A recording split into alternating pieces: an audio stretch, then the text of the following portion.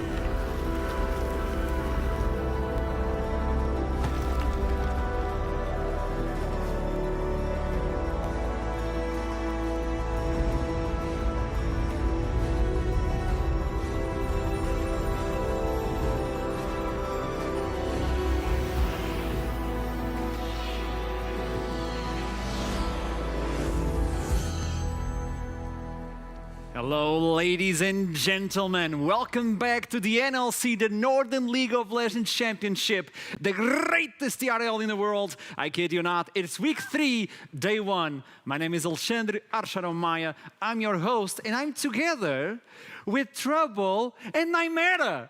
And new challenger approaches. I'm here, I made it. I flew across so many countries. Okay, that's not great. I had Gulbok next to me, and he was very close to my height, and now I look extremely short. I'm sorry, is this better? So, yes, doing this again. I love that. How are you feeling, by the way? Excited, a little bit of nerves in there. It's my first time being in a studio, first time with such great talent. I know there's some other people I've worked with before. We'll talk about that. We'll talk about that. So, great of you to be here as well. I'm really happy to have you and the other casters. So, we're not alone in the studio. We also have the casters on the casters desk, which is Initialize and Nymera. You didn't see anything. I'm just here. Smooth transition. I've got a quick conversation to have with you about something about talent and the best you've worked with. And we could have that later. So, there's going to be words. Back to the analyst desk, we have Nymera with Trouble. Come in as well. There we go. It's going to be a special day for you. Crazy. We have a lot of things to talk about. And we're going to start right now because we need to look into week 2, day 2, what happened, what games we have. This is the recap, and we'll start off with Singularity versus X7. I mean, it was a really rough game. We're going to name it the way it was. Obviously, X7, I think at this point, they're always at an advantage, no matter who they're playing against. They have already beat teams like Excel, and it's going to look rough playing against all the other teams. I think... That's a JDXL, that's a Nuriki. I'm looking at this and I'm like, that's Excel. And that was Sammy like 1v9ing on hit Varus, which is insane. And Torok also told us that this is like his idea of how he wants to play the game with the Varus. And of course, you know, we saw a lot of fortunes fading and rising as well throughout this entire day too. Eminem, one of those teams we see on screen, they've done, this is obviously one of the replays there, really showing up in that day. So Eminem popped up on week 2. Their stats are amazing. We'll talk about that later. We also saw Nuriki versus Excel. Let me see. No, this is Singularity. I never want to see it again. I see a Master Yi. Yeah. That's not the Nuriki game. That's our boys. I see Tariq, I see Master Yi. I never want to see this again in my entire life. I think X7 had a pretty good game yet again. Obviously, whoever they're playing against, it's a very tough task to try and take X7 down. I don't think that the Master Yi and Tariq helped Singularity a significant lot to go against X7. And yet again, they had a fantastic performance. So, yeah. We'll talk about Singularity. And also I'm very proud we shall. Tempted I want don't care about his KDA on that one, so I'm really happy about that. And they're trying to spice things up, but we'll talk about that later. All As in we due get time. another game. We also have Dusty's versus Astralis. Astralis had a little bit of a rough week on week 2.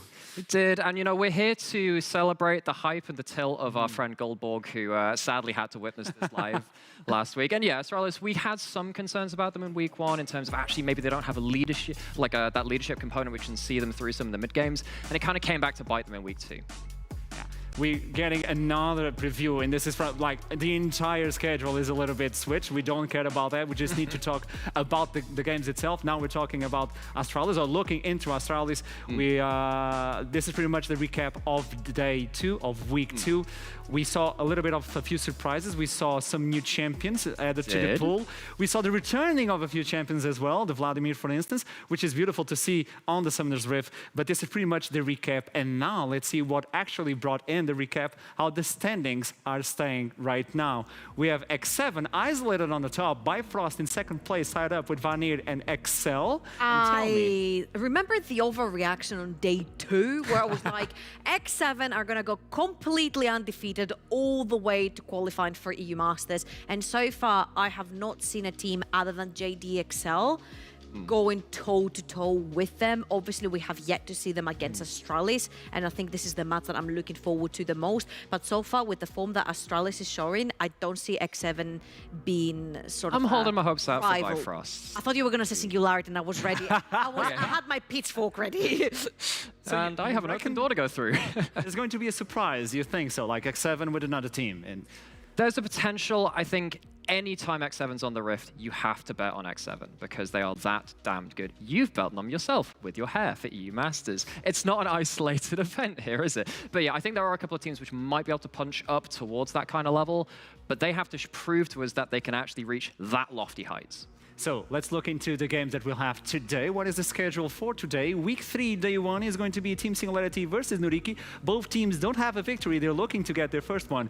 Eminem versus X7. Will Eminem actually be able to hold on to what they built on week 2? Vanir versus XL. This is another fight for Vanir against the top teams. Astralis Talent versus Bifrost. This is going to be a rough one because Astralis is looking a little bit dim. That's and a really good as you talked about, Goldberg is sitting at home crying. Dusty versus Riddle to finish it off is going to be an amazing game. What do you guys reckon about this schedule for today? Start with this? Ooh, I think the 9 o'clock CT one, Astralis versus Bifrost, because we did have both of them on the top 4 of the list. It's X7, JDXL, then we have Astralis and Bifrost are technically the gatekeepers between the top 3 and the rest of the Starting to blur those lines. Together with Vanir there. So I think this is going to be very juicy. Also, I'd like to see what Eminem have built, you know, because they've tried these past 2 weeks. They've built something really strong, and they've beat up really good teams. So now it's the real challenge versus X7. Let's focus on the gatekeepers and a specific gate that is crumbling away, which is Astralis on week 2. We need to talk about what happened because the stats coming in from week 1 to week 2 is baffling. Yeah, so I think the thing about Astralis was that they were solid. They were hard to exploit and sometimes in the early and the mid game, but they weren't necessarily showing us that spark, that real kind of playmaking mentality. And you can see what happens when they don't put their foot on the pedal early enough into the game. This is kind of what happens. That early game stability, it crumbles, and a couple of teams have found a way into that armor. So I believe like in the first week, especially when the league is brand new and teams were playing the game a little bit more slow till they figure out what they want to play, how they want to play. They have new members, they have to adapt to each and every person's play style in it. I think Astralis found their footing because they're a very slow, calculated team. They will get their lead in the early game, but when that mid game comes, it's a full halt. They can't have any setup around the dragon that we have seen. They really falter on that one, and from there on out it really crumbles for them towards the late game. If they do manage to reach the late game, it's really good for them because they've got great team fighters. They've got Crispek also, who you can always rely on to be your hyper carry. But then moving on to week 2, when teams have figured out how they want to play, they're much faster on how they want to play, and Astralis have still halted in that mid game. I think he kind of beat them here. So the question is actually, are they going to start drafting towards just saying, look, we can get to the mid game and our comp comes online here, so we don't necessarily need to do all of this same kind of play style we had in week 1. Maybe they can draft towards kind of covering up some of those weaknesses. That's a key point for me heading into this week. And about the champion select, do you guys think like Astralis are picking just for the late game, or do they have the early and they can transition to the mid game? Is this something inside of the Rift? I mean, that starts on the this is champion also select? the case in the LEC, right? We've seen a bunch of teams that just drafting for later on, hypercarries, team fight. This is the name of the game. The one who scales better ends up winning the game, but a lot of Ease of times... execution. Exactly, especially in an ERL where a game can slip off your hands much easier. Yep. I think it's best to have like your insurance, I would say, in the mid game as well. And I love the idea that on week 1 we saw Astralis just popping off. On the second week, they're struggling a little bit. But on the other side, we have another team that was struggling in the first week. But on the second one, they got it back. The mojo is back for Eminem. We should talk about that team. Look at the stats, though. Okay, so this was a team, switched. we did have this thing, I was talking about Jamada. I was like, haha, he's voting against Eminem. Surely he can't anti-curse them again. He absolutely did. And Jamada had given them his power from back home. Love you, bro. And this is the kind of team which actually, I looked at Bifrost in week 1 as the playmaking team. Well, actually, Eminem in week 2 maybe took that title from me. I'm looking at their mid-jungle as really exciting people to watch too. And you see it kind of shows in the stats. Just across the entire team, they're finding cleaner fights. They're finding better engages. They know how to play their mid-game.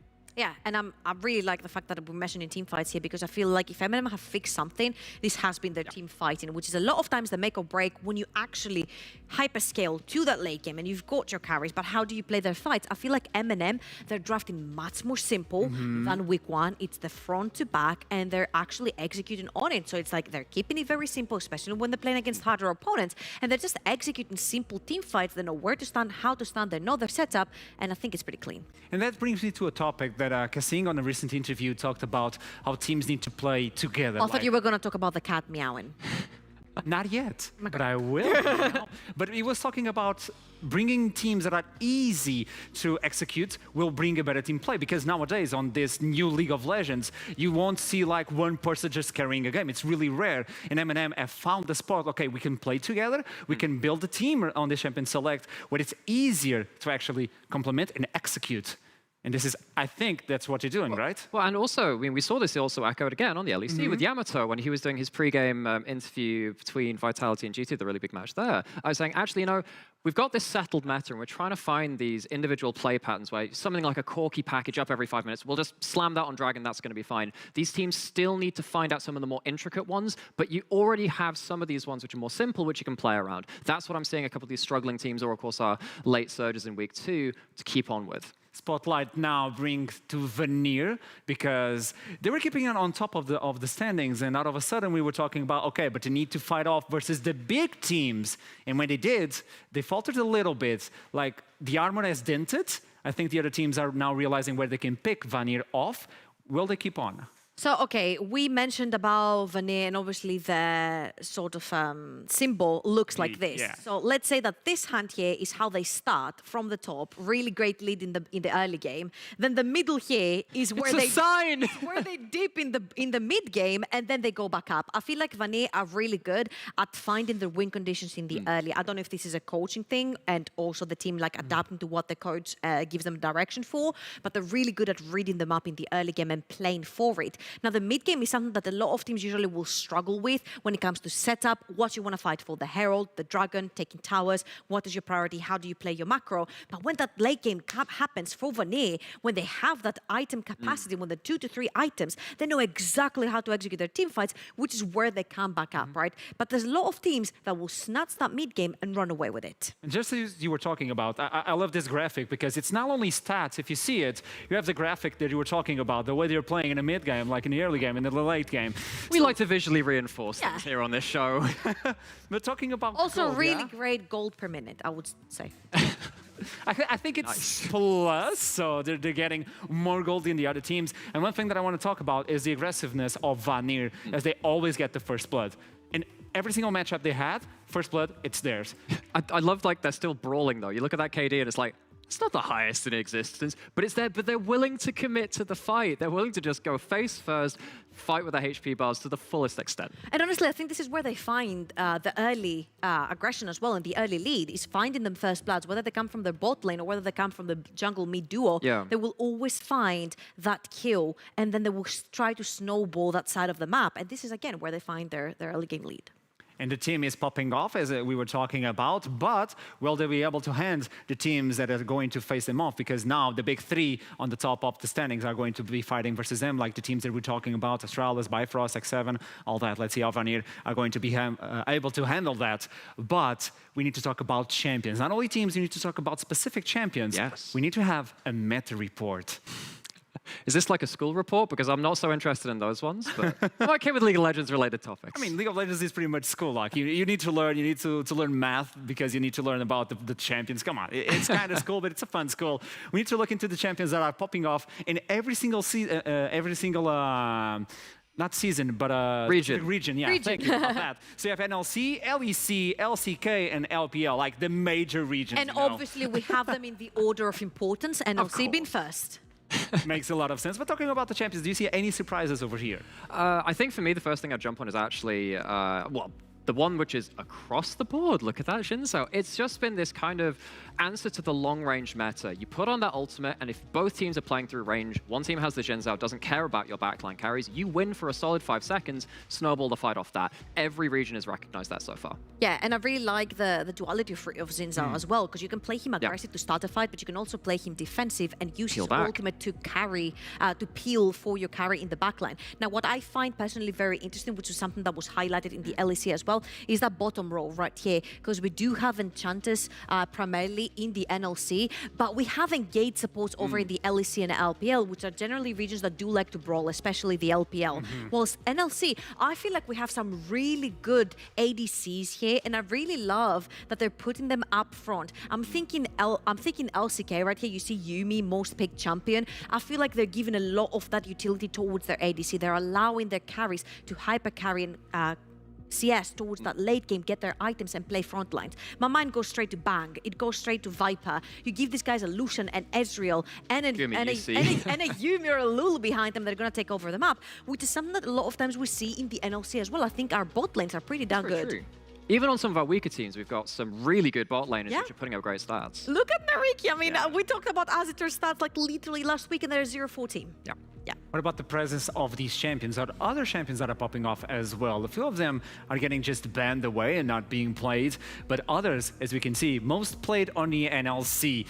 It's pretty much what we saw previously, the hyper carry, the enchanters you guys were talking about, the control mages in the mid lane, although most of the times have an assassin just jumping in the middle of the day, Renekton and Xin Zhao. It's pretty much is, but highest presence though, it's about picks and bans. Like Gangplank is pretty much presence in every single game, but banned. Yeah, just to kind of like highlight this again, so highest presence is your picks, plus your bans is every kind of place that they find themselves in that pick and ban phase. Of course, we see this Gangplank, we see this Caitlyn, and that's almost like a knock-on effect of each other in some ways. Got them highlighted there because we've got these long-range AD carries. We've got the Jinx, the B1 Jinx, which you've referenced so much, and then the Caitlyn down there, but the GP kind of pseudo-answers them outside of that laning phase. Put an ult on top of their head, they really, really struggle. And then we're starting to see actually the next chain of that coming out for some teams. JDXL pulling out the occasional Vladimir. We've got this kind of domino effect happening in our region. So I'd like to stay a little bit here on the effect of Caitlyn and Jinx, because you see two hyper carries down the bot lane that generally want to pressure the lane and push it, especially the Caitlyn lane.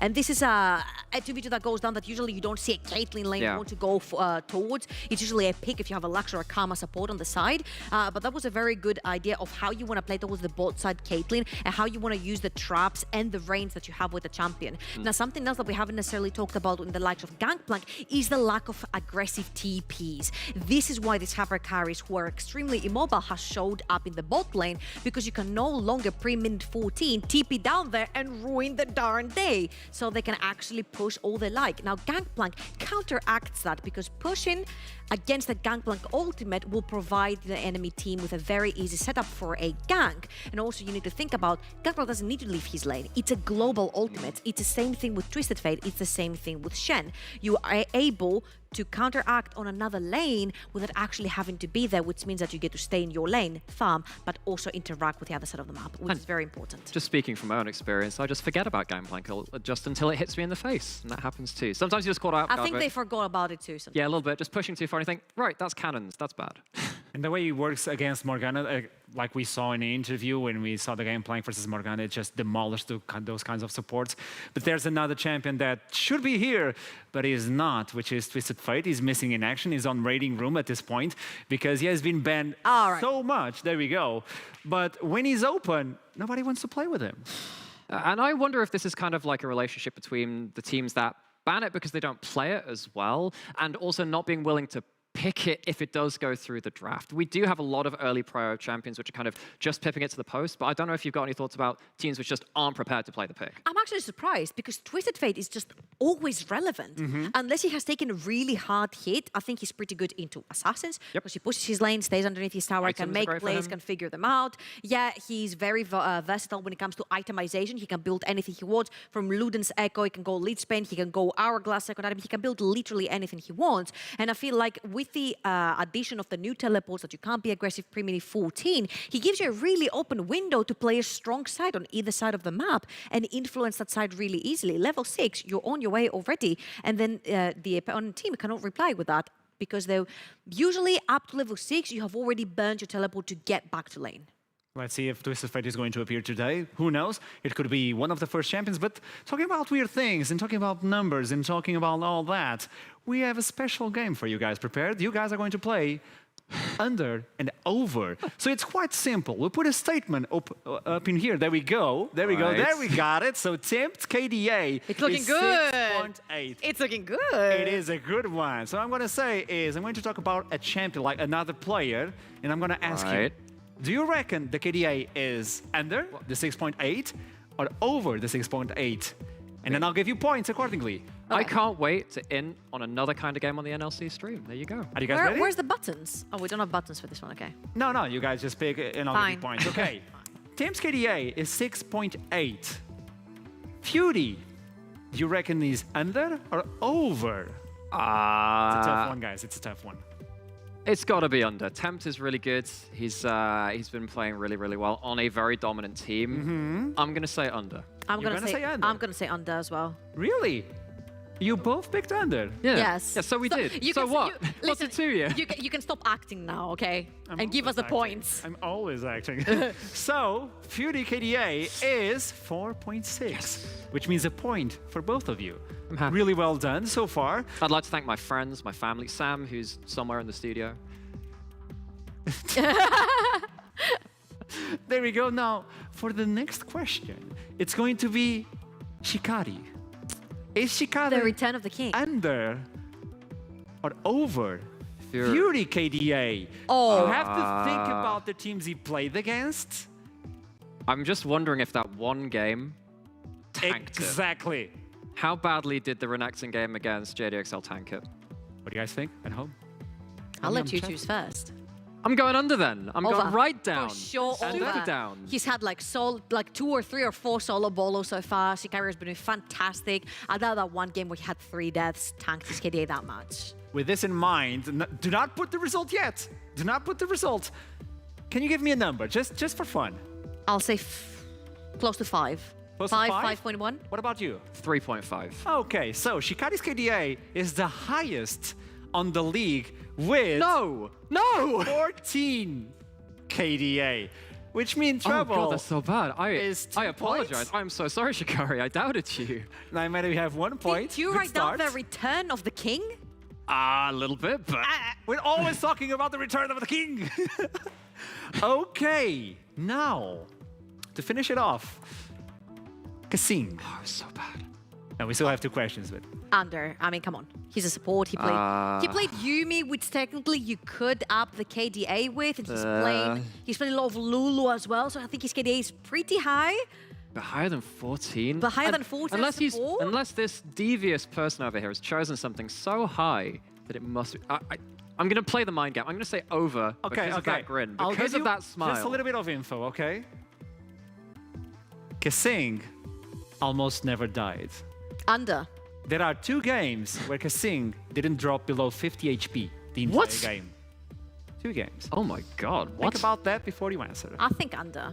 I'm going to go over. I'm buying into this man's I think marketing. You buying? I'm buying. There's Going no over. way. Kasing is sitting at 9.5. I should really start considering my life choices. Can I change my predictions for today as well? Just flip all of them. Just Follow Okay. my lead, man. Follow my lead. To finish it off, this is the hardest question of them all. Okay.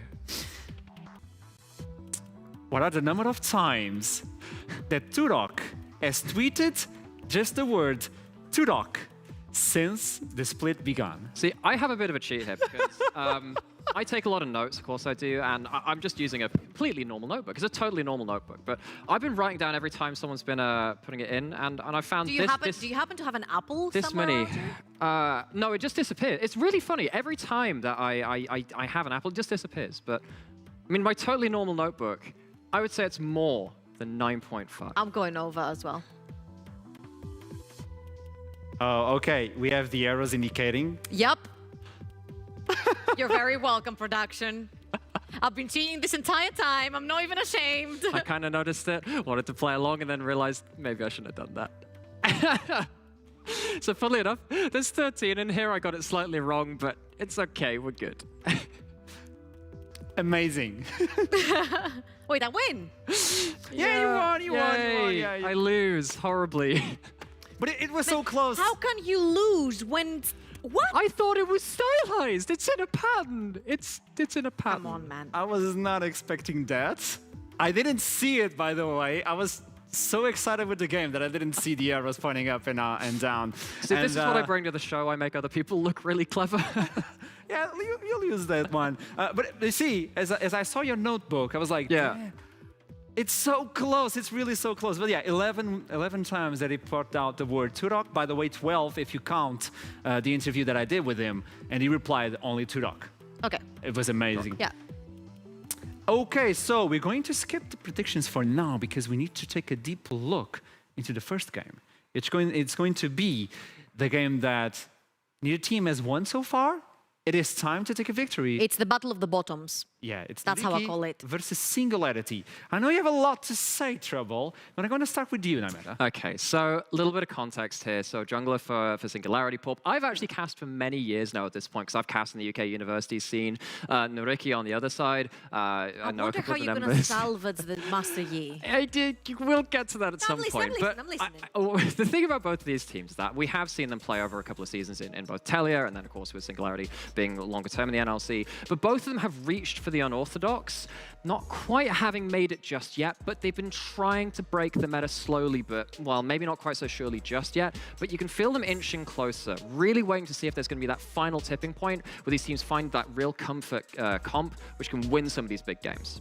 I feel for Nuriki, they've always had a shining light down the bot lane, right? I feel like Azitor and Abagnale crazy have been doing a great job at solidifying Master, you got a themselves. kill, by the way. At solidifying themselves in the early game. And especially, I feel like their bot lane is just not played around too much. We saw some glimpses there with where the Olaf just roamed down bot lane and tried to help them versus the Zed. I would like to see a little bit more of that. You need to decide which lane you want it to be your strong lane, whether it's Petoshka up top lane or if you want to play towards Azitor down bot. But the only problem is that I've not seen it translate into anything. I see early game aggression, I see early game success, but it feels like they just don't know how to macro and swift that bot lane around the map to take control. That shining light, though, you were talking about, Muta could be one of them for Singularity. Absolutely. So he's playing a lot of control mages. The game he did with Oriana, Absolutely. That was more than a highlight for itself. That was crazy. So, I mean, Singularity, they did come in with a lot of university talent. We knew that potentially that would drop some of their individual firepower. I think their solo lanes are off of that kind of conclusion, though. I think that Muta and then also Tatu in the top side, but particularly Muta with these clips, have been standing up, they've been counting for, and they've been pulling out, like this game, some huge moments.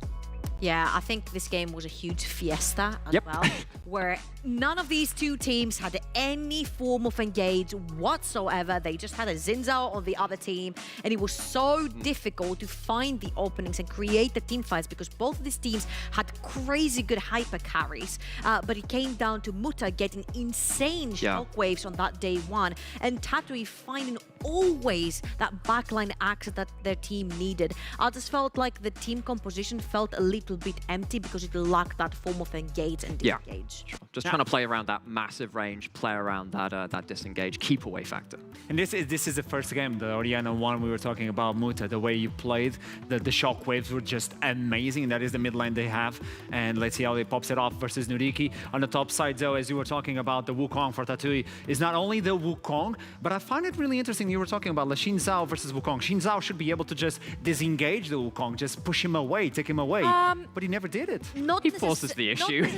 Not necessarily always, because Wukong has also the R2, so he can charge in, he will get thrown out. If he has a flash, he has his dash back in, he can go in for that R2, especially if you find a flank. Usually your Zinzao is going to be chilling around the front lines. If you do find a flank with the Wukong, I think it's just very easy to throw the monkey back out, and I find Tatui did a fantastic job on that day one, and I feel like Singularity might want to put him on that R5 yet again. I'm not sure which side they have in this game, but I think if they do have red side, Tatui deserves to go onto an R5, give him something strong like the Wukong and try to take over towards the top side of the map. So we don't have a lot of time. We should focus now on the schedule that Nuriki no waffling. had. So they had a tough schedule. Let's talk about that. There we go. That is not the schedule, though. And I know they played versus Astralis, Riddle, X7, and Excel. So it is a really tough one. Let's be honest. It's really tough. So for a newcomer in the league that Nuriki is, facing Astralis first, which is the new academy team that just joined When the everyone's league. settling in and they're already there. They're like really huge names.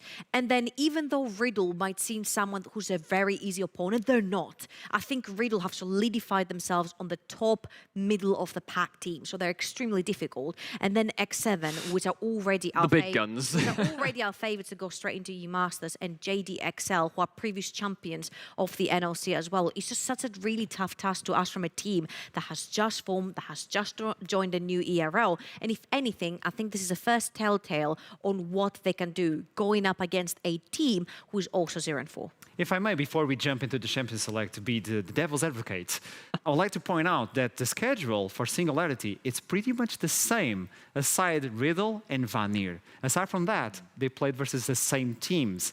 So I'm just pulling this out. I know nobody knew about this, but I just want to put this information in because it's kind of spicy. You don't need to worry about devil's advocate. I'll be the angel on the shoulder for this match. Don't worry about it. Well, let's talk about the teams. Let's talk about the Champion Select. Let's head into the analyst desk.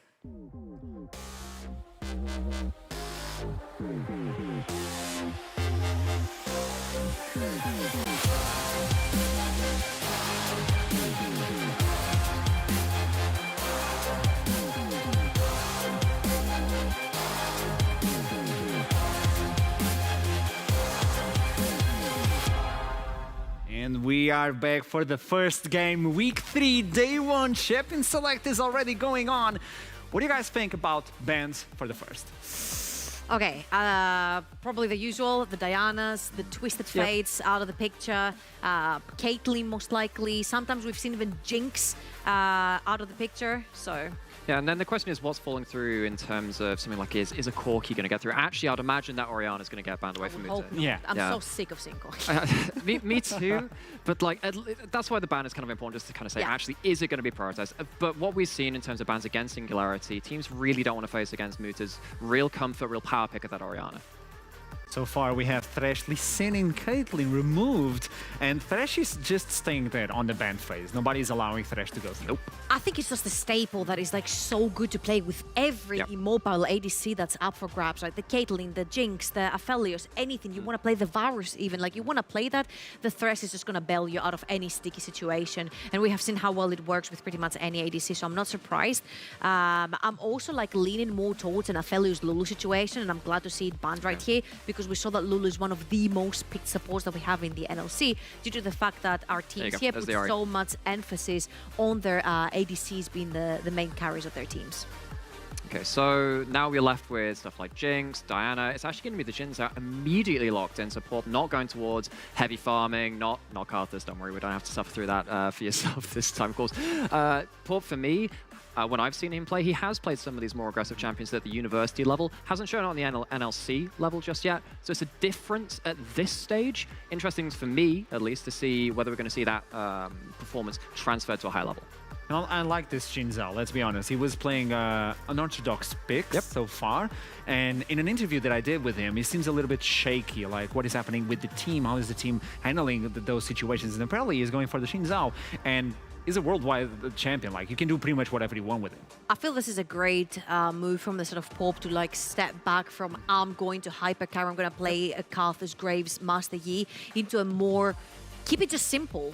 Go back to scaling compositions. I think the first 3 are staples. Xin Zhao, great at engaging, great at disengaging. Leona, great at doing the same thing. Corki scales super well into the late stages of the game. So, like, if you can pair this up with something like maybe an Aphelios, a Ziggs down the bot lane as well, and then maybe have something like more carry-oriented or even tank on the top side of the map, I think you're set. And also for the nameplate of Yepe as well, for Singularity in the support, he's always been creative and aggressive. Those are the 2 words which keep cropping up every time that we talk about Yepe. Having a Leona is one of the strongest champions to do that right now. No, it's not his favorite Thresh. That's going to be banned way too much from this split, I'd probably imagine. Has to play it into the Rakan. That used to be a bit of a counter matchup. Nowadays, Rakans don't really give a care. They don't really care about Leona.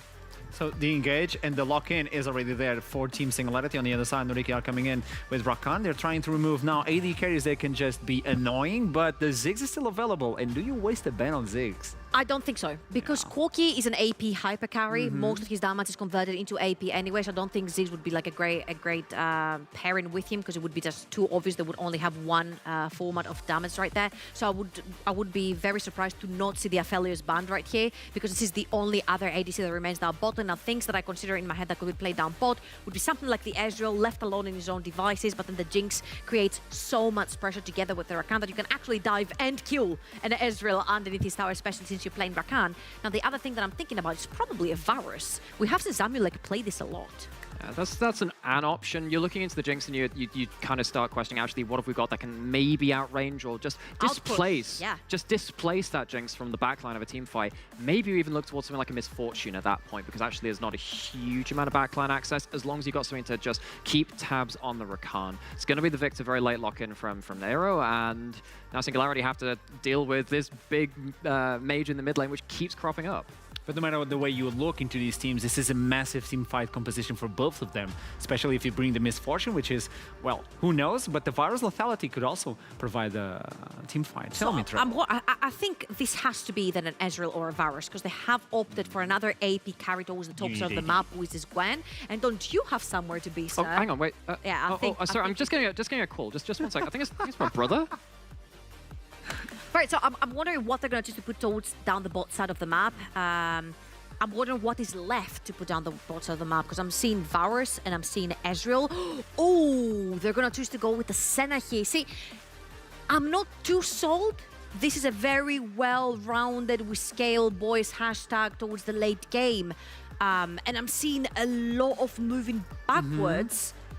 But Senna is not the most consistent damage, and until she is there, and until she is farmed, she can get very easily abused. Senna versus Jinx, Jinx will outpush you, and of course you do have the Rakan, which gives you a lot of survivability and a lot of sustain through his heals. So this is going to be a +1 for the side of Nuriki. Now I really like the fact that Petoska is going with R5 Jax, because I feel like this Viego will have two avenues to play towards. You can choose to shut down the Gwen on the top side of the map, but you can also choose to play towards your Jinx down at the bot lane. I'm thinking though that Nuriki are going to play towards the top side of the map, while Singularity towards the bottom side of the map. And if you look into the Senna, it's still 12.1. So the buff, the slow buff that Senna gained, it's still not there. So I don't know if they're thinking this is why I'm like a bit skeptical, because I'm like, what is this Senna going to be? Is it going to be Glacial Senna? Is it going to be Grasp Senna? What Senna is it going to be? Or Lethal Tempo? Who knows what's going to happen? Who's going? Like attack speed Senna, that would be something to look into. Yeah. The Jax on the top side, though, looking into the Gwen, it's one of those skill matchups that you can see. You can dodge away from the counter strike when the Jax jumps at you, but it's a timing. I'm wondering like what spells, summoner spells, we're gonna see the Gwen with, because we've seen a lot of times the Ignite. If you see the Ignite, you're like, oh shoot, they're playing towards the top side of the map. You need to shut it down. This is where the Sidera is gonna have to decide which side of the map he wants to play towards. And it's time to get the top laner of Singularity to get into the carry mode. And it's time to also kick it up to the caster's desk for the first time on the NLC. How are you guys doing? Yeah, thanks, guys. Sorry, I've got to find Alex. I'm still trying to call him. Like, where the hell are you, dude? You're missing call time. Oh my god, it was crazy. There was a Gromp, there were Krug. It was a journey through the jungle. It was crazy. You were supposed to be here like 30 minutes ago. You missed call time. What were you doing? Well, I made it here now. Okay, fine. Great to see you, Sam. That's right, I'm Initialized. That one's Nymeri. You've been seeing him already. We are actually in the studio live for the NLC and ready to get into our first game. Two teams that desperately want the win. Nuriki versus Singularity, both 0-4, both been struggling to get things together. We are getting onto the Rift with two team fight compositions, but slightly different takes on it. Yeah. That Jax in particular, for me, throwing a slightly different curveball on the side of Nuriki. And if we're going to get into, you know, the whole thing about actually winless teams and these teams which are fighting for relevance, fighting not quite for survival, we're not quite at that point yet, but teams which really just want to prove a concept that this project is working for them, that this group of 5 players for each team can make something work between them. This is the game to make it start. These teams have struggled. They don't have to struggle after this point. This can be a bit of a redemption arc, but let's not get ahead of ourselves just quite yet. I was enjoying our little T-tours there. It looks like we were playing Asteroids for a second following that spaceship style of Corky in there. Maybe I can lose at that game too by not noticing what the graphic does. True. That was fun, by the way. I enjoyed the fact that you were messing that up with the arrows on the side, no less, by the way.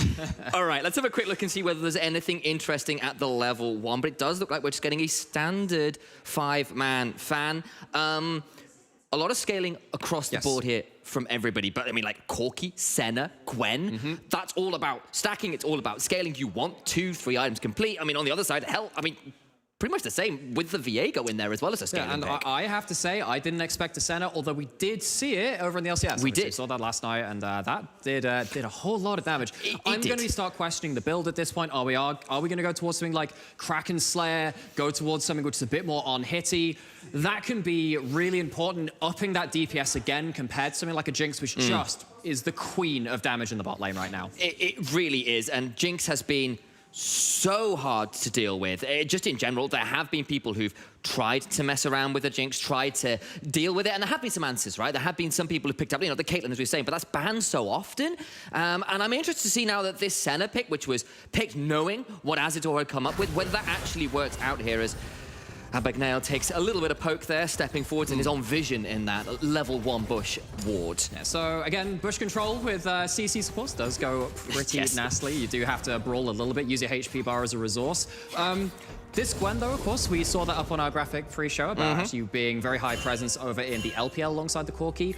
I actually love to see Gwen in drafts where Corki is present because actually, Corki can struggle with something like a Gwen on the other side. You pop that W, you just run at them and you can force them to use the package much like the Shy has been doing over there. So I'm interested to see actually how they've managed to compare it on the same team. You have both of these temporary front lines in the Jhin, in the Gwen, and they can start holding the line so Spike, so Muta can start putting out the damage they need to win. Well, now we can see where the Porp can find himself a little bit of an early gank as Patoska's jumped in. That could be problematic. The Ignite coming down now for Tatui as well into the alcove, but I don't know whether that'll be enough gaming to save him. Porp still hunting, still waiting. There's the leap strike again, and now Desidre is here to try and counter it out. That's the counter strike. Flash for the knockup. That third Talisman strike going to get something, and I think Patoska just gets to walk away. Flash and Ignite down for Singularity, who couldn't quite secure the kill. So Patoska, the other kind of one of our mad scientists across the rift from Singularity, on something a bit more reasonable like the Jax for this game, gets away with not quite murder in the top lane, gets away with survival, and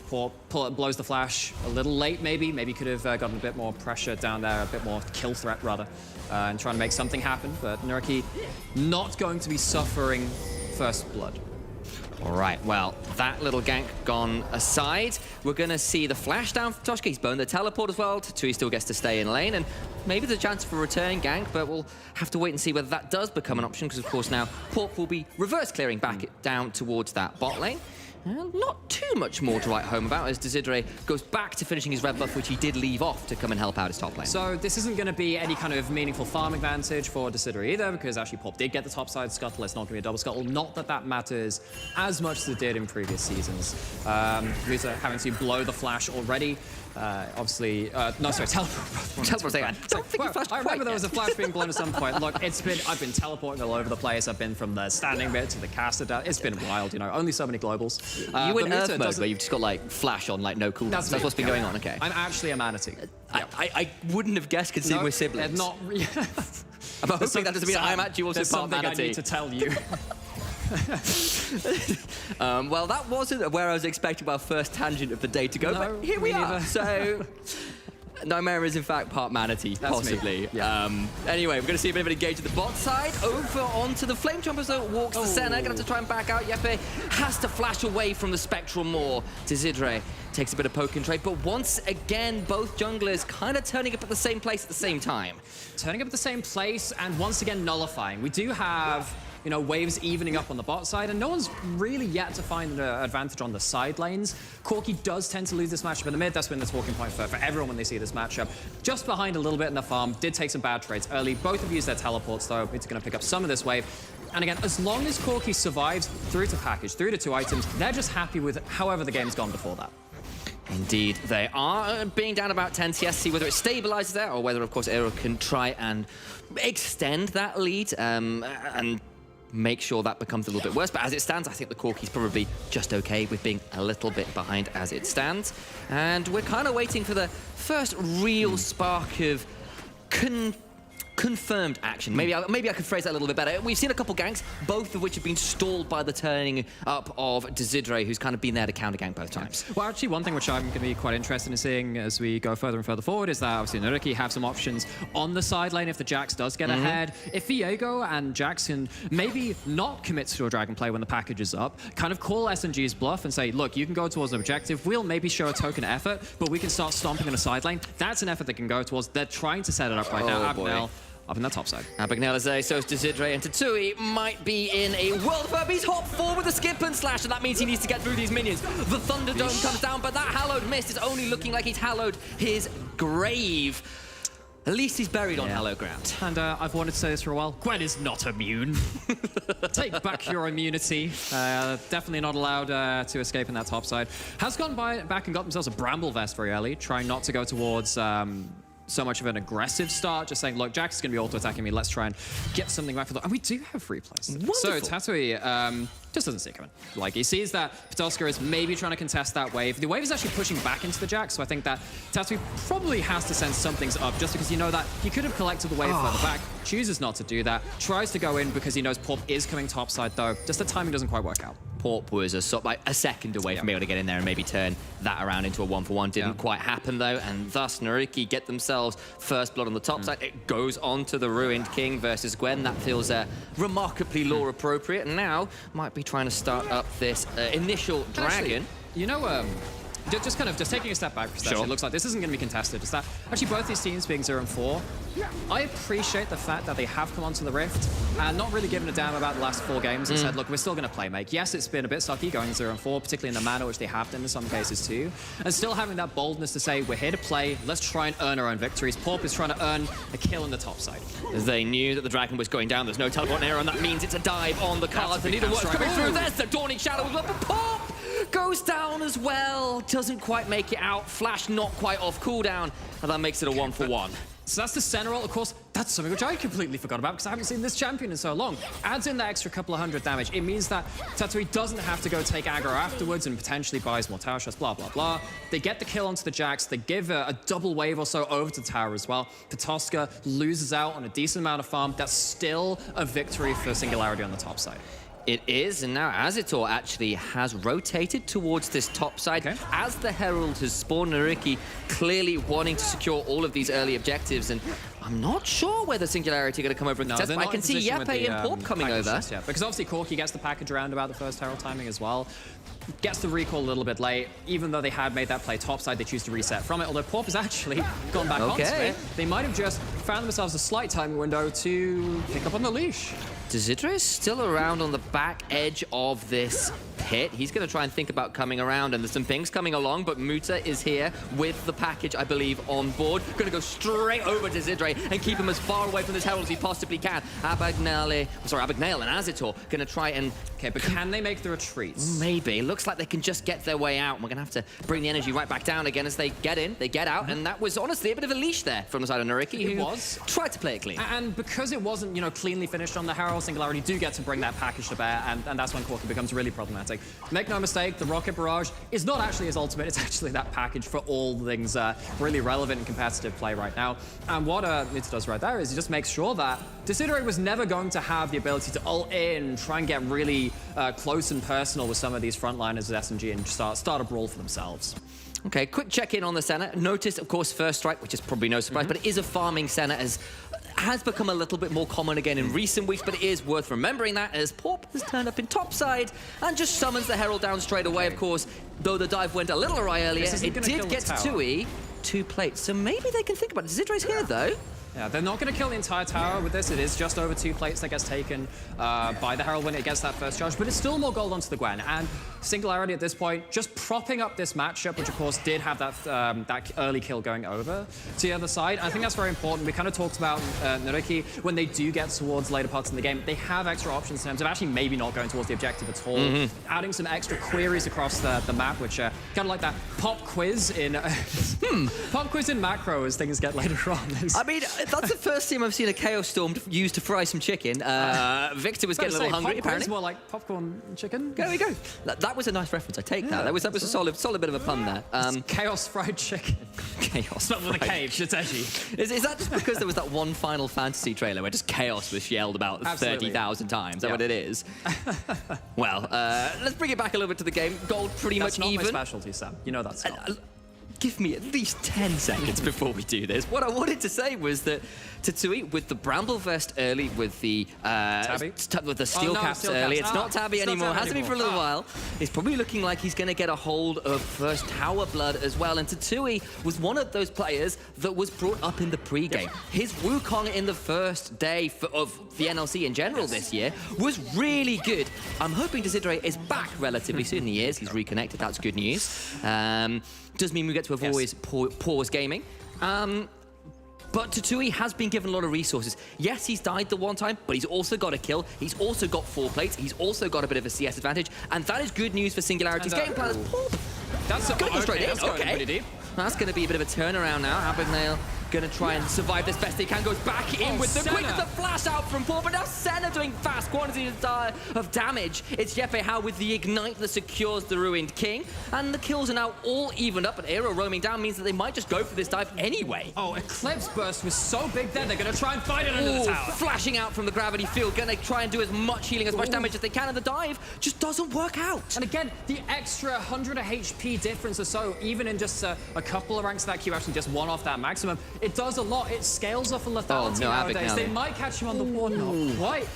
But this bot lane, Singularity, they've had some issues here in the first 2 weeks, but they are standing strong here against Azator, one of these other players that was brought up as someone who's really had that statistical backing to how well they've been playing. Such good stuff there, and that is a bit of a win there for Singularity. Pop in the right place at the right time, and I'm going to have to stick myself the equivalent of a swear jar, because I keep saying Abagnale, and it's Abagnale, and I keep doing it, and it's really irritating because Hero might be paying.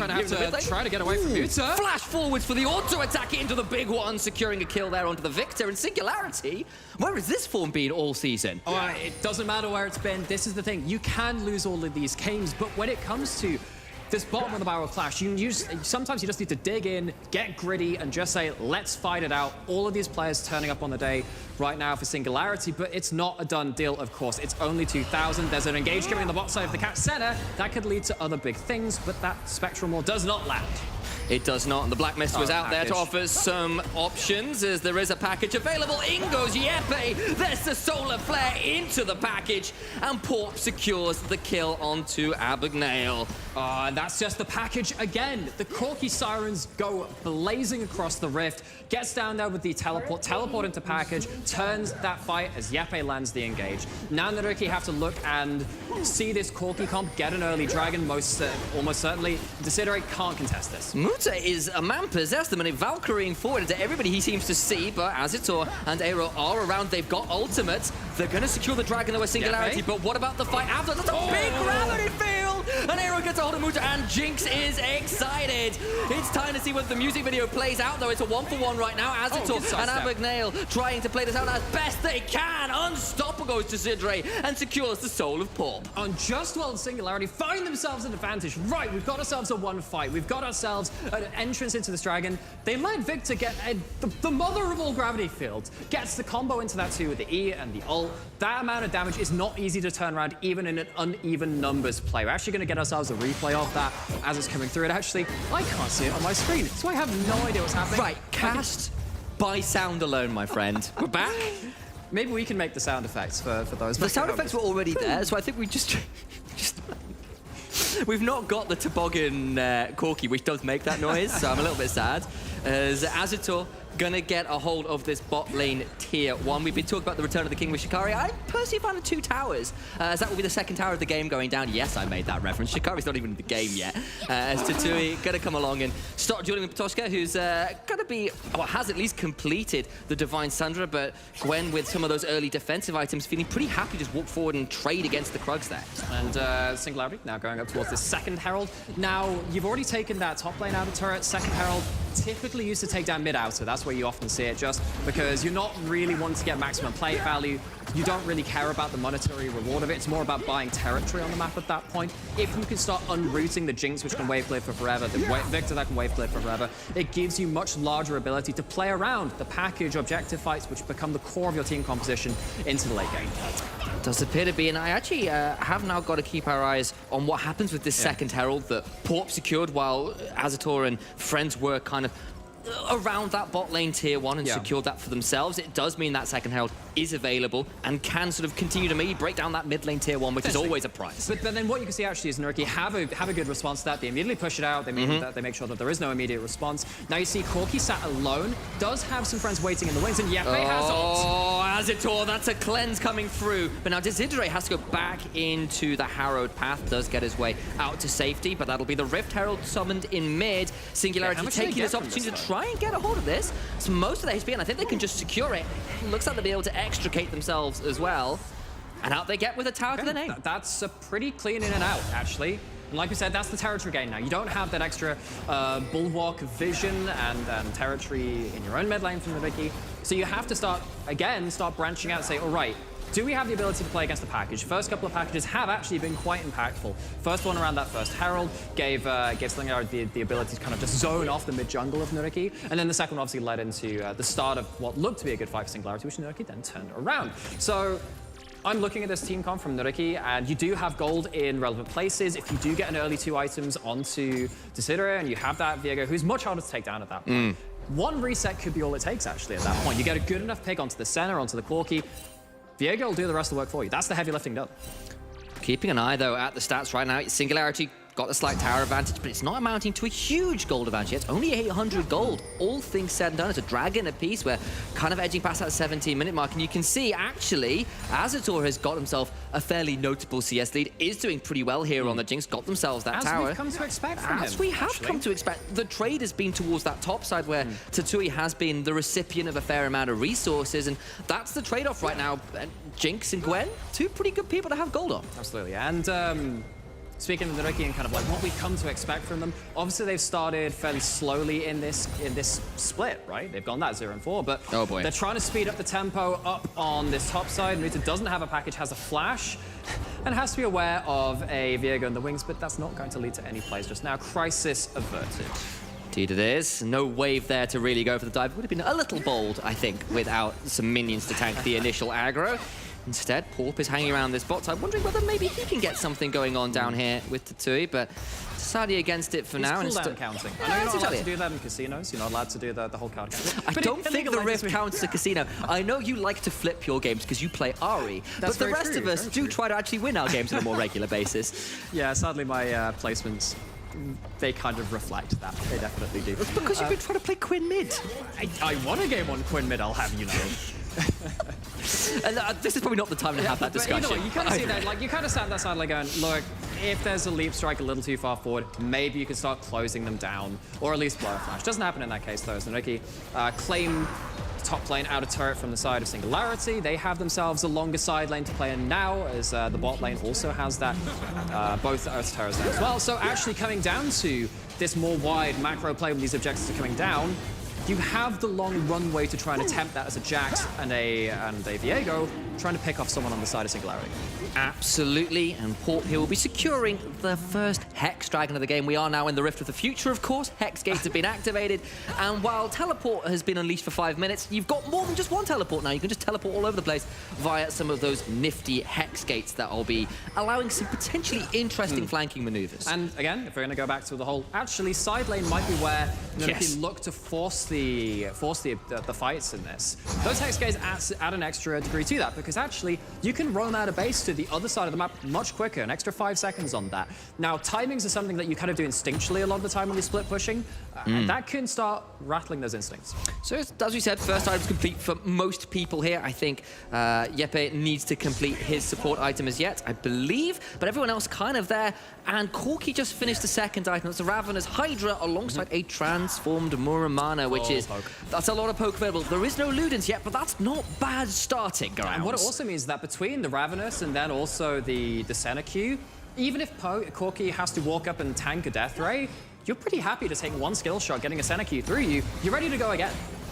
Anybody as well who was watching LCS Lock-In last night saw what 2 Corki rockets could do to a Jinx once the third item is complete. And Azator doing really well at this point, but is going to have to be hyper aware that if he's just trading autos, trading skills with the Corki, he doesn't necessarily win that one. No, and this is only going to get worse as the game goes on. Everyone's seen Corki enough at this point. We don't need to dive into the builds. Speaking of builds, though, we do need to probably check in with a couple things. We have actually a Wit's End on Patuska, trying to, again, play towards the Gwen matchup, be able to maybe, again, open up some kind of 1v1 option as we get a little further into this game. And then we've got the Kraken Slayer. High DPS on the side of Azator, wants to be the person to pop off. Only needs a second or two of someone getting caught out to start making things really pop for the side of Nuriki. So it is going to be largely about that first kill on both sides. Okay, so we have ourselves about 3 minutes until this next Drake, and Nuriki have decided to take a little trip there. I hope they've got their passports in hand, because they are entering Singularity's red side jungle, and I wonder whether border control is going to be around to try and stop them from taking out this bot lane tier 2. But it does look like it's just a simple take there, as Tui going to have to back out from that gravity field. And nice pickup from Nuriki there. Okay, so again, just widening the scope of the map. Picking up the gold where it's put there, Nuriki just slowing things down enough. They haven't had to worry about a package for a while. They are going to have to worry about, of course, a Hextech Soul Point coming through if they don't find a way to control this bottom side of the map. Now, taking that bot in a turret and leaving vision on the way out potentially does give them some options, but very quickly, Singularity put down 2 control wards. They have at least the first entrance to their jungle secured. They can branch out from there. 2 minutes in the future, we have that next dragon spawn. You're probably looking at Singularity reclaiming the vision. They need to have the right foothold to go towards the dragon. Absolutely. Production, if we could potentially just have a quick look at Senna's stacks, because we've not checked in on that in a little 47. while. 47 should be looking to breach at least the 50 mark we've got the Rift before. from the future. We've also got the producers from the future. Brilliant, too, they are amazing. Which is not to be confused with Back to the Future. We're not going quite fast enough. It's quite a slow-paced game. There's no trains on this one either for the third installment. Brilliant game 1, so who knows? Maybe Riot pull out a fast one on this. Game 3. The hype train, that's what it is. They get subbing to the channel, guys. You're that's what I'm always saying. the hype train, Sam. You've never been boring in a game of Legends. You always bring it. Yes, that's certainly something I can do. Actual factual knowledge of the game, perhaps a little bit more hit and miss, but everything else, not bad going. So, a minute and a half to that dragon. Senna doing okay on the stacking point, not quite at that 70 soul kind of really scary tipping point that a lot of people have talked about in the past, but Nuriki just having a look about securing just 1 or 2 little bits of Baron vision to maybe start throwing a little bit of doubt into Singularity's minds. Again, I think Nuriki just doing their due diligence in terms of saying, all right, if we don't have the ability to outdo the package, what can we do? Actually, Jax Viego onto a Baron is not bad in terms of DPS. Muta doesn't have the package just yet.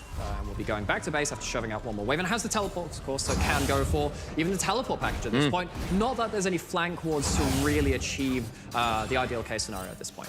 No, but we have at least got 2 items complete now on Gwen. That's the Nash's Tooth in. You're looking at 2 items in for Senna, waiting for that transformation on the Muramana, but that's an LDR complete for Azator, ready to send some regards via, not mail, but arrows, which I feel is a little bit more aggressive, bluntly. I'm not sure why Jinx has decided that firing, arrows using a crossbow is the way forwards for her rockets, but hey, what are you going to do? It's just beyond you. It's the genius of Jinx. It is Figured out Hextech in a week, maybe can figure out the Hextech Rift as well as the Sitter is trying to figure out if he can engage into this comp.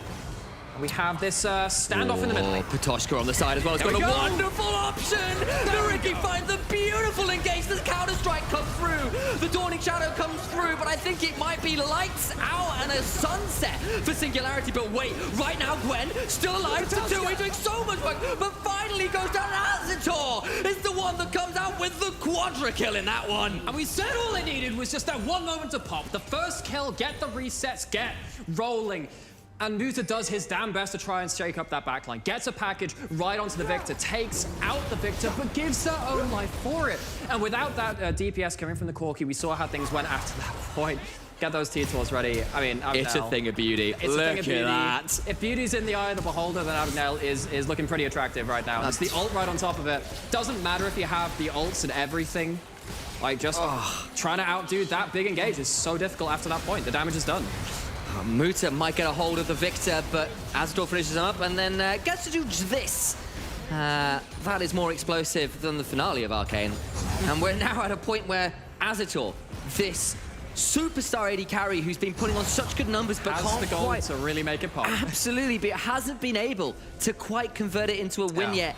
Is now 4-0-3, is up 60 CS, is so ready with a 650 gold bounty on their head to get this game over and done with in the favor of Nuriki. You know what's even crazy? It didn't have to use Flash. Or Plants, actually. Maybe Muta was out there thinking, maybe if I package onto the Jinx, they just flash out and kill me. Maybe that was the problem. Maybe that was the tipping point. Because I was wondering if that Corki should have just flown straight into the AD carry's face, stopped him from getting that DPS down, but as we said, it was Nuriki that chose the fight on their terms, and those terms seem pretty favorable to them.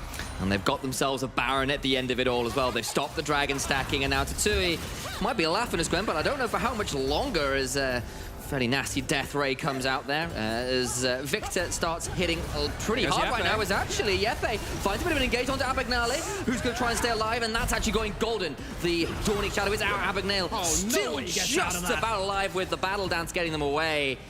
And Desidre maybe thinking about going forwards, but Singularity look to try and catch out the support in the jungle and can't quite finish the job. Oh, so mobile on this champion, uses both charges, the Battle Dance, and the Grand Entrance as well. Of course, now with the Baron going down, Nuriki get to have free run of the map. They have the ability to return to these lanes. They already took those inner turrets down.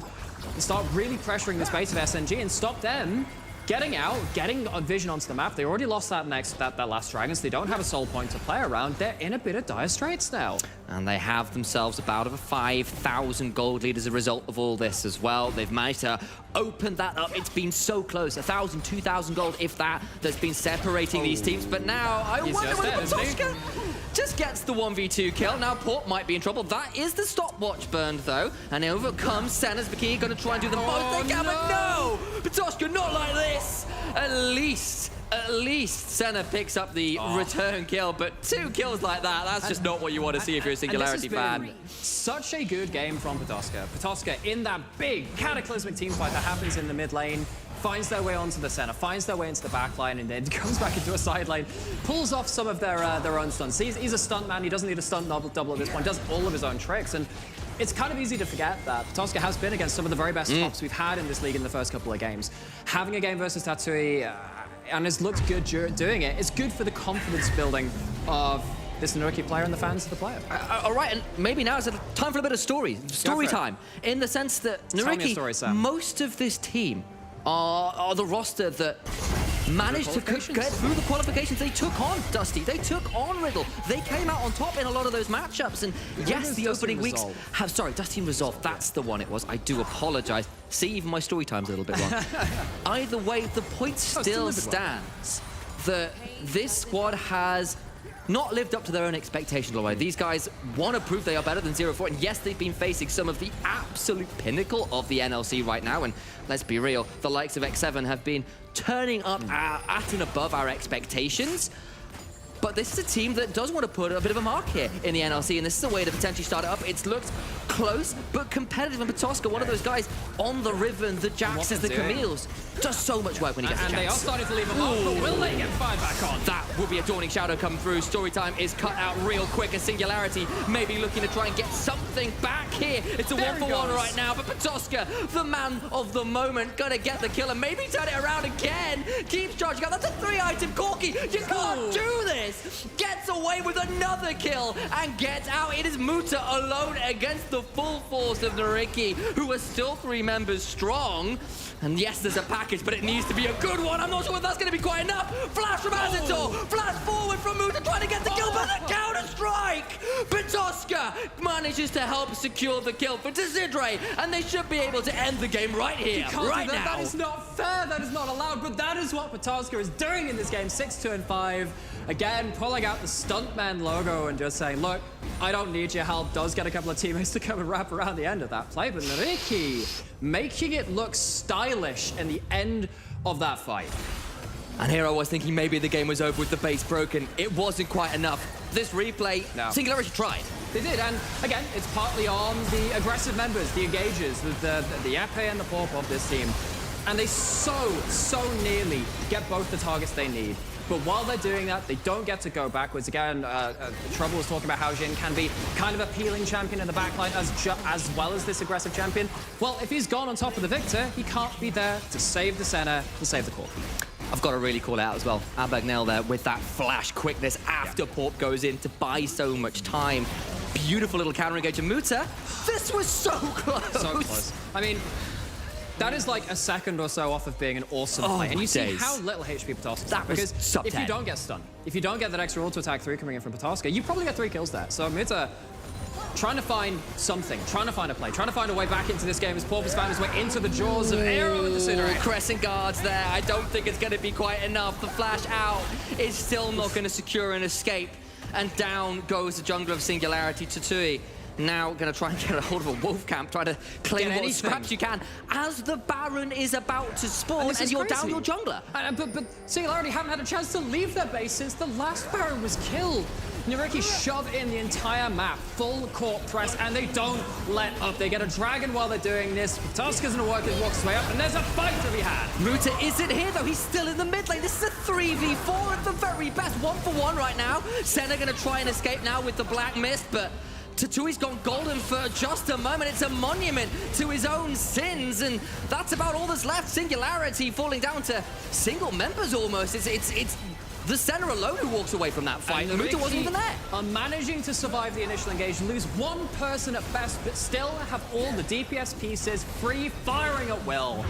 They get themselves the win in that Baron pit fight. They get themselves the Baron afterwards, and this should be the death push afterwards. We're going to go back right to the start of our Orbital starts because Corp is trying to find anything. Again, it's so hard to play the game at this point because it's just a blackout across both sides of your jungle. Does have the ultimate, tries to find any way out of that situation, buy some space, maybe for Corki to do some heavy lifting. But again, it seems like Nuriki have done enough at this point to starve out Singularity of playmaking pieces to use.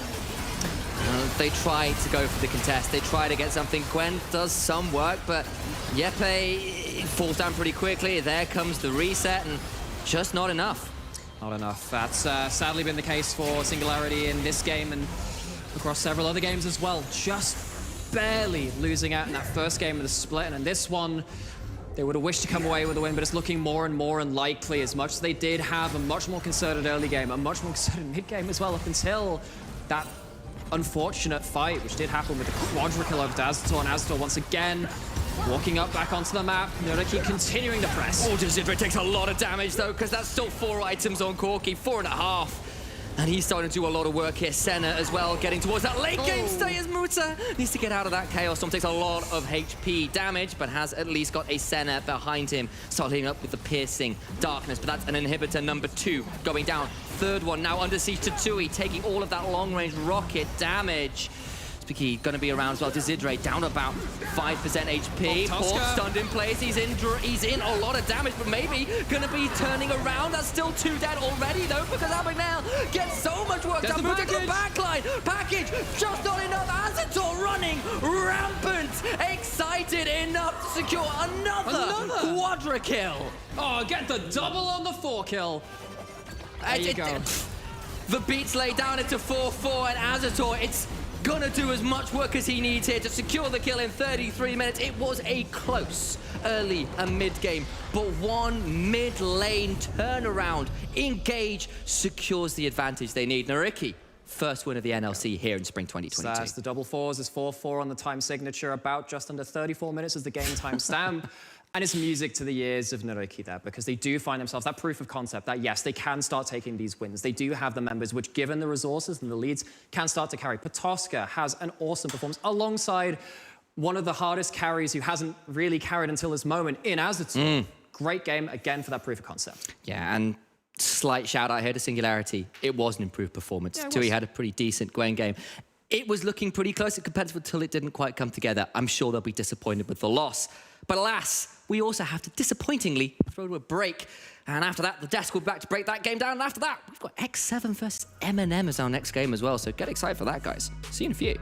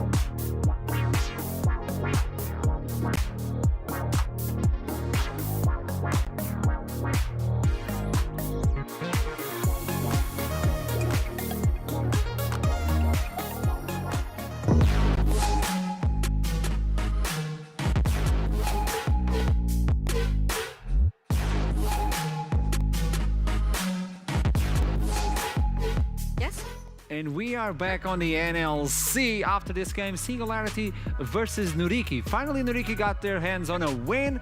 Meanwhile, Singularity are looking at a tough scenario and have to figure out what happened, because at the beginning of the game, it was pretty much Singularity, but after one team fight, it was more than enough for the team of Nuriki to just kick it off, as the casters were talking about. As soon as Jinx popped it off, in the middle of the middle fight, in the middle of the river, when Rakan came in into the mid lane and just got the perfect ultimate, Victor got the zoning as well. And even though Senna was dishing out tons of damage, it was dealing tons of damage, it was not enough. And as soon as Nuriki got that team fight, it was pretty much done for Team Singularity. And then Jax popping off, Jinx popping off as well, because we kept talking about the top laner of Team Singularity. We kept talking about Team Nuriki. We kept talking about the top laner, the AD carry. Something was happening because the players are there, the skill is there as well, but it's just not connecting for this team. Was it the schedule? Was that more for Nuriki than we were bargaining for?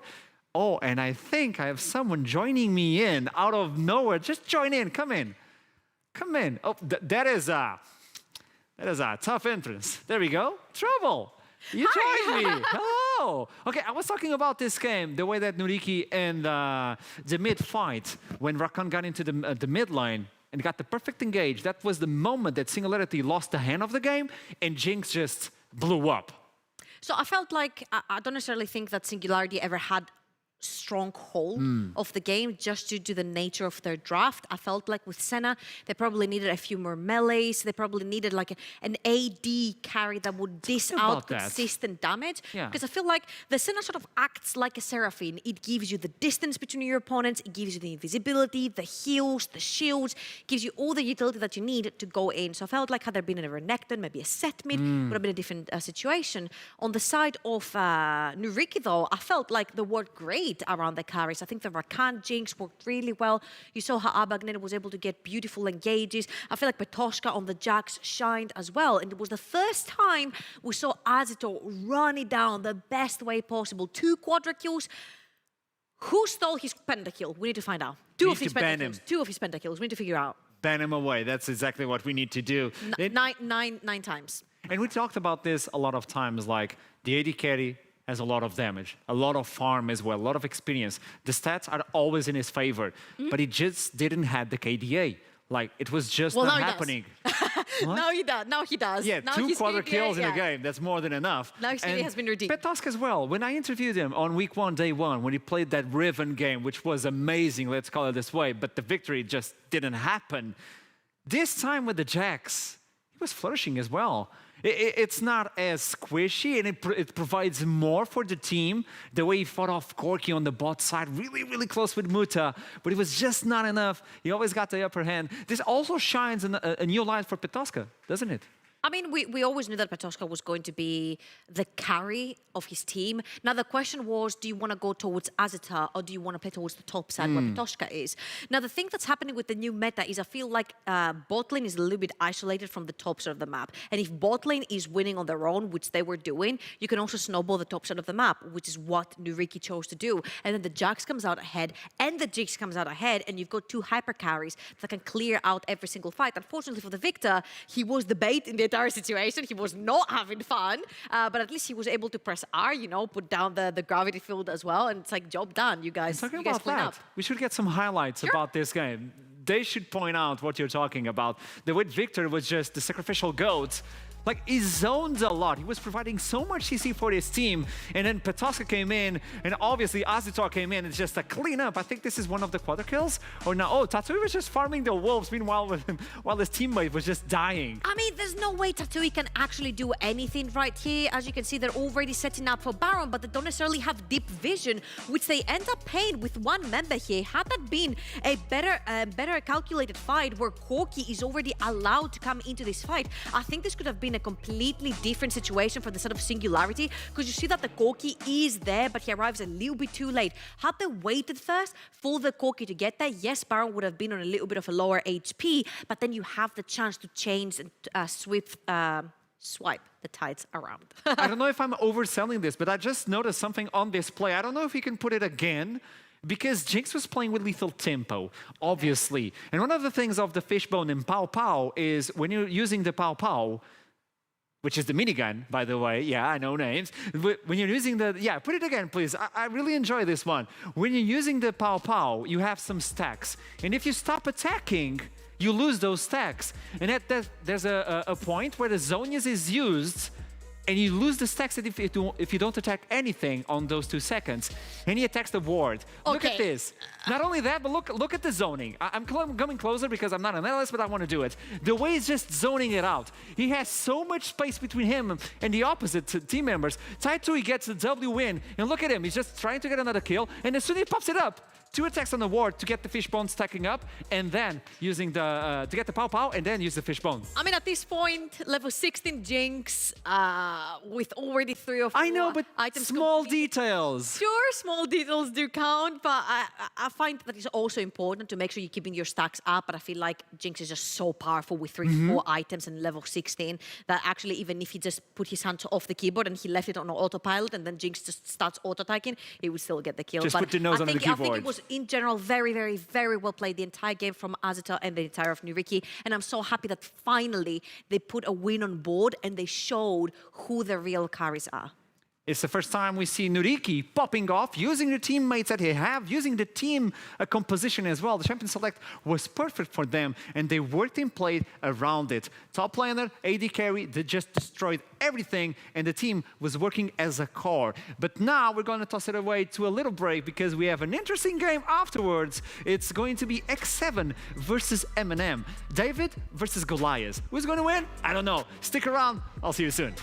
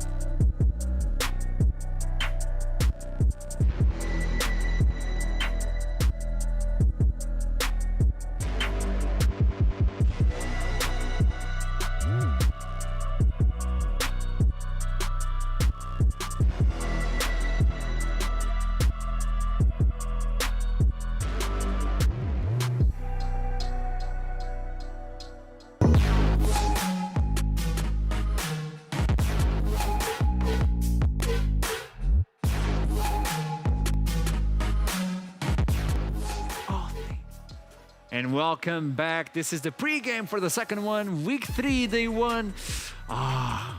What do you think? Goldberg?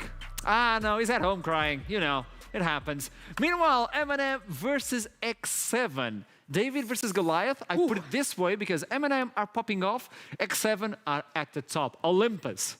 And they're also having a bunch of fun doing that. They're pulling the Twitch Yumi, they're pulling a bunch of other stuff. I think now, so any team that faces X7 pretty much are The underdogs. they're going to be the underdogs. There's no other way we can set it up. But with Eminem coming back from such a dominant week 2, they seem like they're playing the game pretty well. They have a very clear plan. They're playing very simple, let's say, drafts where they have their front line and they have their hyper carries who scale into the late game. And as long as they don't give X7 a big room in the early game, I feel like they do actually have a chance. I think every single time we see X7 play, you always get a chance because they're a little bit frisky so far. I think they're frisky at this point. But another thing that I saw on that interview, which is an amazing interview for the entire roster of the X7, the goals they have, the momentum they're gaining, the way Kasim was talking about the team and the way the team is built up, this is not a team that can slip up. This is a team that, as you said on day 2, I think it was day 2, they cannot be defeated by anyone. They'll have to go undefeated until the playoffs. So here's the thing. I think when we had this game when we played Big Bandos with them as well, I felt like the spirits of X7 were really high up. I feel like even if these guys go through a loss, it's not going to be a tremendous issue for them. It's probably going to be them drafting, I don't know, Soraka, Lulu bot lane or something like this and having too much fun. However, we have to mention that every time they've come into an interview and have played into a bottom of the table, if you will, team, they were like, well, we just wanted to have fun. Yeah. Wouldn't it be a shame if you're trying to have fun and then you lose? I mean, they can afford it, certainly, but They the stakes can, are really high. but also if you want to assert your dominance in the league, 'cause I think right now so far X7 have done that, and they're looking like a pretty good contender for EU Masters as well. You need to stay focused. You need to stay focused on your goal. And even though yes, you can pull out the Tom and Jerry in the bot lane, I think you need to make sure that you execute on it. And I feel like they did. I mean, like even when they pull out drafts and picks that they think they can have fun with, they seem like they're sticking to a very strict certain macro. This is also a team that is dreaming to step into the LEC. They were saying like, oh, there's some rumors that actually a few spots are going to open on the LEC. So their goal is like LEC. What do you know? No, it's on the interview. It's on the interview. Okay. Everyone was talking about that. So the idea that they want to get that spot at the top of the European stage, which is the LEC, you cannot afford to take like a loss. They'll probably end up winning, obviously, but you have to set up an image and a brand. Let's set it like this. With a Carmen Corp that's on fire right now, winning the back-to-back EU Masters, you're going to have to show big resilience going into EU Masters, especially with that team right now. Talking about going into the Who cares about Carmen Corp? Let's It's be honest. picks and bans. Eminem on blue side, X7 on the right side. And I'm really happy to see that Lulu and Thresh are completely out the table because we have seen Kasing a lot of the time playing the more utility maids type and Chanters down the bot lane. So one of them is out the picture. Of course, Kasing's a huge Thresh player as well. So taking that out. Mishigu, we've talked about him so much and having that beautiful, melee zigs, if you will. And the Diana. Now I'm thinking here, you've got a chance to ban Caitlyn here. Do you want to do that or do you want to play against that? That's my question right here because we have seen X7 being able to cancel out any backline with the likes of Hecarim that Harrow has played before, with the likes of Vex sometimes as well. And even if you talk about Hara with the Hecarim, you also have to take into consideration the Kana as well with the Hecarim. He was the one that unlocked the Hecarim. This could also be happening because this is 12.0. It's still available to tank Akali. Okay. So I think this was a bait for Tempt. He's like, do you want the Akali? You can have the Akali, but I've got the Hecarim, and I'm gonna chase you down no matter what you pick. So right here, they have left both Caitlyn and Akali open. I wouldn't be surprised if X7 actually locking both. That could be a big opening as well. Also, you have on the other side an ability to outpush or to just stop the push from the Caitlyn. We forgot Twisted. Is it the first time? No, it's still not picked. It's picked. Finally, we get the Twisted Fate. The cards online. It's Tempt Twisted Fate. It's not any Twisted Fate. Okay, this is what can we expect from this Twisted Fate? It's the first time, and on those hands specifically. It is Tempt Twisted Fate. I mean. It is attempt. If Koreans don't know how to play Twisted Fate, I don't know what to tell you, mate. I just really like what they've drafted so far. They've got the Zinza to play aggressive early game as well. That you can take the Twisted Fate and take him around the map wherever you want. You have R5. I'm thinking that they're going to choose something to play a little bit more passive towards the bot side of the map, and then maybe try to snowball the top side of the map. They have the Zinza, or they can just do the exact opposite, right? They can just lock in their ADC right here. Else, the pool might get pinched a little bit. You still have 3 available. You've got the Jinx, you've got the Aphelios, and you have the Caitlyn.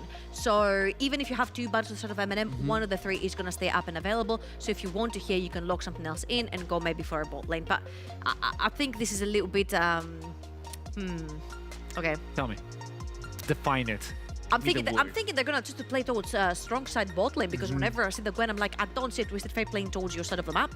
AP on AP, it's gonna be really easy to itemize for whatever tank. Eminem is gonna choose to put a Bobista on, which I'm assuming might just be the Ornn as well, or something like a Sion. So I'm thinking Nata and Kasing are gonna choose again to play a strong side bot lane. Yumi has been banned. I wouldn't be surprised. We still have the Karma. We have a Caitlyn.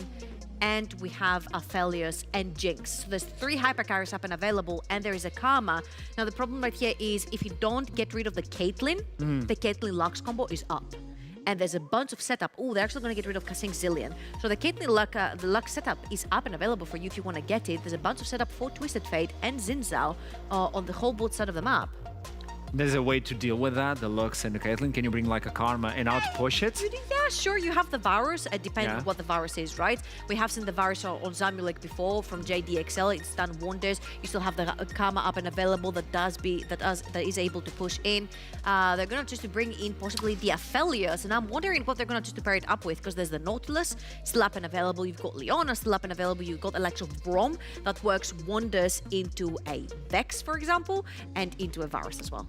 Remember that. I wanted to talk about this, the Vex versus Twisted Fate. I love it because you can follow the ultimate if you have vision. You can just throw your ultimate, leave him away, press R again, and just follow it out. There is a way to get global pressure even though you don't have it. It's going to be the Graves, though, to the top side to find out versus this Gwen. Interesting pick. Bobista kicking it in with the Graves. What do you feel about this, though? I don't know how to feel about Graves in general. I don't think it's a pick that's influencing the map too much. I obviously prefer it on a solo lane because he has the chance to farm and get farmed into the fight rather than in the jungle where he doesn't have much impact on the lanes. And it's going to be an isolated lane towards the top side of the map, so you're going to be able to farm yourself away.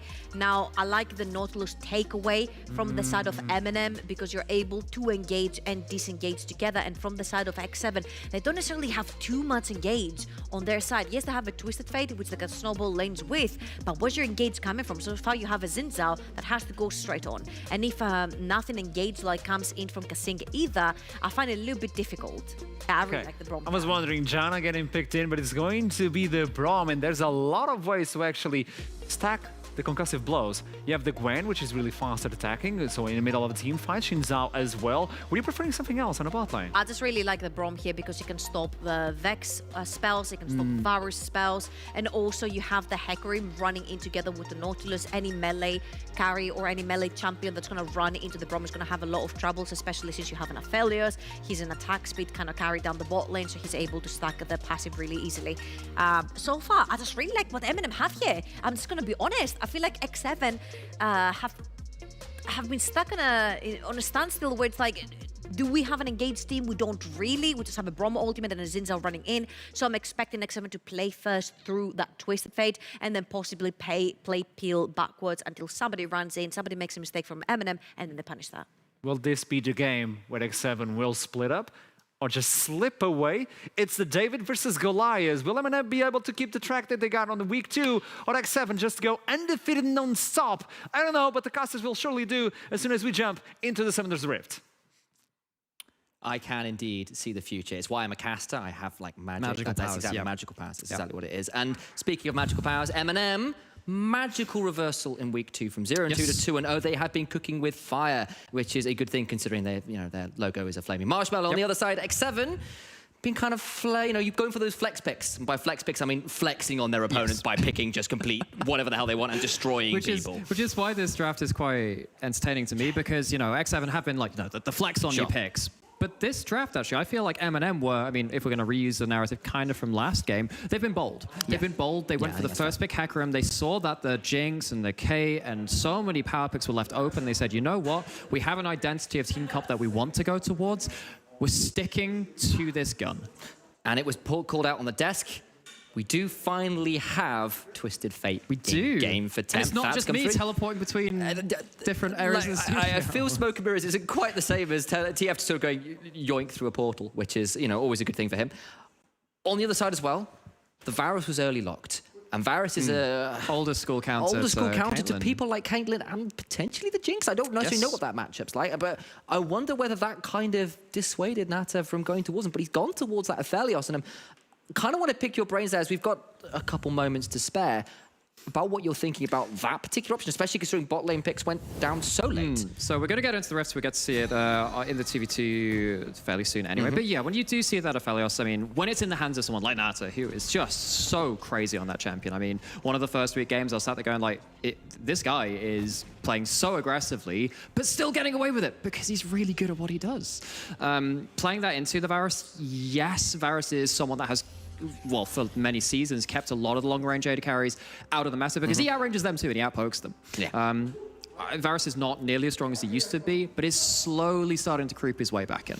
He absolutely is. And now we've got ourselves, with Varus creeping onto the Rift, everybody else is as well. That was not the best transition I've ever gone for, but it's the one I have, and so I'm going to take a break from doing that and instead maybe have not a kick out or a little bit more of a conversation. You're not a creep, you're not a weirdo, you do belong here, and other Radiohead-related references. I have got a radio headset on my head right now as well, so it's all coming together. That's brilliant. My name is really Tom York. I won't start singing various Radiohead songs quite yet. There's 12 steps before that. Yes, I made that reference, and I'm sorry. I actually don't get that one. That's a really good song. Yeah, cool. I will listen to that at some point. I believe that's what it is. That'll be where I show my actual lack of Radiohead we've gone knowledge. From Goldborg, who doesn't know who Pendulum are, to us with our musical whatever it is. Go tweet at Goldborg, guys, because he actually didn't know who the hell Pendulum was, and or were rather. It's not. Well, we'll say which way the pendulum swings in the spot lane, of course, with that TV2 being kind of the height of concern from your narratives pre-game. We don't have any vision put down from level 1s. Both of these support champions, notorious for their level 1s, but neither team feeling bold enough, again, we're going to keep using that word, to try and mount a foray into the enemy jungle. Okay, so Haru starting on his red buff. Not stopping there, that would be a bit of a weird one. He just stops there forever. Just not moving, just stay there. Red buff's too much for me. Yeah, that's a new level of flexing. On the other side, though, it is Kana with support starting up that red buff and then going towards the top side. Eminem with a bit of a dive comp, honestly. Hecarim goes in, Royal Cannon follows up, so does the Nautilus and Dr. Chaos. The very first game that they played, they had a very back-to-front, crazy teamfight ultimates. And actually, they were against Bifrost, I believe, in that game. He played the dive comp against them. So, again, we're still kind of hanging around the same part of the meta. And now we have to see, actually, Eminem, you look more cohesive. Are you cohesive enough to take down this seeming titan of our region, X7? Yes, indeed. And there has been a bit of a discussion here about, you know, what does it take to take down X7? We've seen some of the... But we don't know yet. We've not seen anyone take it down. That's the reason I'm saying it's an open-ended question, because literally nobody has found the answer as yet. I mean, obviously X7 have occasionally picked up slightly flex comps, as we've said, in the sense of just like out-muscling, out micro-mechanically. That's probably the most awful way of phrasing that ever. But the point stands that, like, despite in an essay where you have to reach a word limit. Yes, that was it. That was actually me. But that wouldn't fill the word limit. That's the character limit's not a thing. It is always word limit. Take it from the guy who's written a few too many papers in the course of his academic career. If I were to ask you a question then on X7 and have 15 marks discuss, they have this TF first in the region. Yes. Obviously, I'm very interested in that, and it is Temps TF. We keep putting that nameplate on them too. I mean, what does Eminem for you, actually, as the play-by-play, have to do to excite you enough to say, actually, maybe the TF was or wasn't worth it? Press R on him. Cool. Nice. That's pretty much it. Okay, I'm going to throw that back at you and go, okay, now that I've given you the play-by-play, like, you know, exciting colours answer. What do you actually think they do need to be doing here? Well, that's kind of one of my issues, right? So you're kind of walking his way up to this top side, but Hecarim is not known for his 2v2 potential pre-6 on any side of the map. He loses every 2v2 in the game pretty much pre-6. Now, if you have Haru and Tempt who are, again, have this such amount of pedigree around them, playing around lanes which are very strong too, I'm worried that actually, Eminem aren't going to maybe able to make an impact onto TF before he's already drawn blood somewhere. And at that point, it's a question of actually, Eminem, what can you do to kind of like staunch the bleeding, staunch the first TF ult, and then return to that question a little later when Hecarim's ready to fight? Because he's obviously Kanna's level 4 right now. Let's ask that question in 2 levels. Let's see what happens at that point. Okay, well, speaking of asking questions, though, Kasing has managed to answer a few for X7 because there was a nice little Roman award there my on the over-under? You literally had the arrows on screen. I don't know mate. what was in my head, man. It was a strange time. You made the. I feel like I've grown a lot since that moment. It was a long time ago, almost an hour ago. Yeah, it's true. I mean, there you have it. Is Babista going to take a bit of a nasty trade there? Of course, Gwen does get to immune a lot of the end of the line damage by throwing down the W as it comes back and making sure that Q is a little bit impotent there from the Graves. We have seen this matchup so many times across LCK and LPL. I believe I'm trying to remember which region is more prevalent. So Graves was highest priority top in the LCK for a while. Gotcha. Yeah. So I was over like a couple of weeks of them playing out a lot of Series 2. We've seen this matchup go completely both ways. I'm actually none the wiser as to who's meant to win this matchup, but what we do have from Graves is, the ability to maybe build those Merc Treads against double AP threats and also, get that extra nasty versus someone like the TF coming up. Actually, one of the interesting things about this draft, kind of going back a little bit again, because, it's a bit of a quieter early game, both these junglers kind of roaming around the map and farming up towards level 6, is that TF finds it really hard to gank someone like Gwen as well. So if you put the Gwen in that first rotation as they did in X7 in those first 3 picks, you kind of stop the nullifying pick towards top side. Whereas TF going on towards the Graves, which of course, very lore-intensive reasons there to have them at each other's throats. At least before the new Destiny came. Indeed. The Gwen kind of takeaway from Eminem as a potential answer to TF roaming top was very astute from me. And then obviously Trouble brought up, actually, at that point, just go bot. Let's see what happens there. Got to call it out as well. We didn't really mention it in the last game, but obviously now level 6s have been hit, rather.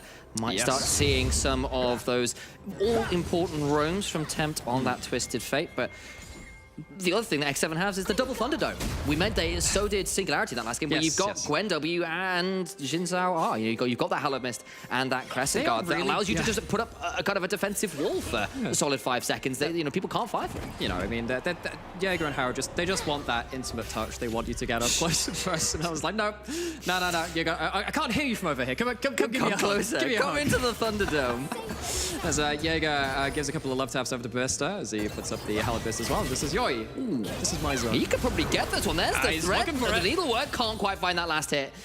Babista managed to dodge out there with a quickly drawn use of the E there and gets the way out of danger. And now with the ultimate down. Thing is, like, topside vision, Babista without ult, very low HP. You're starting to wonder about what's going to happen with the TF before the next reset comes through. Of course, you don't have to teleport to reset cleanly and get back to lane. TF is going to teleport back mid. One of the strongest play patterns you have as a TF is teleporting mid immediately, queuing the wave twice, hitting the cannon a couple of times, and then just going somewhere else on the map. Because you have pretty good wave clear for someone that can go for Merc Treads first as well and still have those tier 2 boots and be very versatile of what plays you want to make. Is hovering bot side. They've already achieved that vision control on top side, but if you start blacking out both sides of mid lane vision, Eminem just do not have the required information to adequately, again, staunch the bleeding in that term that we used earlier from TF's first ult.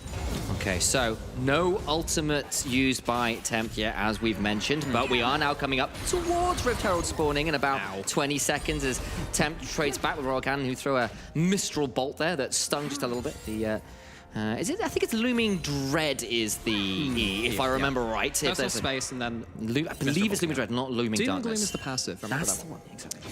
Hey, look at me. I'm a color caster that knows some ability names. Indeed. Yeah, absolutely. But now we've got ourselves Haru and Tempt alongside Kanna. Oh, that's Ghostbox. They're really going for this. Kanna is going to try and get onto Haru. Flashes over the wall.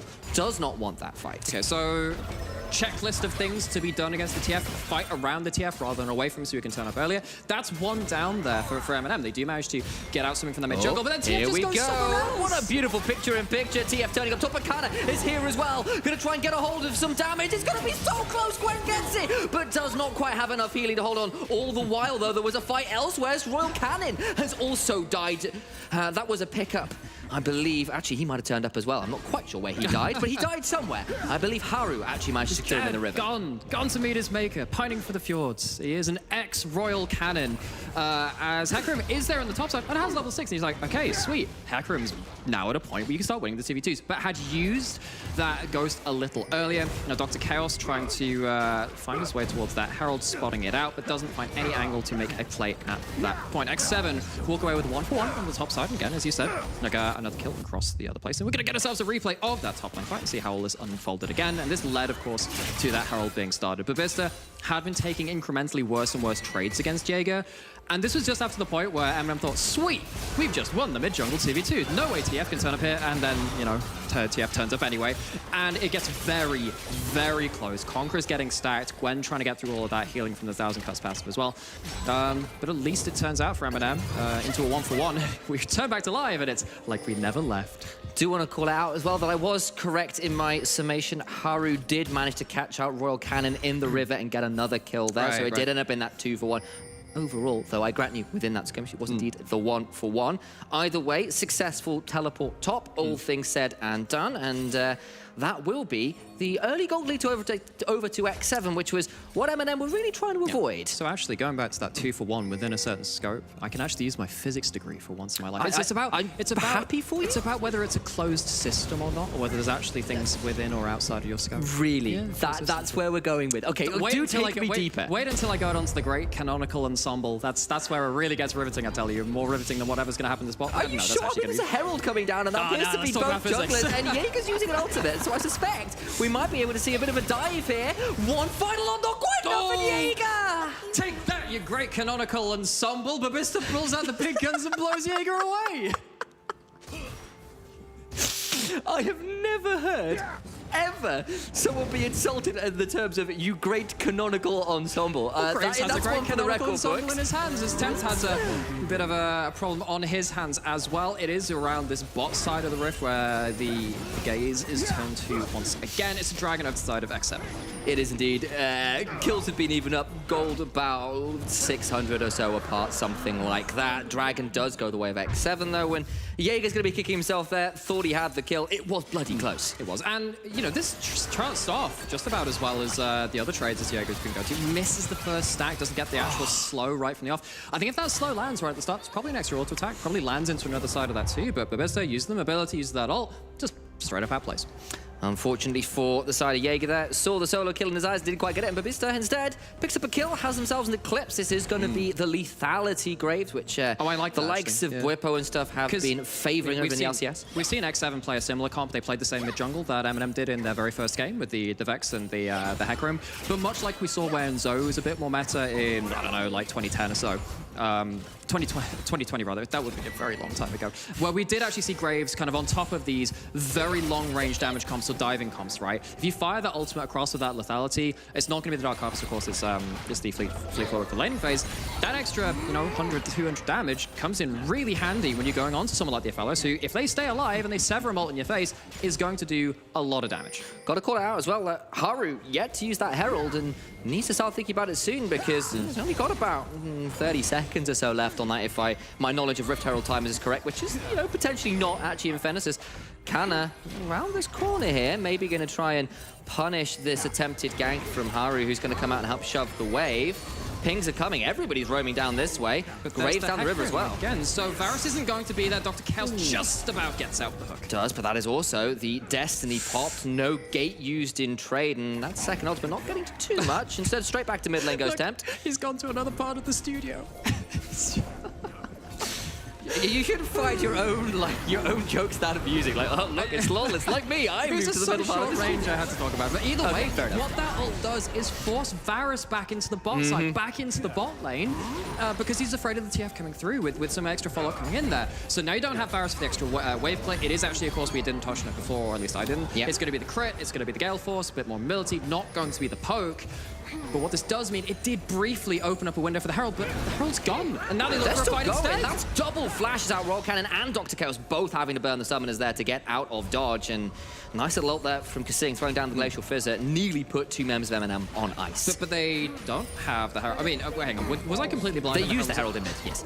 Okay, the Herald's already gone. Okay, I was right saying the Herald's gone, but I was looking too much at the Varus and like, ooh, let me make a funny joke, which is probably only Funny to you. me. Yep, that's the one. Okay, mean, but I X7 do get a appreciate couple of plates. They don't get themselves that mid lane outer turret. They need to get a second Herald for that. That's something which Eminem will now look to be fighting against. They will have first items by, well, they won't have first items by that point because it is coming up fairly soon, but they probably will have that ability once again to fight for it, depending on whether, of course, we get one of those scrappy 2v2s trying to beat TF to the punch. Okay, so keep your eyes on that Dragon Timer in the top corner of your screen, and also keep an eye on Dr. Chaos, actually, who has just wandered into lane here for Eminem, looking to try and put the Kosh down onto Jaeger's Gwen, but thus far isn't taking the bait, so it'll just be the ward, and it'll be a reset looking to be around and available, probably with the Dragon Timer coming up. So Dragon Time's coming up in 2 minutes. We've got a Herald, which is, as you can see, that little hourglass on the minimap. That'll be coming up in the next minute and a half or so. They changed the timers for when it goes yellow, actually. So I keep forgetting exactly the time of when it goes. I feel it's like 15 seconds on yellow, if I remember correctly, but I'm never quite right on that. Anyway, so it's within a short time span. So let's have a check-in to see what's available. We have every ultimate across the board except for that TF ult, which will be coming up within the next minute as well. So we are looking at this with like the full armory available. And with that said, Kana is once again hanging around mid, trying to say, TF, you are not teleporting to a fight. You are going to be right there when it starts, and we're going to try and pick you off. Now Kasing's coming over to try and turn that one around, and Varus is in bot lane. Yeah. Brave hook there, Dr. Chaos. Yeah, I'm not sure whether he wanted that one necessarily, but buying into the Chaos theory. On the other side, though, I do want to call it out. X7 have got 3 control wards all around the bottom river side of that mid lane, trying to control somewhere for Temp to go. Instead, they're going to move towards this top river. But Eminem are kind of here in more force earlier. Kasing now in a dangerous position. Nata is here, going to try and get something. That's a flash away. The charge back there from Kana. That will be the Shadow Surge. Nata's still alive, though. Trying to keep himself alive. Misses the Moonlight Vigil. But now X7 going to try and turn around. Royal Cannon going to try and get up, but he lands the repeat ult. The cooldown comes back through, and now Haru dies as well. It's a double already for the Vex, who's continuing to Vex X7, not again. Reset City, it's here. Gonna try and get another one, but Bista gets that, and X7 get pulled apart by the little Yordle with the darkness. Oh, call it his namesake. That fight was too tempting. They tried to find their way out of that deep diving fight, but, you know, we're talking about Vex, you know, occasionally not really being the 1v9 champion, needs a bit of setup. They have everything puts them on a silver platter in this fight. Kasing is not going to have another deathless game in the NLC so far. Gets split off from the team. TF is not there to even up the odds at this point. Dr. Chaos gives his life for the greater cause at this point, but that's at the cost of most of Nata's HP bar, and that's more combat relevant at this point. Temp is already not putting down the damage at this point, either trying to find a different angle and just arrives too late. I respect the idea, but it's a teleport too far. And that's the first time I've seen that in pro play properly, where Vex gets a dash, dodge, dip, duck, dive, and dodge once more, right over every wall in the jungle, it felt like. Comes out now at 2-1 and 2. Your Graves is 3-1 and 3. That is a lethality Grave that is snowballed. Yes. It's the gold is exactly where you want it, bluntly. I mean, Varus he'll scale just fine. You've got it on these burst carries that you wanted to be there, who are going to be providing that burst damage when the dives come through. Okay, but X7 are back to the scene of the crime. Okay, so as we said, again, actually this second Herald quite important for X7. If it allows them to unlock mid lane outer turret for however many years now, it has been one of the most important objectives in the game. X7 might have an extra route of ingress into the enemy jungle, an extra route to try and get that TF involved in a way which is not as negative as that last fight. And you know, so much of our pre-game was about X7. They are monstrous. They are so strong, but I wonder after facing JDXL if, you know, like maybe they've underestimated Eminem a little bit, who've come in all guns blazing. From 0 and 2 to 2 and 2, and now up to, well, 1,500 gold here in the mid-game of this series. They did exceptionally well at setting things up. We can see a look over here at the gold. Temp still actually ahead in the gold, despite, of course, dropping a couple kills there to Royal Cannon, but that's just TF prints a lot of money, and then it's the top side, really, where it's all changing apart. Yeah, well, I don't think Twisted Fate is nearly all that interested about legality, per se, at least law-wise, but it is Babista on this Graves that was a bit of a wild card that, you know, Trouble and yourself were a little bit like, I don't know how this goes into the Gwen. I don't necessarily know whether it's the right pick in this matchup, but thus far, Babista kind of... It's taken some outplays, put it doing that way. so well. Yeah, he's done the outplays, right? And you know, Jaeger has been solid. I wouldn't say that Jaeger has been the person really carrying the standard of X7. Was doing well enough in the laning phase, but now is in a place where they don't have a huge individual lead. They're going to have to bring things to bear in quite difficult team fights now. And they've also got to be aware that they've got to be able to withstand the initial dive. Yes. And that is going to be a bit tricky. There's no Thresh Lantern here. You've got the Braum Shield you can put up, and that's good news in a lot of ways, but you know, the TF, the Aphelios, notoriously relatively immobile, and maybe that gets a bit risky for them, especially with the amount of items these guys have got. And if you get round to a second item on Nata, because it's probably going to be the Bloodthirster second, normally when you get that Gale Force, between Braum and a Bloodthirster, and maybe some extra interference run through with stuff like the Exhaust and other team members kind of buying some time, X7 can very much brawl their way back into this game. And that's actually something I say more about Bifrost than I would do about X7. It's like, we've fought our way into this mess and we're going to find our way out of it. And we'll have to see them later, of course, in the day in their own matchup. But X7 find themselves in a position where they don't have this passive win because of the gold they've accrued, because of the massive power of their individual members. They're going to have to really work for it now. Still, despite being down a tower and down 3 kills, the fact is only 1,000 gold apart is a little alarming, actually. That's quite impressive. Yes, yeah. And observers, I don't know whether we could get some individual golds up here, because I really want to see where the individual... There you go, there is. And most of it is, of course, in that top lane. Look at that juicy amount of gold. His Temp now has to be worried about that mid-jungle duo. Found themselves up towards the top side of the map. But, you know, we were talking about this Graves, talking about Babista as the wildcard. The wildcards come up tops here. Now, Al, dear brother of mine, not to embarrass you, Right. but I did, in fact, talk about the individual golds for Graves 30 seconds ago. So this is not quite as bad. Okay, so you can tell us my... Okay, shut up. I wanted to do that. I know that's not normally great casting, casting well, etiquette, Sam, but I'm also a bad person. I'm also your older brother. Neither is crouching down while you're still entirely visible to the camera. Yeah, there are some things you think will work, and then you just don't actually see what your camera That's looks true. like. That's true. It was funny, though. It was much great. like you can go into several mid-jungle TVTs and not expect them to work out the way they would as well. Back into the game and back away from my very embarrassing features. Oh, God. You know, sometimes I just like, throwing you under the bus because I'm a bad person. Throw me under Canna's Hecarim, that would be... I mean, in fact, it's not a bus, quite it's just a lot of horses right now. The charge of the Light Brigade is very heavy this game, apparently. Well, we've got cannons to the left of us, cannons to the right of us. Herald's trying to charge down, and ult landing on X7. Ooh, my days, it gets stopped. That was inches away from getting through, but Eminem prevent the Herald, and considering how much X7... And how much we talked about it as well. If we know about it, they certainly do. That second Herald being stopped is huge for the momentum which X7 were looking to try and garner back some of in this game. And that's a frustrating point. That is a well-played stall there from Eminem, who are feeling very happy about holding up that tower. It survived 2 Herald charges, one which didn't even reach the tower. And again, this Eminem squad just screams to me a team which is confident in itself, that has discovered its identity and knows all of these micro-interactions that they want to pull off. They know where the next fight is coming. It looks like it's going to be here. TF pops the ult, but hasn't found an angle anywhere just yet. Is trying to go down to the south and potentially catch the Graves. Babista's potentially in trouble here. He's got to collect it, but I think his life might be being collected. It's a lot of damage. Can the auto secure? Not quite. And out goes Babista. Flash down, but does have the TP. Can turn up for this Infernal Drake. And when you have that, the Ace and the Calibrum ult from the Aphelios, if you ult, it does more damage than just the Q as well. It's an empowered mark. Maybe would have gotten the kill. It's a full 5v5. All right, here they go. Jaeger's stepping forward. Skip and Slash is active. Haru now going to get in. That's a massive onslaught of shadows. The damage is huge. The Shadow Surge does so much work. It's a double again for Royal Cannon, who is taking the crown away from X7. Bow down to your king. X7 try to find the pick would destabilize the 5v5, make it into something a bit more advantageous, but Eminem, they're cool, they're collected, they use a flash, they use an ult, but yes, Babista manages to come back and put in just that extra amount of damage which comes through to what could be the straw which breaks X7's back. That's going to be a huge amount of kills. It's going to be a Baron. They do give up an Infernal Dragon on the other side, but it's not even sole point. X7 are left limping from this engagement. Baron down, team fight down, and that was a gorgeous series of engages there. Hecarim gets in on all of them. Watch the Vex after as well. It's just glorious. And okay, so you don't have the Aphelios ult at this point. Yes, this is a really good weapon combo. Put down those turrets, get all of those extra attack resets. But that Nautilus ult just stopped any hope of that happening. How many auto attacks did this Aphelios get off? One.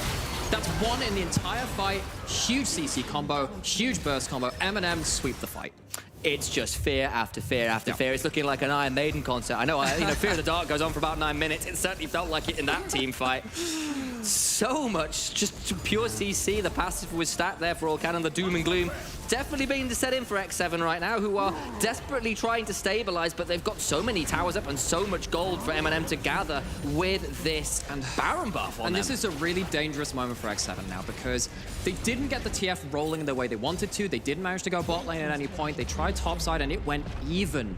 Eminem did find that way to nullify that. And now when you have the Baron buff allowing you to play on 2 lanes, play 2 lanes and kind of collapse with this Hecarim which can move around the map so quickly in his own right, you can't really leverage this TF to any extent that you want him to, and they're going for a top lane dive. Here we go. Again, the onslaught of shadows comes through. Haru throws down the Crescent Guard. I just don't know if it's going to be enough. And It's just doing pretty coming well. through, and X7 are doing it. That's a massive Infernum ultimate. In comes the Binding Eclipse from the Gravitum as well. Shutdowns abound. Jaeger has the scissors, and he is looking to run with them.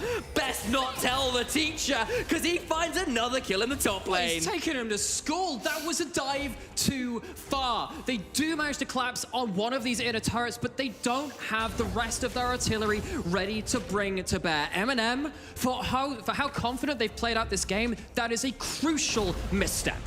Huge turnaround there. It cuts the gold lead in half. Watch this dive again, and just the turnaround is obscene. Yeah, so I'm interested to see what happens on the bot side of this fight, because, I mean, the real star of this fight is that must be about 2,000 to 3,000 damage blocked by that Shin Cell. That is an absolutely absurd moment, and, well, there you go. We might not be in a Ziggs in the game, but we have ourselves a Mega Infernum Bomb. Comes through with so much damage. Nata, we kind of questioned, oh, do you really want to play that Aphelios into the Varus? Do you think that's a good idea? Well, when you play as well as this, absolutely yes. Infernum spreads across 3 targets. It sets up for the Binding Eclipse from the Gravitum. It's exactly what you needed for the turnaround we found the greatest battle in physics in this game, which is the Great Canonical Ensemble versus Needle and String Theory. Turns out the Jaeger comes up. I'm desperately getting you not to explain either of these. Just leave them as complete blanks out in the history. No one understands what any of them mean. That's probably for the best. I suggest don't know Google what they mean either. for those out I know there. the names of them. I don't actually know what they mean, but I know what that last fight means. It means that X7 are back within 3,000 gold. And actually, when you get towards 25 minutes, 26 minutes rather, with a dragon advantage too, X7 are feeling pretty comfortable at this point. Here we go again. They tried it the last time. It didn't work out, and Jaeger actually does manage to skip and slash away from a potential rotation. But all the while, yes, it was a feel-good moment, but Eminem still playing with a bit of a front foot, going to step up and take this tier 2, and they have still got the gold lead. It's just not as significant as it was pre that top lane And fight. what does that mean for items, right? Because yes, you do have 3 items on the Graves, but Babista didn't really get to do all that much. And if you're engaging onto the Jin Zhao first, as we saw in that last fight, it's all well and good having the long-range follow-up damage. That's exactly what Jin Zhao wants you to do. Waste all of your important ultimates right on top of him. So Haru really the MVP of that big turnaround once again. Just have to reiterate that again because it was so impressive at that point. And then Nata gets to clean up shop, and now you've got 2.5 items on both AD carries. It's not just the Varus who sat there with decent itemization. Nata's at the point where they don't even have the Bloodthirst. They've gone for the full DPS, just saying, if you give me a window, I'm going to DPS you down that I don't need the lifesteal. Yeah, that shutdown there that came through, it gets him that Lord Dominic's regard, as you said. We're looking at the top lane now. It's a Cosmic Drive in for Gwen. They've got nearly the Zhonya's complete as well. Yep. It's 2 items in on Tempt and Haru. Sorry, 3 items in on Tempt, of course, because of the relative inexpensiveness of the items he needs. He is ready to make the plays with the rapid fire with the Zhonya's. What that means now is when you've got ghosts available on both your solo lanes, if you lose the initial engagement, if you have to fight a fighting retreat, that is awful for him. You do not get out from that point. You have too little move speed. You have to play against the Cosmic Drive move speed. The Ghost, they're trying to turn up to the objective first, maybe force X7 to come into them, and force another one of those Charge of the Light Brigades against the cavalry of Canna, but now they're looking for something else. Verisol forces the Gale Force. Got a little bit close, but Nata is quick enough on the fingers there to avoid having to use anything like the Cleanse, but it does mean that Gale Force will be down for the incoming Infernal fight. Will Eminem pull the trigger? Will they sound the horns and go charging in? Will X7 be able to force them to retreat like they did the last time? Turns down from Nata. They can't engage into that. These are great weapons for peeling back. And X7, once again, force off the fight. They pull off their TF ult, and they're looking for another angle. Once again, Temp comes from the flank. He's got the flank, he's got the ghost, he's looking for the stun. It's on the mission, who has to cleanse. It's into the Everfrost as well. Dragon secured by Hecarim, but now the damage starts coming through. Look at the Chakrams. He's looking more like flipping. Just looking more like, I forget the name of the anime. It doesn't really matter right now because he's going to keep flying forward with all those Chakrams available. Going to find another stun core, but Bista dies as well. It's Naruto, that's what I was thinking about. But maybe... Oh, he's trying to look for the fear, but he's caught out. Ooh, gets the fear, the exhaust comes down as well. My memory failed me, but it certainly wasn't a problem for the side of X7, who managed to secure the team fight That's win. the Vexalt. They've pulled it off. They're trying to go for another X7, they're kill. going to go in. That's a huge amount of damage. Cleanse. Flash. Looking for the card. It's not there in time, and now Tempt needs to retreat. Vex firing on all cylinders. The Shadow Surge securing the kills they need. No, not again. He keeps fighting them. You can't keep doing it. Now Roll Cannon going to get stunned in place and will go down, but it means that Haru potentially in trouble. Cannon's gone forward, but that could be Jaeger teleporting back in over the wall. It's taking them away from Michigo, and he gets cut down to size as well. Oh, it's the blast plan away from the Varasalt. Maybe one last bit of peel, but what a frantic affray. Top 10 enemy We go. trails from It's that not blast done. He's plan, got and it's still ultimate. He going. didn't use it. Dr. Chaos gets knocked up with the 3. Talon strike, and Haru gets that one as well. It's still going. You got Michigo now in trouble. Gonna try and fight this one out. Here comes Bifrost, who's teleporting back in.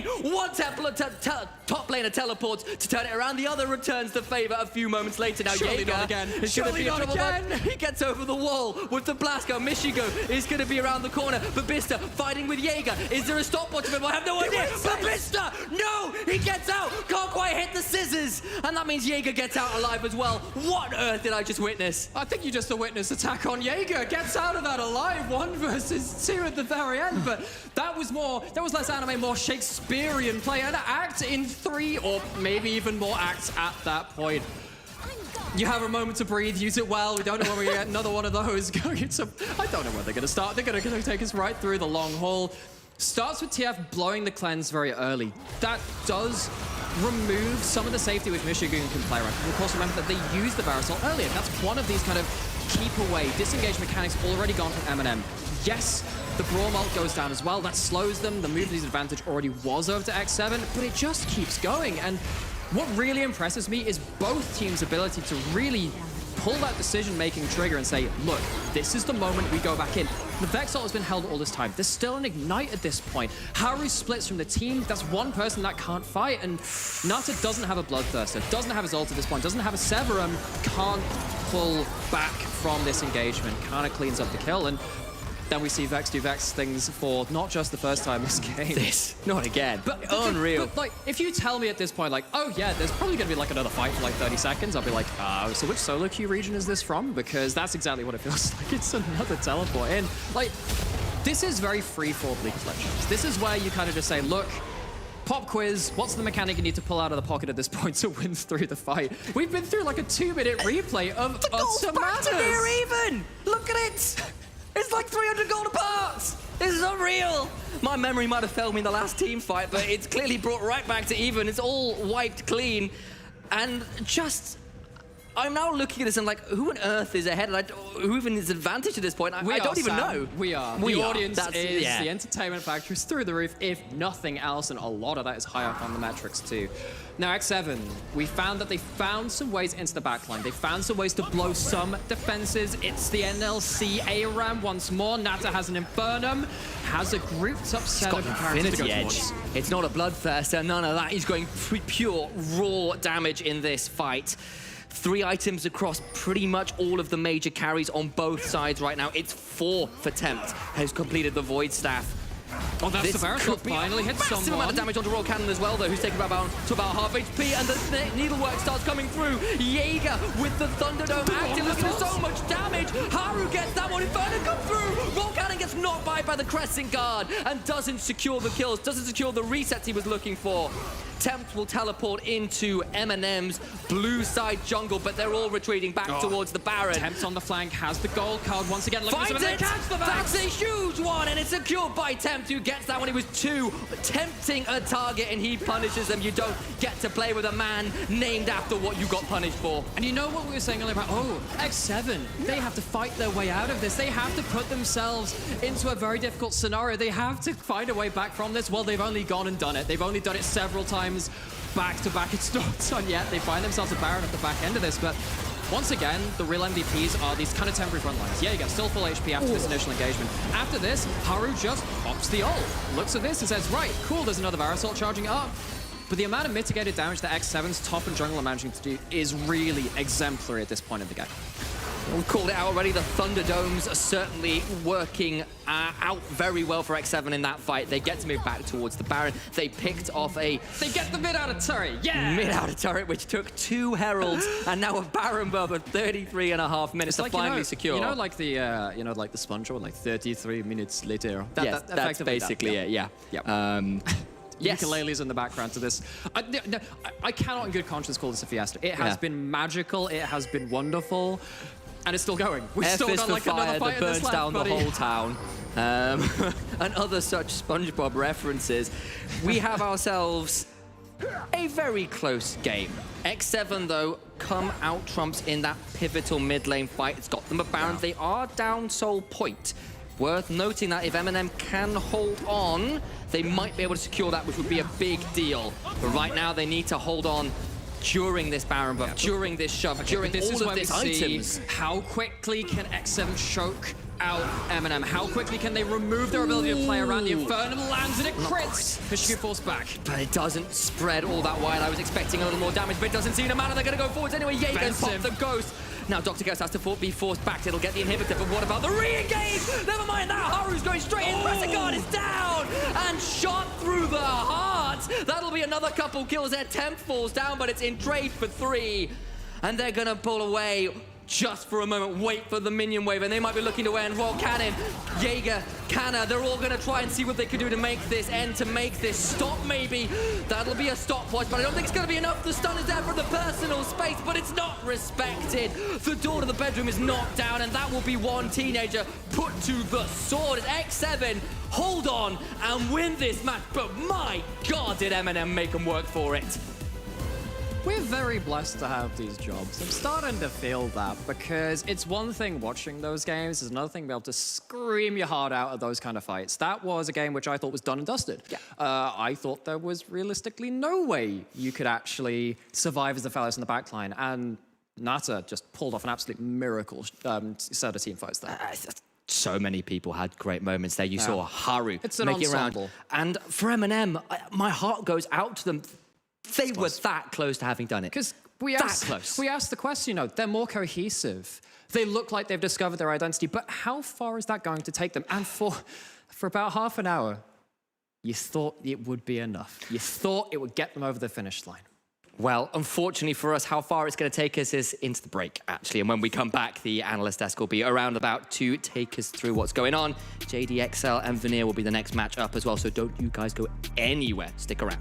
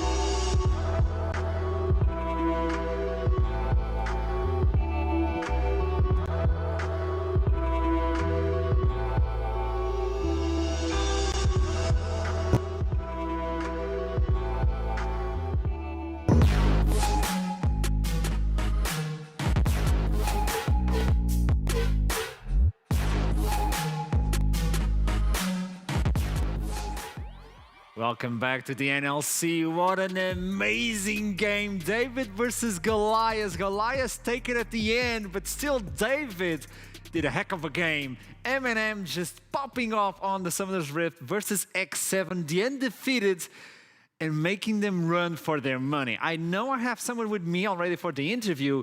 It is Nia, the head coach for X7. Are you there? Yeah, hello. Oh, pleasure to meet you. What a game. Come on, as a League of Legends lover, that was a good game for you, wasn't it?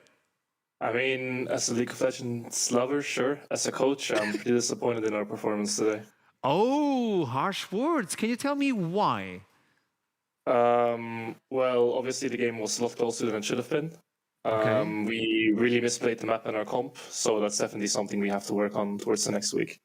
Okay, talking about the comp, that's something that I want to listen to you. Like, the composition, do you feel like you were lacking a little bit of engagement tools to get into the enemy team? Or was this something that you prepared? Were you expecting like a split push from Jaeger? What was the plan behind it? Oh, not really. They just chose Hacker and Vex really early. And Hacker and Vex can only do one thing, and that is engage, right? So we don't really need engage when they are forced to have a fight every single time.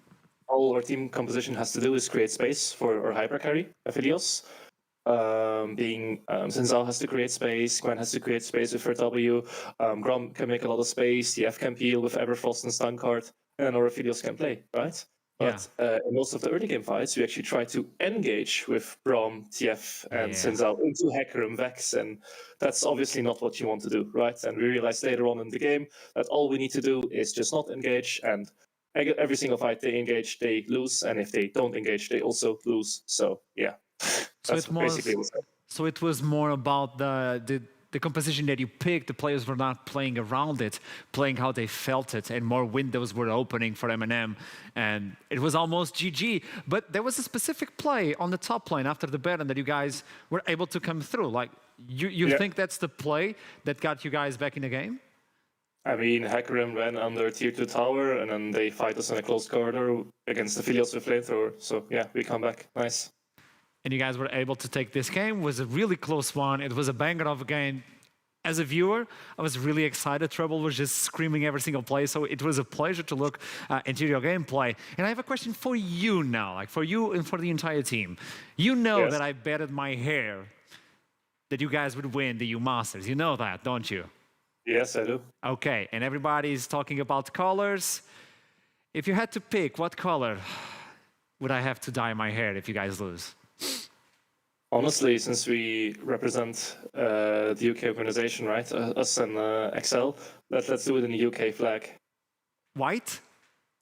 No, the UK flag. The UK... So, thanks a lot for the interview.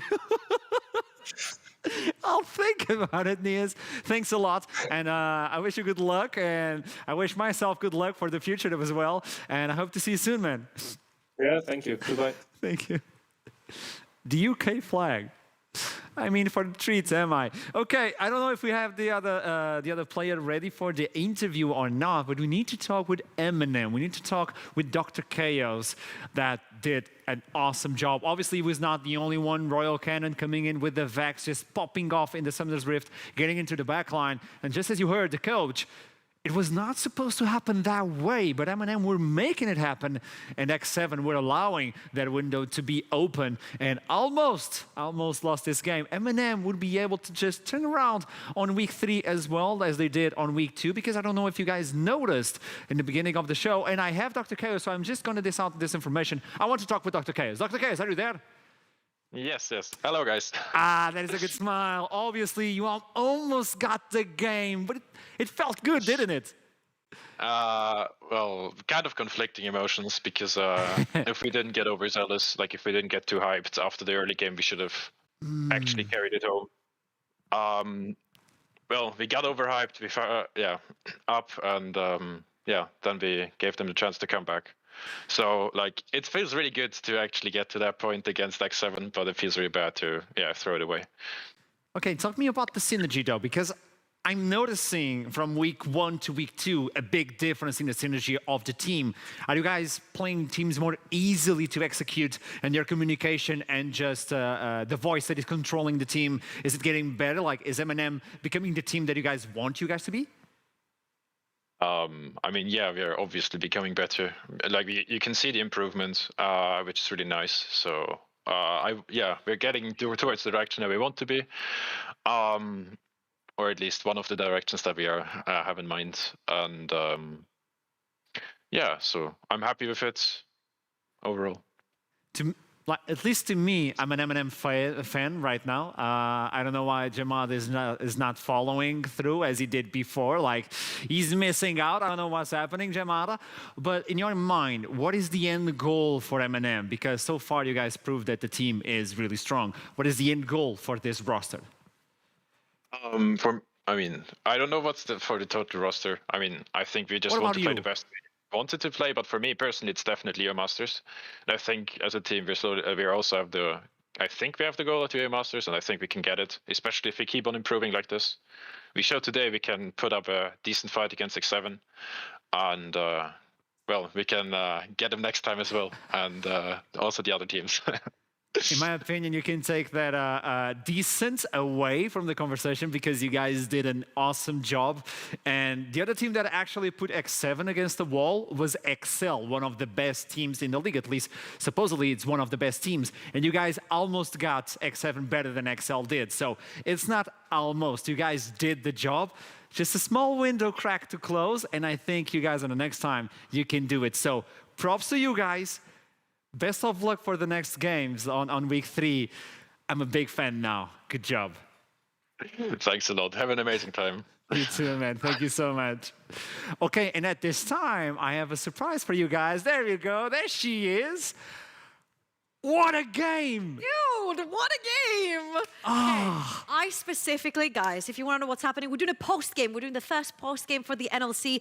I specifically requested that this game requires a post-game because there was so much to unfold from the drafts to the gameplay, and I love how you mentioned you guys got almost there more than XL did. That was true. It was so close. So let's start it up from the beginning. Champion select. What happened in your eyes that separated Eminem Honestly, and X7?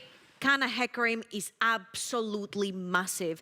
In a meta where you have immobile AD carries, Nat has showed that he really likes his Aphelios. You're like, cool, I'm gonna pick a champion that I'm really good at, and Kana is insane on Hecarim, and I'm gonna have easy backline access. The X7 coach mentioned it as well. Hecarim plus Vex is a great duo to dive the backline. It's a fear on fear. You don't get to move, you just die.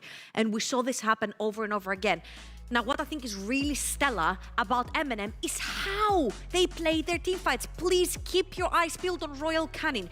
He dives in here, takes the flash off of Nata, and when they finish casting, he still has his ultimate up and available, does not use it. The second he spots Nata, he will throw another one in. The second he sees Harrow, he will throw another one in. He holds onto his ultimate again here, and only the second attempt has flashed away. Then he follows through with another charge of the ultimate. I felt that every single member from Eminem played their hearts out in this game. Royal Cannon was on top with his ultimate. Bobista absolutely smurfing that, and that Exactly. spot after Baron between tier 2 top lane and inhibitor tower is where it haunts a lot of teams. It's usually where you will see a lot of teams get a little bit over-eager to try and finish the game quickly. And even though Eminem were technically ahead here, you cannot fight in this particular spot because you have a lot of weird angles that you can get flanked by. And I felt like Nata on that Aphelios absolutely decimated them there with a really great Moonlight Vigil. All in all, I really want to give props to Eminem because I felt like all of their team fights were great. You heard the X7 codes that were like, their composition could do only one thing, and that's engage. But they did that very, very, very well to try and get the small openings. Major props to Kana, major props to Royal Cannon. Bobista smashed top lane as well. Both lane did what they had to do.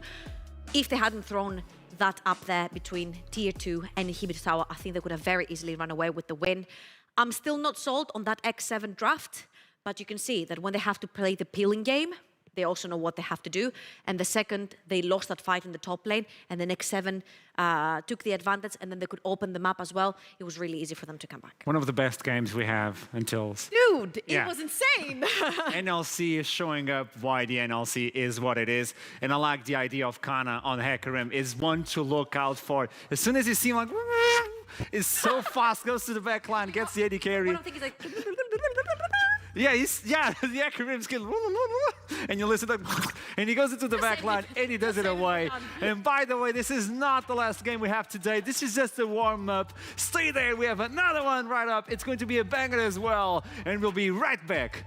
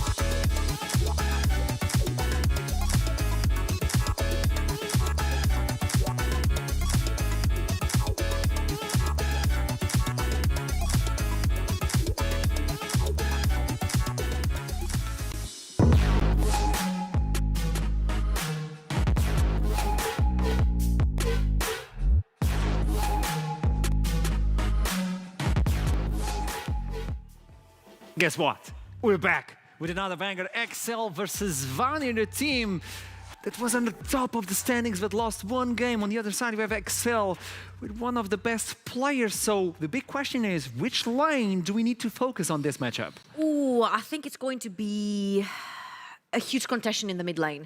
We have Sahira, Yeah. who allegedly has a limited champion pool so far. And then we have Eminem, who has a champion ocean on the other side. And my problem is not so much Sahira's champion pool, it's about not keeping Eminem at bay, but shutting him down. Because even if you allow him to farm on the slightest, you've given him enough room to scale into the late game and run you over. And there we go. The champion select is already on, and the idea is, can you shut down Eminem? But Not shut him can down, you like choke him in lane. choke him? The thing is, you can even ban him because he has too many champions, as you were talking about. LeBlanc is going to be removed. On the other side is going to be Jinx. Kevo is not going to play that one anymore. Diana is also removed, which means Yasuo is alone, so he's not going to be picked as well. It's like a combo 1-2. You don't get one, you don't get the other. Lulu, some enchanters as well. We've got Thresh, that's up and available, that's been banned a lot. We've got Twisted Fate, that's available, that's been banned a lot. And So now, far, 100% losing. the huge contention here is Aphelios, because Jinx has been banned, Caitlyn has been banned. Who's going to take Aphelios in their hands? And I'm thinking this is more something valuable to Kevo than Zamulek, because Zamulek, we have seen that he really loves his Varus, right? And he will lock it in at any point in time. But the Akali has been locked in, and in all honesty, I find this to be more of a Nile champion than a Sahira champion, by all means. I have Sahira more tied to the control mages down the mid lane, the Victors, the Orianas, the Rises and stuff like this, rather than the Akali. So I'm thinking this is going to be a top lane champion, and Kryze could reply like instantly with the Gangplank. Now, why I love the Gangplank here at the very beginning is that you know who you're already playing against, which is the Akali. If they want to do the switcheroo, they can, but again, I don't think Sahira is taking the Akali. They know who they're playing against, and also they're going to be playing against an immobile AD carry. So you already have the Gangplank and the setup towards the ball lane of the map. I was thinking about that. Like, you can rotate that. Oh, I saw this card and I got scared.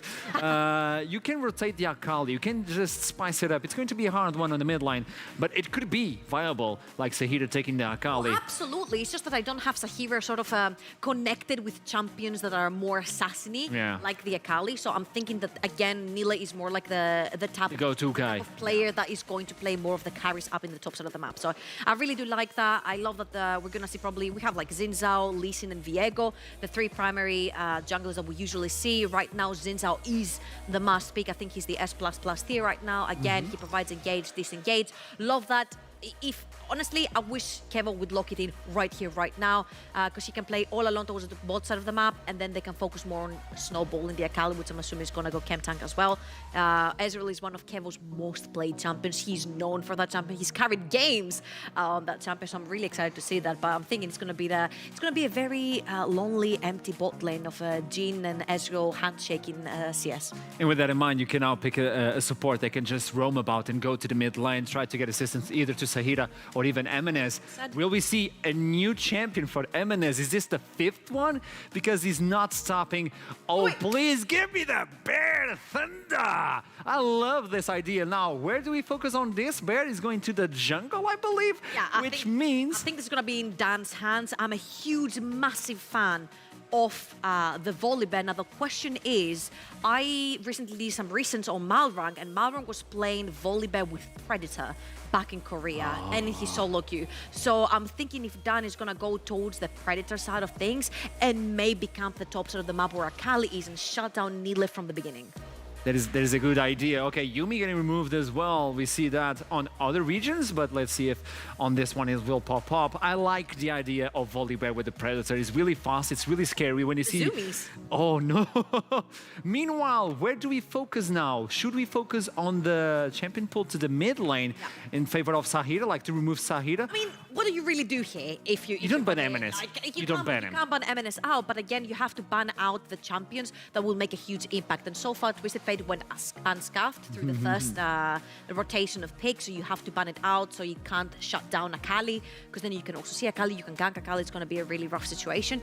Now, Eminem has brought out the Vladimir, who does really well into the Akali. You can pop your ultimate on top of her, and then you can also survive through with the pool as well. So it does really well later on in the fight, and I would love to see what they're going to choose to ban here, because obviously on the red side, Eminem is going to have the upper hand here. He's going to have the R5, and he can choose to counter pick if he so wishes. So I'm surprised that they banned the Karma on the side of Vanir, but that is also because Karma can also play together with Jhin. It's a pushing lane, but I think it's just so valuable to have with the Ezreal. But again, they didn't want to have been yoinked away. And they still don't believe that Akali is going to be on the top side because they just removed Gwen on the side of the XL. So they still think this could be a flex. Meanwhile, it's going to be a lock-in straight up for the Zillion, so movement speed, not only for Jhin to move away if he needs to, but Volibear with Predator to just go into the backline. And Ezreal, oh, good luck. I love this. It's speed up for your Jhin, speed up for your Volibear. It's speed down for the Akali that's going to be diving in.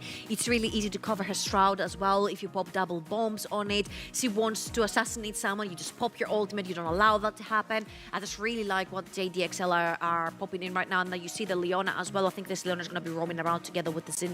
You just leave Ezreal alone down to his own device. And here comes the question. Is Sahira playing the Akali or is Nile playing the Akali? And I think this pretty much solidifies the fact here that Sahira will be piloting another mage in the mid lane. I think it was pretty obvious from the start. JDXL also knew that. That's why they locked in the Gangplank as well on the top side of the map. Yeah, again, Akali's not very much a Sahira champion, but Ryze is one of his go-tos. And we've seen some builds on Ryze, a little bit spicy. He's one of those champions that can actually use the Sudaf's Embrace, where everybody's just ditching it to look into other tiered items. Let's see what's the last pick. Who's going to be for the mid lane for Eminem? A new pick? Is it time to show? So far, you need something Predicted. with high damage. I'm thinking possibly even Syndra right here, because you need something with really high damage in the mid lane. You know what, MNS? I'm very disappointed, man. I'm very disappointed. Like, farming it up. Yeah. Come on. I was not Okay, fine. expecting this. Okay, it's a great pick, actually, because you can protect. It is. Obviously, you can put down your gravity field versus the Akali. You can stop the Ryze from coming anywhere near you. But I was expecting It's not a little more spicy. fire from Yeah. MNS, you know? That's fine. It works with the comp as well. Now, my only issue here is that from the side of JDXL, I don't see too much damage coming through.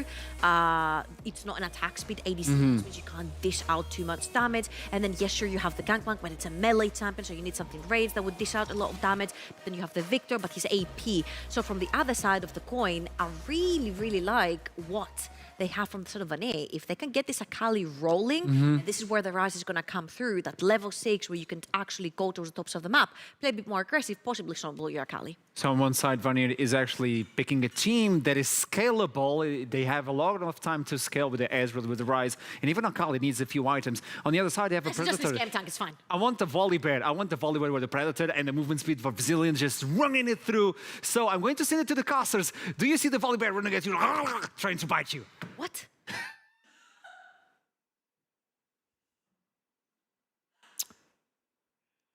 Torok. Okay, right, let's get that out of the way. So we have the Volibear on one side. Yes. I would be remiss to Sorry, not no, it's mention... not Volibear. It's Volibear. Oh, no. Oh, sorry, yes. Yeah, there you go. As There is now an additional- renamed by Asherom. Yes. It's Volibear. Yes, Good exactly. luck doing that in team fights. But the last time I would have seen this, actually we would have seen this. Yes. And we would be remiss to mention a game from the LGL at some point. We've got like 3 cards we're allowed to well, 3 times allowed to cards play on the that. table. There There's you one go, of LGL them. card. Okay. But what we saw actually then, as much as it was again kind of like a Predator kind of build back then too, is that you just get to run into lanes. Yeah. That point and click stun from your Q is so nasty. It's not necessarily about the Conqueror dueling potential it used to have. When It's him. Quicksilver. He's back. I can't Destroyer remember of what we called- Worlds, Devourer of Breadcrumbs. That's the actual name of that duck. I named him the other week. Go How check the many NLC names Twitter. is Quickseth / Michael / Dickie / whatever else has been called going to have by the end of the split, do you reckon? He's just named Sothoch. Destroyer of Worlds, Devourer of Breadcrumbs. That is the name of the duck. The squeaky for a noises are second- actually, no, it's I'm actually not the gonna lie. countdown time at the end of Room Terror. Right. That's what it is. Good to know. So Herald of the End Times alongside Tarok, we're gonna have like an overload of actual like dark. People think that the Herald is in the top river, and it's a lie. It's like It's a actually the screen for the duck. duck in the bottom river. That's exactly it. Like we're gonna have so many like shady figures in dark cloaks performing rituals around because everyone's trying to like follow one of these dark powers of Yes. ominous intentions. Well, Torok's on one side, and then you got Sothoch on the other. Yeah, clearly. there you go. I wonder if they ever have scheduling issues. That's true. Maybe we can investigate that at some point. Okay, slight absurdity aside, let's talk Yes. a little bit about potential Right. early invades Okay, here. As so- Kikis steps forward to get the early ward. To get the early ward, and something that we didn't see in some of our earlier games today was trading of information. Getting a ward deep onto the Raptors is quite important because actually you get to see what direction the jungler comes to and from Raptors. So you can track their path very well at that point. Most of the time to get the quickest level 3, you go to like Red Raptors Gromp. However, if you want to kind of keep up in the farm and make sure your camps are coming up on the best cooldown they can do, you go for the full red side clear into everything else at that point. Cry's being obnoxious in level 1 here. GP can do this. Trial by fire is really nasty, and that 5-point strike missing is going to be a bit frustrating for Nile. I mean, Cry's in the last week of play as well had like a really good Vladimir game. Of course, Eminem had one himself, but Cry's had one too. So, and you know what we were talking about in pre-show about actually, so we have this really high Gangplank presence. We have a really high Caitlyn presence. Kind of the Gangplank leads from the bot lane, a mobile backline presence, and then the Vladimir came as a knock-on to that. I'm wondering if the Akali can do something similar, just try and hold them accountable. But right now in the early lane, Cry is taking the better of the trades, as you kind of expect. Akali at level 1 is not really a champion. And Vanir have got themselves a comp that can team fight, but can also split push pretty well. Akali and Ryze in side lanes pushing and being safe is definitely a thing. Flashless Akali, by the way, that is fleet footwork and ignite. Whereas the other side, you're looking at a JDXL team that has got like full zone control between bombs and Jhin and Chaos Storm and Gravity Field, and then Volibear with a potential Stormbringer coming forwards, and Gangplank with the barrels and the cannon barrage. That's so much zone control in any given lane or river or wherever the hell you happen to be. And actually another thing which is really big on terms of like the zone control thing is being able to give that huge move speed to a Jhin who can then effectively use the 4th shot as harass. You run up, we saw this at Worlds, get that move speed, just smack him, get the move speed from that crit, and you get to run away at that point. Jhin gets very uncontested damage at that point, unless Leona is on point. They have the cleanse, they can start baiting in the Leona at that point too. So, I'm going to call it out as well, because of course, Georgia and yourself both mentioned maybe Dan goes towards the Predator on the Volibear, has decided to press the attack, is having to back out, but does land the Shuriken, maybe feels brave, decides against it, especially with the corrupting potion pop there. The problem there is that, you tag that Shuriken and you think, oh, maybe you can take a good trade. Well, not with Trial by Fire active as well from Cry. Yes, because if you melee auto that barrel, of course, it sets it back on, sets it back up, and you can actually stack it as well. So at level 1, level 2, it's you can get a double stack of Trial by Fire, which is really high damage. Brutal. Yeah, and brutal, savage, wrecked by Gangplank as he hits the barrel chain as well. That is just not nice. I wonder whether Nile feels the need to recall and does do exactly that. Does have the teleport. How many barrels has Cry's hit now? Would you say 3? Would you say it's 3 Nile to Cry's? No, I wouldn't, because I'm not that much of a degenerate. Well, that's in trouble. Talk about that instead. Flash Wind becomes lightning. The gravity field is good that it's under tower now. That's going to be so much damage, but just edges out of the tower range before he's frozen in place. Okay, so good by Noodle to at least understand that he could take that step back. That's a danger noodle right there. That's a danger noodle. In the top side, but who is in danger here? Akali stops the back and is going in. Thought about it, but again, decides not to continue harassing, just delays the back a little. This is quite important now, because, we were talking about the Gangplank before in terms of actually the teleport changes really helping Gangplank. Really doesn't help some laners in this situation, though, in terms of TP and how it affects top lane, where you can't teleport to a wave and then shove it out. You also can't do it on the other side, where actually if you go back, you can't teleport to a wave and hold it in that position. I know that Cadril made a video about that. I'd really suggest for those wanting to educate yourselves on the topic and longer form content, that's a really good one to watch. In terms of like, actually, laning basics from top lane have been really changed. So Gangplank has to teleport back to the tower to push over in. Luckily does get control of that wave again, but it's a moment of kind of a query at that point where the wave control can get a lot more different to what it was in previous seasons. Okay, so as a reminder, of course, this is Zamala taking a lot of damage. Never mind reminders. I was going to bring us back to Volibear and his choice of Keystone, but never mind that, because Jhin just takes a solid, half of his HP bar so there. It's the press attack on the Volibear, which is, so for those of you that don't know, like obviously your W counts as an auto attack reset. I can't remember if your Q does actually, but you get to very quickly get through that, particularly in the duration of your stun. You get a lot of extra damage on them, and Volibear's base damages are really high. I think you can QW auto, if I remember correctly, because the Q empowers your next auto. Something like that, if I remember. Someone out there who's actually a Volibear main can tell me how it actually works. I know that so I'm not a Volibear player myself, because I'm an avid mid lane player who plays too much Ahri for his own good. But if you get the W onto target, so if you W the target once, gets the mark on it, W them again gives them a really big burst. So actually in extended trades, particularly when he's back in top lane, that W2 is a huge amount of burst. And someone like Ezreal, if you have to flash E away from the Volibear, and if he still manages to get on top of you with his ult and his Q, you're going to take a lot of damage. Oh, yeah. And I suppose the other thing is, if you've got a Zillion behind you, who needs Predator when you could just be sped up, actually? That's a good point, actually. Maybe you don't need to double down enough onto the move speed and just go like, hey, extra damage. I love that. And especially if you're then exposing the target via the press to attack, you know, active for whoever you've stunned in place. I see Like that a combo. Chaos Storm or Indeed. a Gangplank. Now, the thing is, though, like, obviously, Or a we're Jinful going to shot. spend a lot of time with the Volley because we don't see it that often. But imagine not just stunning into the Stormbringer as well, the E, the little lightning from the sky. Do that into a Gangplank ult. That sounds horrifying. Sounds really not very nice, as Quixoth and Kevo might be coming to punish as Dan comes over the wall. We'll have a very easy Thundering Smash. The Deadly Flush not quite there to follow up. That is the Cannon Barrage burn, though. And will the side of Vanir be able to escape? That was critical for them. They needed to be able to stay alive in this early game against the top-tier team. Dan flashed and couldn't quite get in range. And that does mean that Vanir escaped with their lives. And again, Sahira's got topside. He has. He's healed already. Oh, his Qs aren't lying right now, but he'll be able to get away. Sahira does manage to escape. Managed to get some kind of response. Realm Walks up to the top side, holds Gangplank accountable. Ignite not used from the Akali, but the ult was still no kills, even though a huge amount of resources used across the map.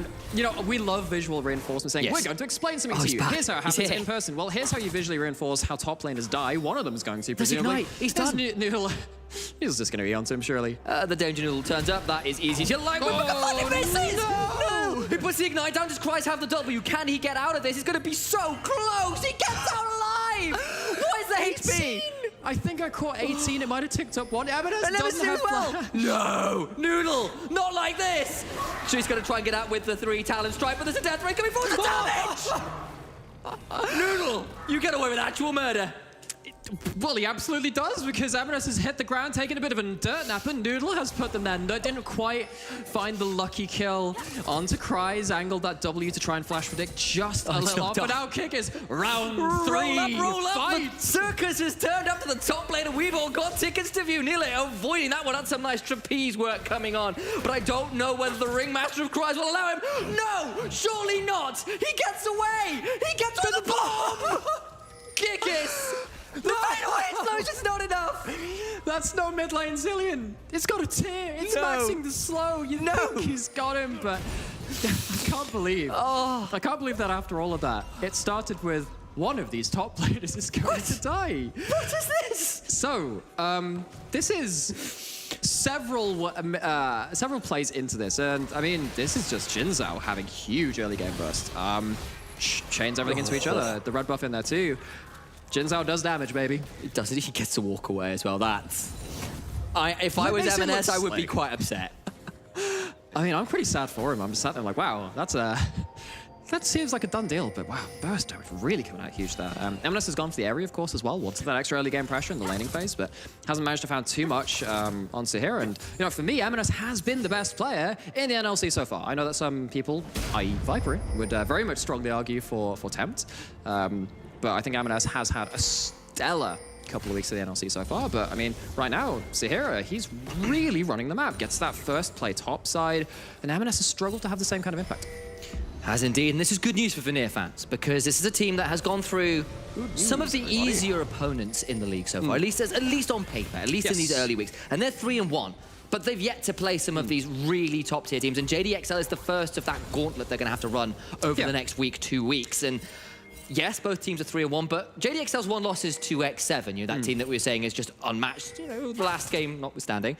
But Vanir, you know, they need to prove that they are worthy of the game score they're having. They want to prove that they are able to fight with the top of the table. And this is, you know, so Herald's being started up by Vanir, very important objective if they can get it. Both bot lanes are on the top side, of course. Dan is gone down here. Nile has an E and an ult, presumably gets out of this, and Dan takes a bite and leaves. So, you know, I'll put my own hand up and say, I probably didn't think Vanir was as strong as their record suggested because of their strength of schedule. I'm there with you. I was there with you. Early game so far, you know, muting a lot of what JDXL have tried, got a kill of their own. They do have the Kenting Akali, which is notorious right now. Of course, it'll only be here for this week. 1 week more, and then no more. We'll be shifting over on the pro patch to 12.2 after that point. And Nile has a real chance to take over this game if he does get into the backline. And I'm really interested to see if Vanir can make this work because, you know, as we said in the pregame as well, Vanir have the early game. Their mid game is where things fall apart. Let's see if they can prop it up just a little. outside of an opportunistic deadly flourish from Zamalek, there was no real contest there onto the Rift Herald. That was secured by Noodle. And actually, honestly, this Volibear thus far, outside of a near thing in the bot lane, hasn't really managed to get that much done and yet. I have to say, and that's a little bit nerve-wracking. Has got the ultimate available, so maybe some tower dives are the option. No, and like I was saying, you know, Volibear is a champion which I'm used to, running into lanes and just making it hellish to survive as a solo laner, particularly. You run in, you stun, and that very early base damage from press the attack makes it very hard to play out those kind of fights. But hasn't been able to gank the Akali very well. I know we talked about actually Diana really struggling to gank stuff like Gwen and Vladimir in previous games. Well, this is the other side of that, actually, in terms of like, for JDXL anyway, who put that upon Bifrost. But Volibear is really struggling to gank this Akali, and as much as Nile lost out on a couple of trades, has done very well at keeping himself alive. Has done, and again, a little bit of an obnoxious level 1, lost a bit of CS, had to been ganked a few times, as you said, and but the same thing as you were kind of mentioning, like, it is kind of critical when you're going towards some scaling picks here, especially versus like arguable lane shove. I mean, obviously, Victor Rise is a little bit of a mix. I was wondering if that blast cover would go somewhere a bit more interesting. Yeah, I was wondering that one as well, actually. Secret agent, it's Bravo Kickers going dark. Yes, exactly. Exactly, but it's not that. And instead, we've got an early game that has at least kept the gold slightly Vanir favored. They've got themselves these big carries doing pretty well thus far and have avoided Bravo Kickers. All I can think of is, Colonel, I'm trying to get past the blast. I'm trying to get past the vision code. But the tick from my clock is too loud. And it keeps on letting Noodle. Well, anyway, that goes Who needs to hide in a cardboard box when you can can hide with a giant clock on your back? And maybe the time is now for a decent use of the Rift Herald. Mid gets a couple more plates. That's that mid lane tower down to just shy of 2 plates. We got ourselves a Drake number 2 on the table and spawned. Dan about to secure that Scuttle Crab. And now to see whether either team really wants to play for this. Okay, so you don't necessarily have the item spikes to be fighting around. Akali is down a CS, whereas on the other side, Cry is very happy to sit up top lane without that teleport compared to the Akali and just dump an ult on someone. Dan's still ready to fight as well, has that ultimate. First rank of ultimate is very strong, but what you're really looking for now as JDXL is an ability to find a way, again, to not just fall off with this Volibear. When you get your second rank of ult, you actually get a huge damage increase. He is close to it, of course, level 9. He'll be getting that before the next dragon, probably, but he has to find a way with only his first level ult to find a way to fight. Secured the dragon. That is Drake number 2 is going to be spared up and does manage to extricate themselves from danger with the use of that Thundering Smash. But now Eminem going to get flashed on. That'll be the flash. Rune Prism for the slow. But nothing more to be found there. Flash to flash from both mid. It's pretty tight timing because you see actually the mark lands on him from the E, but the W doesn't actually activate it. Nile now up here on the top side, of course, has the Barmies for the extra kind of burn damage and base damage from Qs, but Cry's still kind of taking control of that lane when he wants. Do you want to call out as well? That is a Trinity Force gangplank, which of course used to be the staple. Isn't so much anymore as Noodle has to get out of that attempted red invade and gets out of danger, but Trinity Force gangplank. It's a little bit more staying power than something like the Muramana into Essence Reaver, where you go for like the no mythic for a couple of items. But what it does do is give you the ability to kind of like at least have a slightly more extended fight against the Akali and hopefully not lose hopelessly. Indeed. All right. Chemtech. Not Chemtech, Chemtank. There we go. No Chemtech Soul quite yet. Indeed, it's a Cloud Soul, so none of that. It is indeed the Turbo Chemtank in for the Akali. That's all locked in. Crown for Victor, Gale Force for Jim. Those first items started to complete. Like, see that. Gore Drink, and of course, the Trinity Force over for Ezreal as well, interestingly. And one thing I'll say is that this is kind of like a really micro mechanic, which actually turns out really importantly for people like the Victor, is that when you're normally against Akali, you expect Akali to go towards Protobelt. Now, Protobelt effectively invalidates Crown because you just pop that Protobelt, and the Crown's just off cooldown. You don't really care for the Protobelt for damage. It's nice for some of the utility. Might not be enough to save it from this. Yeah, the realms start warping in, and M&S is about to be a very dead Victor. No chance of surviving that one. They didn't need a Protobelt for that one, it seems, as M&S has really struggled to find a stable place in this game. Had the one play top, turned around, goes into bot side, doesn't have the necessary vision. Vanir punished very well, and JDXL now facing down 1,000 gold deficit, 16 minutes, not the largest one in the world. But Eminem not being on the board when he has been for so many of their games is difficult to deal with for them. Zamalek returning the favor for early on in the game where there was a lot of HP traded, but remember, this Ryze now free to attack this bot lane tier 1, but that'll be the curtains called, and JDXL have done waiting around. Where is the cannon barrage? There it goes. Now Quickset needs to get out of danger, but that takes so much damage. It's a chrono shift burn as well. Oh gosh. So many others, just not enough damage. And this is a really awkward point now because Volibear has struggled to get anything done. Doesn't actually have their mythic already. Volibear's farming speed slows down too the later into the game goes because you don't have anything like a Gordrink or even to help out with AoE camps outside of your Stormbringer and stuff like that. Now Nile looking to find something in the top side. Has Ignite, has ult. I'm not sure he's got enough of a runway to deal with Cries close to his tower. Not quite yet, and instead we'll see an aborted attempt there in the mid lane to try and get a hold of that bot lane tour from Vanir. We'll get them next time. No, maybe. I'm not sure they will though. Is the problem right now? They are failed. shy. We so won't much get damage. them next time. No, maybe. Instead, Noodle will once again get a Herald for free. Okay. No contest at all this time. Not even that token Deadly Flourish. And Cries is sitting around in this bush, waiting to see whether he can get a good barrel chain. And Quick says the Noodle instead will come in towards his mid lane. There's no that solar flare. There's no Zillion chrono shift, and Kickis has to flash out the exhaust down as well. Oh, 2 summoners for one opportunistic pick. That's actually going to open up an angle into this mid lane. 1 Herald Charge will do it. They do have, of course, the Jhin there ready to play a little bit of wave clear duty, but it's not nearly enough against the 3 arrayed members of Vanir. And Vanir, it seems like, 17 minutes. Sam, to me, that sounds like a mid-game. It seems like a mid lane which Vanir are feeling quite comfortable with. Well, what did we say in that pre-show? The V-shapes become a line! Exactly, that dip in the middle, it seems to be leveling out pretty well here. And JDXL, on the other hand, looking a little bit lost here, not really managing to get much done on the map. Sahira, though, might be in a spot of bother because he is Ryze, has got some weight, but that's a Stormbringer. He's going to get stunned and so in place. That'll be the kill. And the teleport's coming through as well. You've unleashed it, but for what? Going to try and get out, though, with the Shuriken flip, and Nile does manage to escape. Yeah, you've channeled that teleport for a bit of an unceremonious exit, but Sahira caught out in the side lane. Now we see Jhin just about missing that W because Zamalek has been so on point in so many of their games for JDXL. Of course, we saw that huge Varus play around that one of those Dragonflies. Unreal play, yeah. Unreal levels of performance from Zamalek. Might have to have it again, not but again. Kickis has an ult this time, but doesn't have to use Can't it kill the just yet. Zillion! It's gonna be out for now, he's away! But no! He's got a chrono shift! He's gonna have that gravity field put down on top of Quickset. He's on top of M&S, who's trying to escape best they can, but Zamalek's got the root! Noodle is still chasing Kickis on the far side, but Cries secures the kill in the river. Kickis finally falls down to another audacious charge.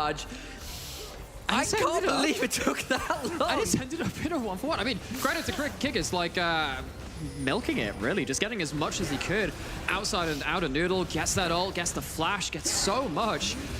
It does end up in that 1-for-1. Vanir do take the dragon on the back of it. JDXL would have loved to be sitting on a soul point at this point. Going right back to, of course, the side lane play with Sahira, who, we'd praised so far for getting active on the map.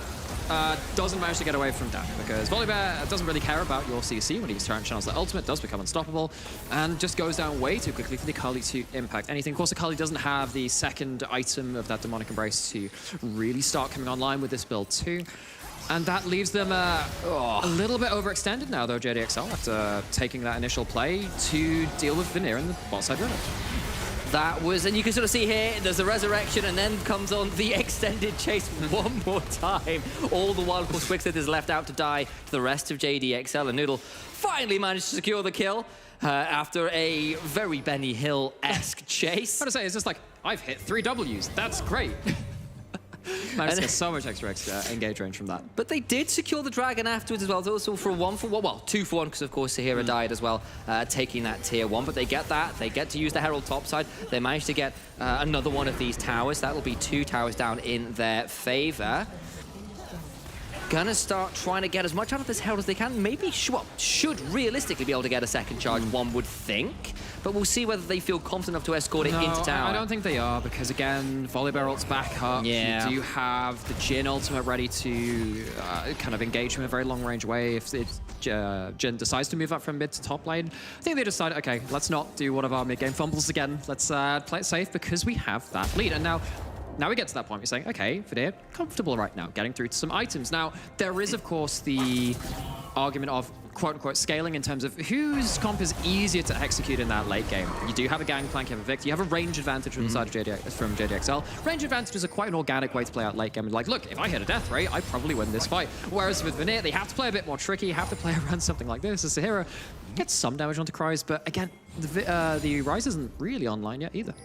I kind of do want to pick your brains about the Ryze as well, because it's a pick that's been trying to avoid all the random popular for a tangents in long time across pro play. You know, how many worlds have we seen Ryze at, for example? High priority.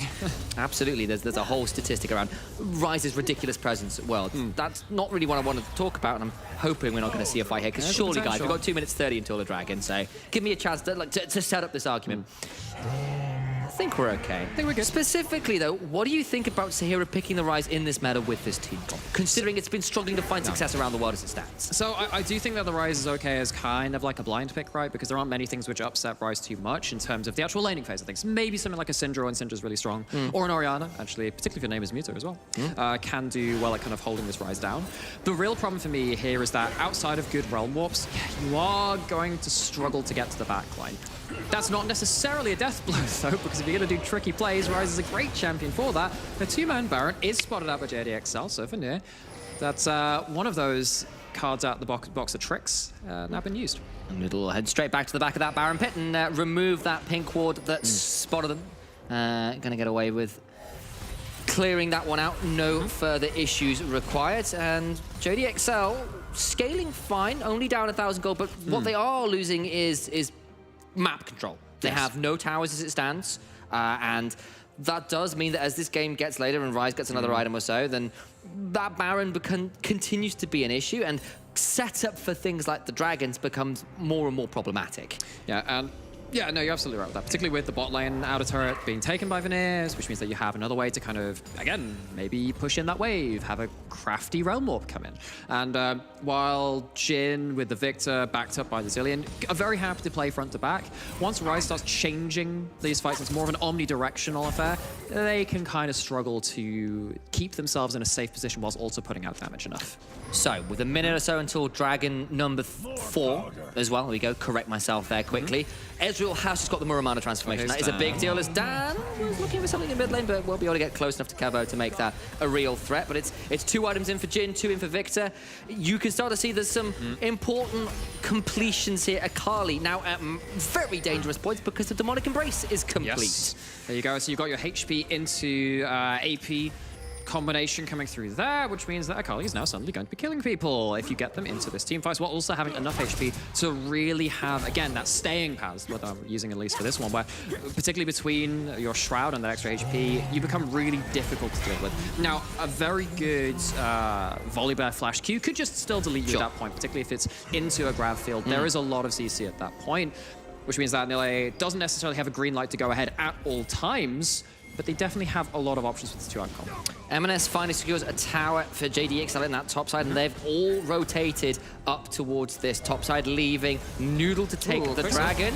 But Quixis is going to get caught out. That's a lot of chain CC, and he's going to be surely going down, but not before the heal comes out. And he managed to get out to safety with a flash and a little assistance from his AD carrier. Now Nile is here, and maybe could think about coming into the back end of this fight, but instead, JDXL will have to back out again. You can see the CC chain. I just need to see more damage. But you can see kind of like the lack of options as a team comp right now. What they really want is Vanir to just run straight down again, if we're going to talk about the last game. Charge the Light Brigade. You just want them to run straight at you, into barrels, into gravity fields, Chaos Storms, you name it at that point. But JDXL, when they've been trying to go for these picks, doing it into a Leona is not easy. Doing it into an Ezreal even is actually not that easy either. Vanir aren't showing him the openings, and much like something that we've been saying about actually Astralis from week 1, actually, it's that it just seems like both teams are very disciplined and not necessarily giving these openings both team comps would need to get that first pick. Oh, well, now might be the option, because Quickest Pause burned their flash already. Down comes the cannon barrage, and maybe the turnaround will be enough. Kickers getting turned around. We saw how that went the last time. No flashes away from Noodle, and now the support to dead, make that 2 dead, as Dan gets on top of Ezreal. Now Kevo down, Noodle and the rest of Vanir need to try and find a way to stop this one happening. Maybe the V is coming just a little later into the day. Sahira's just not around. Nile managed to get a resurrection up. That's it! Until he managed to get across with the perfect execution and bring down the Chronomancer. That is a 1 for 3 in favor of JDXL. They'll turn to the Baron, and maybe I spoke too soon about the lack of damage. Yeah, and they certainly did. Maybe we spoke too soon about that discipline as well. Now, there is no Akali ult. None of that execute damage coming through. It has to be a Sahira one-man show, and he takes a barrel to the face. He does indeed. Remember, there's a collector in the inventory of Cries as well. That gets a little bit lower, and he's down. He can't stay to do any more damage. And JDXL, it's been a patient game. It's been a slow game. It's been a game of near misses on the catches. But this time it lands. This time it's a Baron. Yeah, and now blood's in the water, you know. That's the opening which they need. They can start shoving into these quite low range solo laners, and this is how it starts. Quickest to call out for the second time in as many minutes, actually. And yes, Leona is hard to pick, but then Vanir decided, actually, we want to fight this. We have Ezreal in an okay position, but, well, Dan has a flash, very quickly dispatches Kevo, and Vanir lose all of the damage very early into the fight. And Noodle realizes nowhere to run, so he goes straight back in and gets shut down there, unfortunately. And then this is a nice little bit of something from Nile there, who manages to find it's a consolation prize. the perfect execution to the 5-point strike. But that's right, it is only a consolation, unfortunately. And the thing is, though, like in another game, you know, Noodle could have completely destroyed that fight as that Jin Zhao, as he had done in several other fights before.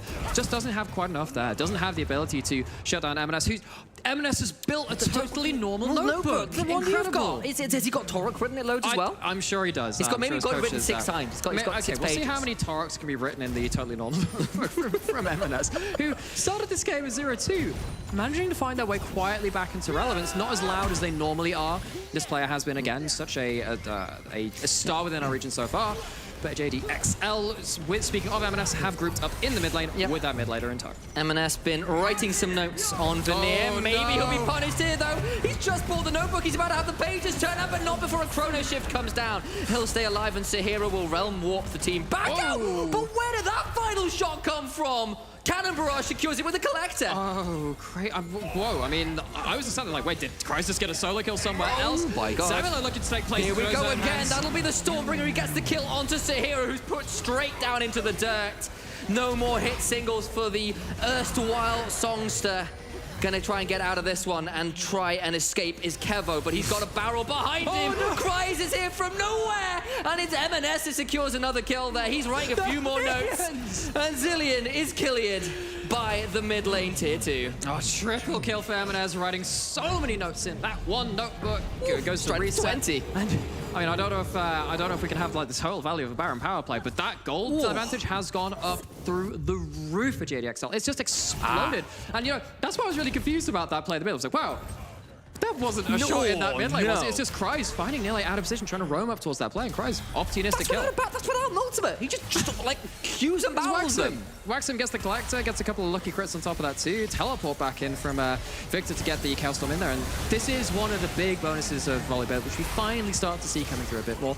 That go button is almost always going to find a target. Whether it's the right target, whether you live doing it, is a different question. In this case, does turn out to be one of those better decisions. JDXL run away with the lead. And Kevo tries to get a hold of Kickers and nearly does, and then, of course, I believe just goes down there to a minion auto. Wasn't a tower. That's a bit disappointing. I'm sure Kickers will be kicking himself for that one. But, you know, that's 4 items now in the Victor's inventory. For those who haven't worked it out, by the way, that's Medjai's. That's the totally normal notebook. Just to clarify. It's a totally normal notebook. It's a totally normal notebook with a lot of pages in. That's an Infinity Edge in, alongside Lord Dominic's regards you got for Cries the 60% right now. crit, even though you don't have crit from the item. Cries is very much online. This battle station is very much operational. He is indeed. 2 items on this volley bear. He's very happy to be continuing to do what he's doing. It's nearly an Infinity Edge in for the side of Zamalek as well. I think he's literally a completion cost away.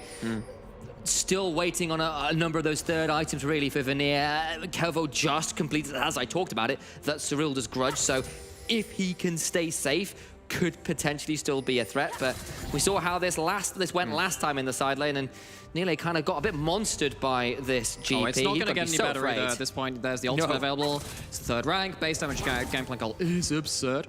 But while that is happening, M&S takes a trip up towards the top side, waiting for Kryze to potentially teleport back onto the map wherever that may be. So we have Soul Point for JDXL. It's a Cloud Soul. It's not going to be game ending, but it's a reason to fight, and JDXL just need one reason at this point. They're probably not going to be pulling the trigger too hard. Again, a lot of this game has been about very slow build-up, waiting for a mistake, and Quixer did sadly kind of show that inch which JDXL used to take the entire arm off of Vanir. Quixer's one again out. Oh boy, This is the Jhin Zilean combo. Runner up and poke. The fast is online. He's here to show you exactly whether you like There his you goal go. or not. Good lord!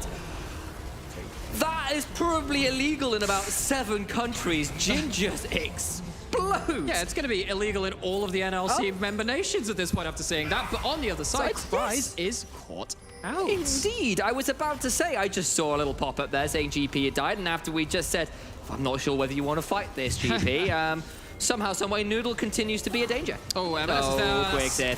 No, Status Blade not that's a lot helping. of damage. The Deadly Frost not quite there, but the curtains are caught, and I think this might be this act over. We have 5 games in a day. Act 3 looking like it's about to come through. Mistimes the resurrection, though. It's not enough as Noodle is put into the dirt. Jhin allows someone else to take the bounce. And they've made it look like another day at the office of JDXL. They actually haven't put too much of their own weaknesses on the line. They've just waited for Vanir to play into their hands. They've been patient, they've been disciplined, and it looks like they're going to be 4-1. There are objective bounties up on the table, then that does get collected in that bot lane tier 2. They get the inhibitor to JDXL, but if Vanir can stall, they have still got scaling, they have still got options. It's just looking more and more unlikely. They're down 7,000 gold. They are, and they're also, I mean, what isn't shown in the gold is that it's a fully stacked, totally normal notebook, also known as Medway Soul Stealer, as M&S has filled all of those pages. Kryze getting Here we go ulted by again. Nile. He won the last time. He might not win this time. The Ignite has come down, but there's the Deadly Flourish. It's missed. The perfect execution. Look, what if there's a Chrono Shift? That might keep him alive, but he's got to be so afraid. The Shuriken comes out, but he's going to flip his way out of this game. He took the call. It didn't work out. Oh, so close. And after Nile had finally found something onto the gangplank, they finally got Kryze Here we down. go again. We do have a Baron Stone on the other side, trying to avenge the Akali coming down, and Kryze has teleported behind enemy lines. He's got himself a cannon barrage. Oh! So much damage from the bounce. Good lord. My voice went about as high as those damage numbers. Noodles is going to get exhausted, but that's actually 2 for none, or 2 for 2 right now. As of course, Noodle managed to secure something. M&S going to get a hold of the jungler as well. Quixer now in a trade with Zamalek. And oh my days, this Jhin is starting to do some damage. That'll be a killing spree. That'll be a double. And yes, you managed to kill the Volley Bear and the GP. But what on earth did it cost you? It's probably cost you the game at this point. Long death timers, base broken into, lots of AP and damage to towers in the remaining members. JDXL, they team fight, they scrapped, they claw their way to a victory through a Vanir that probably showed a couple too many errors in that early to mid game once again. The V, that dip at the end of it all might have been a bit late, and maybe Nile here can try and hold the game. He's going to try and get the hold of the way. He's doing a lot of damage with his Chem Tech. He does a lot. He gets the Resurrect. Okay, maybe we'll have to hold on for a second. He's got to do enough work. There's the stopwatch. I just don't think it's going to be enough. There's the curtains calling, and that is rather appropriate considering the state of the game. Sahira is here. It's time for challenger number 2. Doesn't have flash, does not have realm walk, does have the teleport, and JDXL are not able to finish. Not quite, but they do take... Oh, what's happening with that Ezreal? Is it going closer? It tags onto Samuelite, but does not kill the Jhin. Right.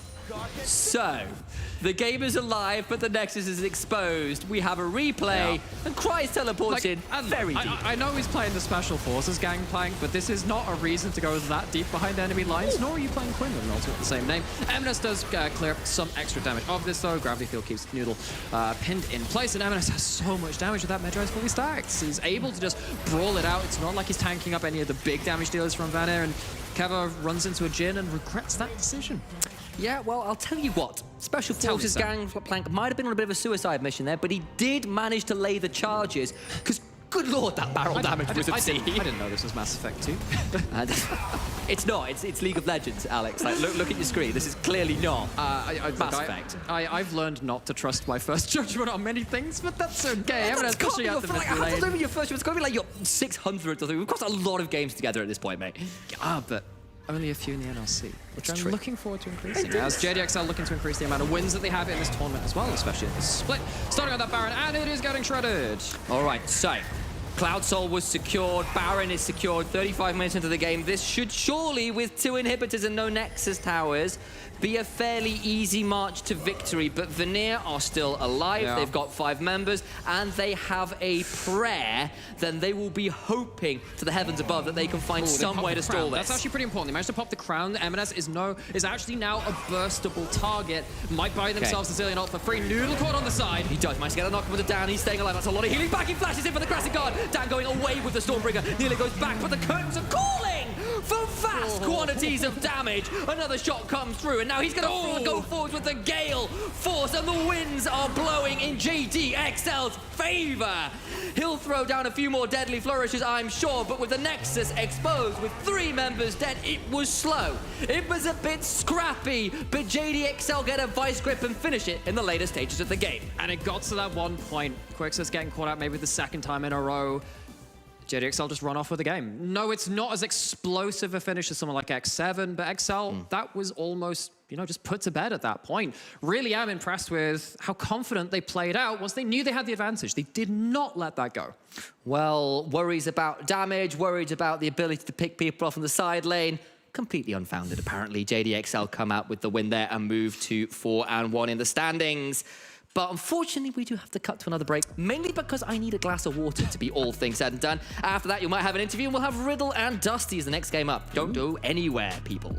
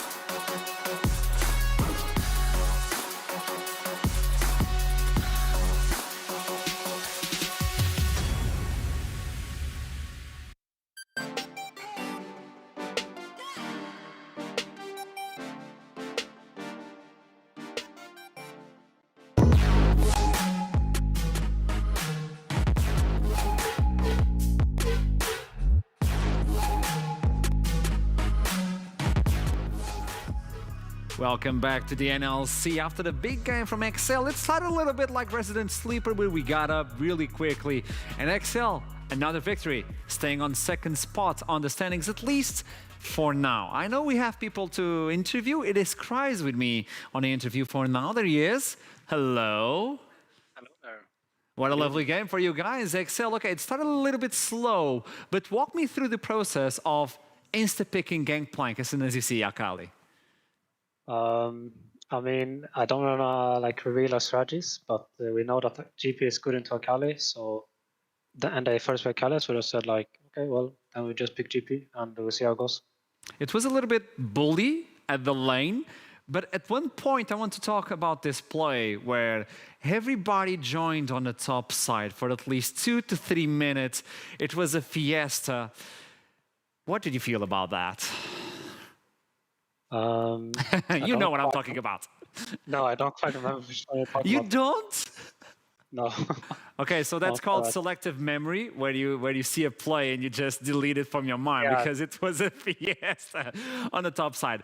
Okay, Volibear didn't bring in Predator. Do you know why? Can you tell me? I have no idea actually. What did he bring in? PTA? or- Press the attack. Yeah. Okay. I don't know. I guess Dan is a bit of an inter, so might be that. I have no idea. I love it. Also, MNS coming in with another pick, this time a control mage. Was this something that the team was preparing, or just you wanted to provide something more for the team and not be the carry this time?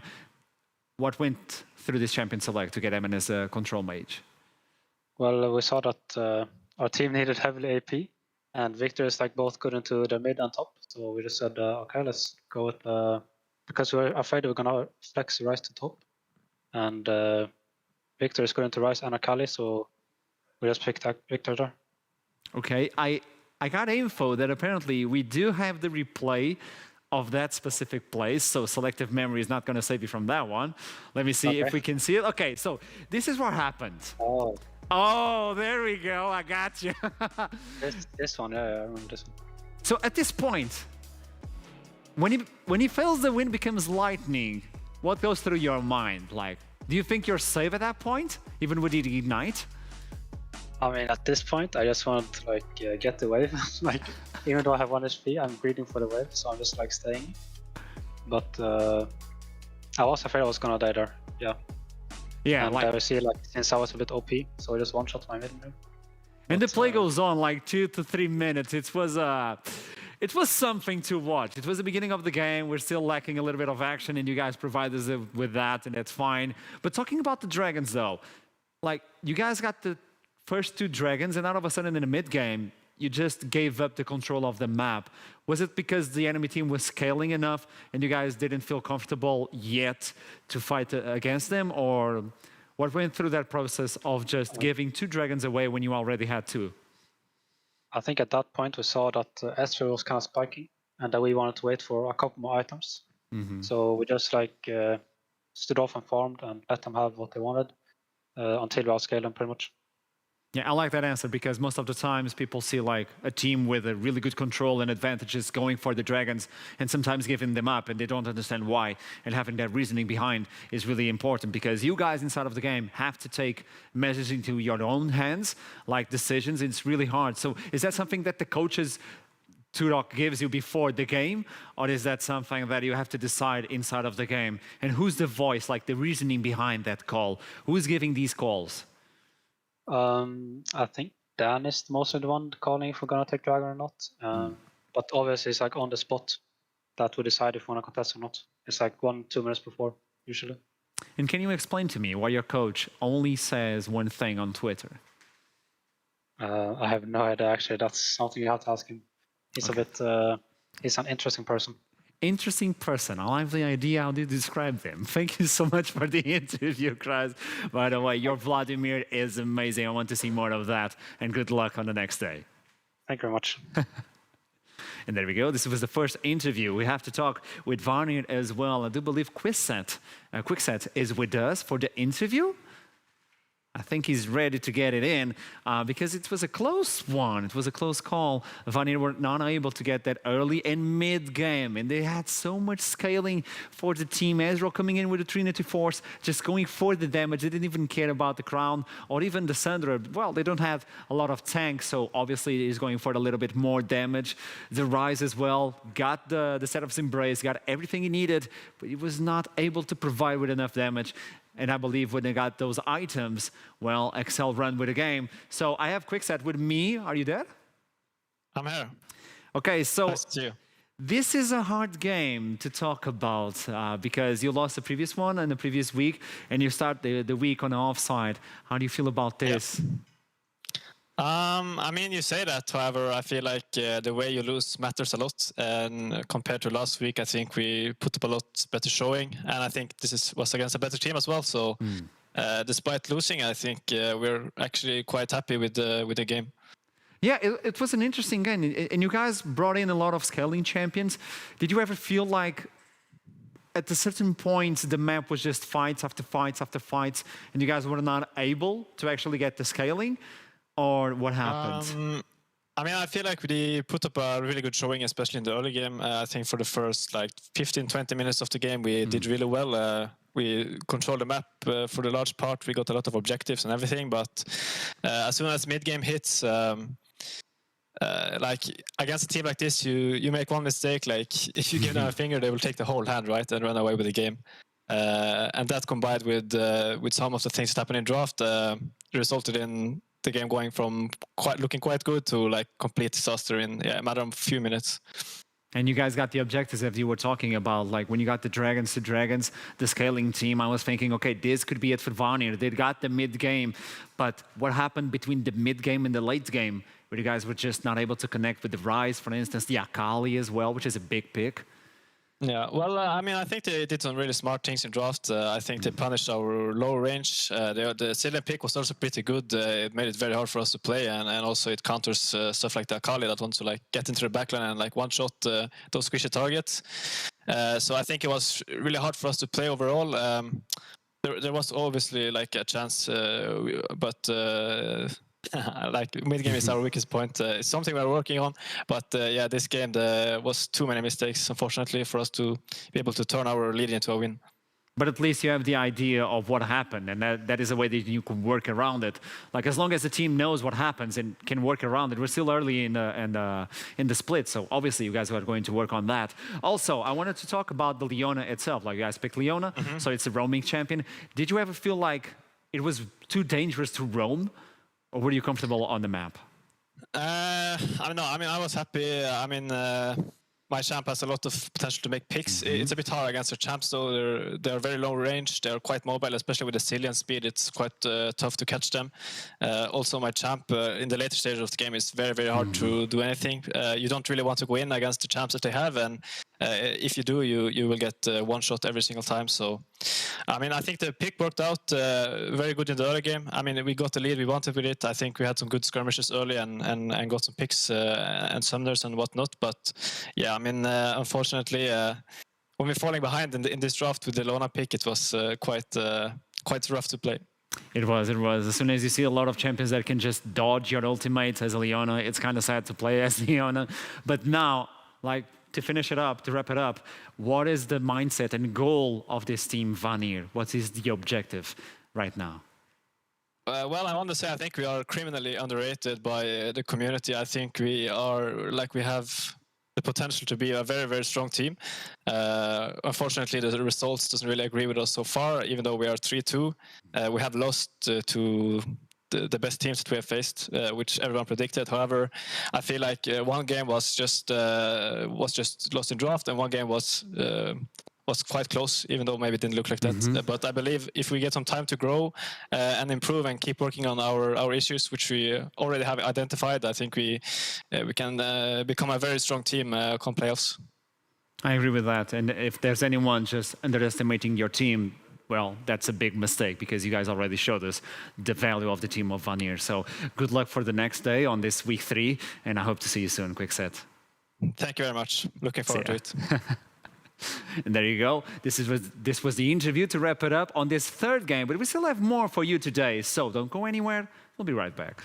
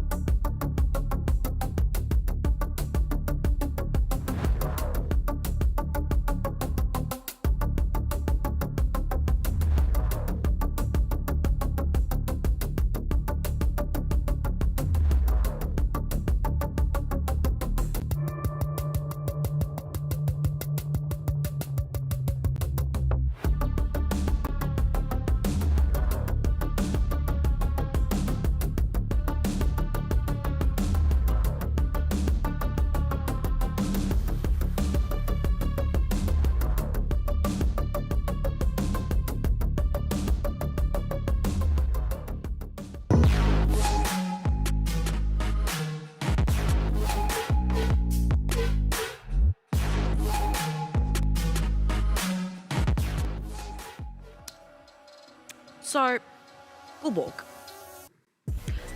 what do you have to say? Because we have an Astralis match right now. What do you have to say, Gulborg? Ooh, Denmark för helvete. Okay, Gulborg. I miss him. But there we go. We are back. It's going to be Astralis versus Bifrost. And this is going to be another game to look for. This is an amazing one. Will Astralis return? The return of the Danish? Not the king. I was going to say the king. I was like, no. It belongs to someone else. He's on the other side. On the other side is Bifrost. So basically, Bifrost from us, like ranking-wise, we said that they were the gatekeepers together with Vanir, right? They were this middle-of-the-pack team that was right below the top three that we have, JDXL, Astralis, and X7. Now, of course, seeing Bifrost perform and seeing Astralis perform, I feel like they are very much on a very same level, especially since Astralis have a lot of struggles with how to convert their early game leads into the late game leads, and they go into a hold, usually in the mid game. I feel like Bifrost are very fast into capitalizing on these mistakes, especially I'm going to take it from the mid lane where it's Fury, and I think the mid lane matchup is going to be one to watch. Yeah, we're looking into the team of Astralis. Just had a rough week. Can they pull it off versus Bifrost? In my opinion, Bifrost a little bit up ahead versus Astralis. At least from what we've seen, Bifrost were able to be steady, like to control. They're rock solid on what they do. Astralis just faltered in. As we jump into the Champions Select, there we go. Easy peasy. Benz, what can we expect? Because I think we're gonna see the same things, right? We might see an Akali ban right here because I think Fury is an insane Akali player, and you definitely don't want to have it up. But also on the other side, you can have it on Cress, you can have it on Carlson as well. So maybe it's going to be a red side ban here. Diana for sure are the picks. So I'm expecting maybe something like a Thresh or a Caitlyn ban to come through as well. But so far, it's usually these champions that will create a lot of havoc in the early games. Such as the Diana, the LeBlanc, the Twisted Fate after 6. There's the Akali ban that we're talking about as well. I think it's a no-go to give it over to Astralis, but also on Fury, it's very dangerous. you know, I love the predictions. I love the predictions. She sees a future. Akali is going to be removed, but what about the junglers? Will Xin Zhao be able to go through once again? Yeah, for sure. I think Hecarim as well. Lee Sin might not. Taxer is an absolute madman onto the Lee Sin. And we have criticized a lot of times Astralis for their mid game. I think Taxer being able to get his champion, which is Lee Sin right here, could potentially snowball that mid game, and we have a lot more action than we anticipated. So I wouldn't even be surprised if I saw an Astralis B1 to be a Lee Sin. So Jinx is still available. If that happens, well, they'll leave the Jinx to the other side for OD, especially to get the carry groove on. Okay, Corki is the one. Thank you. Lee Sin available, Jinx as well. Jinx. It's the B1, baby. That's the Jinx. Yeah. And can you see C-Boy play Lee Sin to take the Lee Sin away? Very easily. I could see the Lee Sin, but I could also see why you would lock the Xin Zhao here, because whatever your composition is, I think Xin Zhao just fits it perfectly together with Viego, right? But I feel like Xin Zhao is like, we've talked about it, one step further because you can create engage, you can disengage for ADC as well. This is gonna be a bang bang, Aphelios, Lulu, lock it down for the bot lane, get over with it. It's a way to deal with the Jinx. We've seen that you don't have to pick times. the Aphelios here because the Jinx has been picked away so much. You can go for the jungler now. Yeah. And then pick it on the third part. You can pick the Aphelios, and that's exactly what's going to happen. At least Xin Zhao has already been picked. Let's see what Astralis are going to do. Because the jungler is already picked, better take the Lee Sin and make sure you have what you want. Jinx Lee Sin? I think it's a great pick for Taxer. Thresh is available. Thresh is available for the Jinx, but it does suffer into the Aphelios Lulu a lot. I just really like that Taxer locked in Lee Sin because he's very active when he's on Lee Sin. It is his champion, so he chooses to make the plays on the map, and I really like it in combination with something that possibly Carlson can play towards the top side of the map. Maybe we could see a Gwen, maybe we could see a Vladimir Kreis pulled it through on the top side of the map, something AP and AD together with Lee Sin, just to create something on the top side of the map. So in terms of supports, because we know Aphelios is going to be picked, so on one side they'll probably focus on the supports, trying to remove what Astralis can bring with Wendell, to remove a little bit of safety net for Jinx. Do you think Astralis are going to take like an aggressive support or more of a protective support? It depends, right? Because I can see the Thresh being taken away here because you definitely don't want that safety net for the Jinx, right? So I'm expecting Bifrost to take the Thresh away, but then you have supports like Nautilus or Leona. I think a Nautilus is really good versus an Aphelios because you can reach him towards the backline, and Taxi can have follow through with it as well. So Nautilus wouldn't be terribly bad versus the Aphelios, but then you suffer a lot in lane. Anything that plays against the Lulu plus Aphelios will suffer a lot because they have a lot of poke, and if you have a melee support versus a Lulu Aphelios, the melee support is going to suffer. So I would like something that could possibly create a segue down the bot lane for the Lee Sin as well, create some CC lockdown on the bot side of the map, pick onto the Aphelios so Taxa can have a multiple lanes to play through. Give me the Pike. I would love to see a Pike. I know it's not going to be picked, but who knows?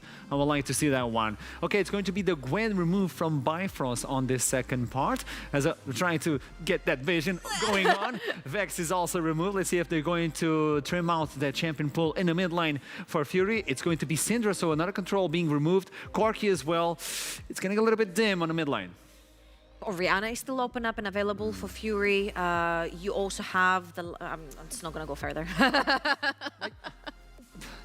We need predictions or guru trouble. It is guru trouble. If they lock it in, I think it is very, it's a very great pick here because you protect the Aphelios, you give it onto your Zinzao, you can create an engage, you can create a disengage, people will be running towards you as well. What I'm seeing here is sort of flashbacks from game 1 where we had, I think it was Vanir versus Nuriki, and none of the two had any engage tools, and they were just walking into each other's shockwave, and they just didn't have a particular way that they wanted to engage into the fight, so they were playing back and forth. And I think the way it's looking so far, there's like 0 hard engage. Unless Taxa can get a sick insect towards the back line, it's going to be really difficult for both of the teams to create situations for themselves. Now they still need to lock in on the support. It's going to be Renekton on the top side, and this is amazing champion. It's Carlson. Yeah, makes sense. At the first day, it was with Renekton. It was shining non-stop. So obviously that makes sense. The Nautilus we talked about is coming in for the bot lane, so there's the additional engage. And even though if you press R, you get that engage, even if Lulu turns into a stuffed animal, you're still a dangerous stuffed animal. It's going to be the Ornn versus Renekton. I love the fact that they waited to pick Ornn. Even though it sounds weird, I know Ornn R5 sounds weird, but if they picked Ornn on 4th, there was the chance to pick out Braum into it. And then he breaks the call of the 4th god. Yeah. So I really like that stuff because Bifrost have created a very good front-to-back composition. I really like the fact that they entered the engage there as well, because Ornn R5 makes sure that the Horn will go through and the Goat will go through on the engage, so you don't have problems with this. On the other side from Astralis, I really love the fact that Carlson is on the Renekton because he had been fighting a lot of flanks every time he plays the Renekton. You've got the Nautilus to get into the backline, you have the Victor to protect your Jinx if need be, and then Taxa can also create situations. So I think all eyes are on the Renekton Lee Sin combo. On paper, Astralis have picked a really good composition. Bifrost are still waiting steadily as the gatekeepers to the top of the standings. But sending it over to the casters, the voices that are going to bring this game, Initialize and Imera. Well, we are back and the jackets have come off. The sleeves are rolled up. We are ready to get into game 4. And what a banger it's going to be. And though Bifrost's coach might be called Dress to Kill, we're just to chill out here. And we're going to brave that frost. I've been sat here the entire break thinking of that. Don't you dare wave it off. So anyway, that draft, I mean, again, I'm actually going to very much mirror what Trouble was saying. That R5 Ornn just felt like checkmate. Felt like checkmate because you're sat there thinking, you now have someone that can zone and frontline with shields from Lulu against a team comp which does not have the same. You know, Renekton is really going to struggle into the Orianna Ball. It's going to really struggle into the Searing Charge and everything else coming out from Bifrost. I think Bifrost have come out with a massive front-to-back advantage. That's what you love to see out of a final pick there. Solid draft strategy that's come out well. Of course, it's all well and good having a perceived advantage from the draft. You know, definitely well argued there by both Trouble and Imera now, but I just steal other people's analytical points, you know. Have set themselves up with a very early level 1 bush bait with the Nautilus, but decide they're not going to find anybody, will drop a ward, and that will be all said and done.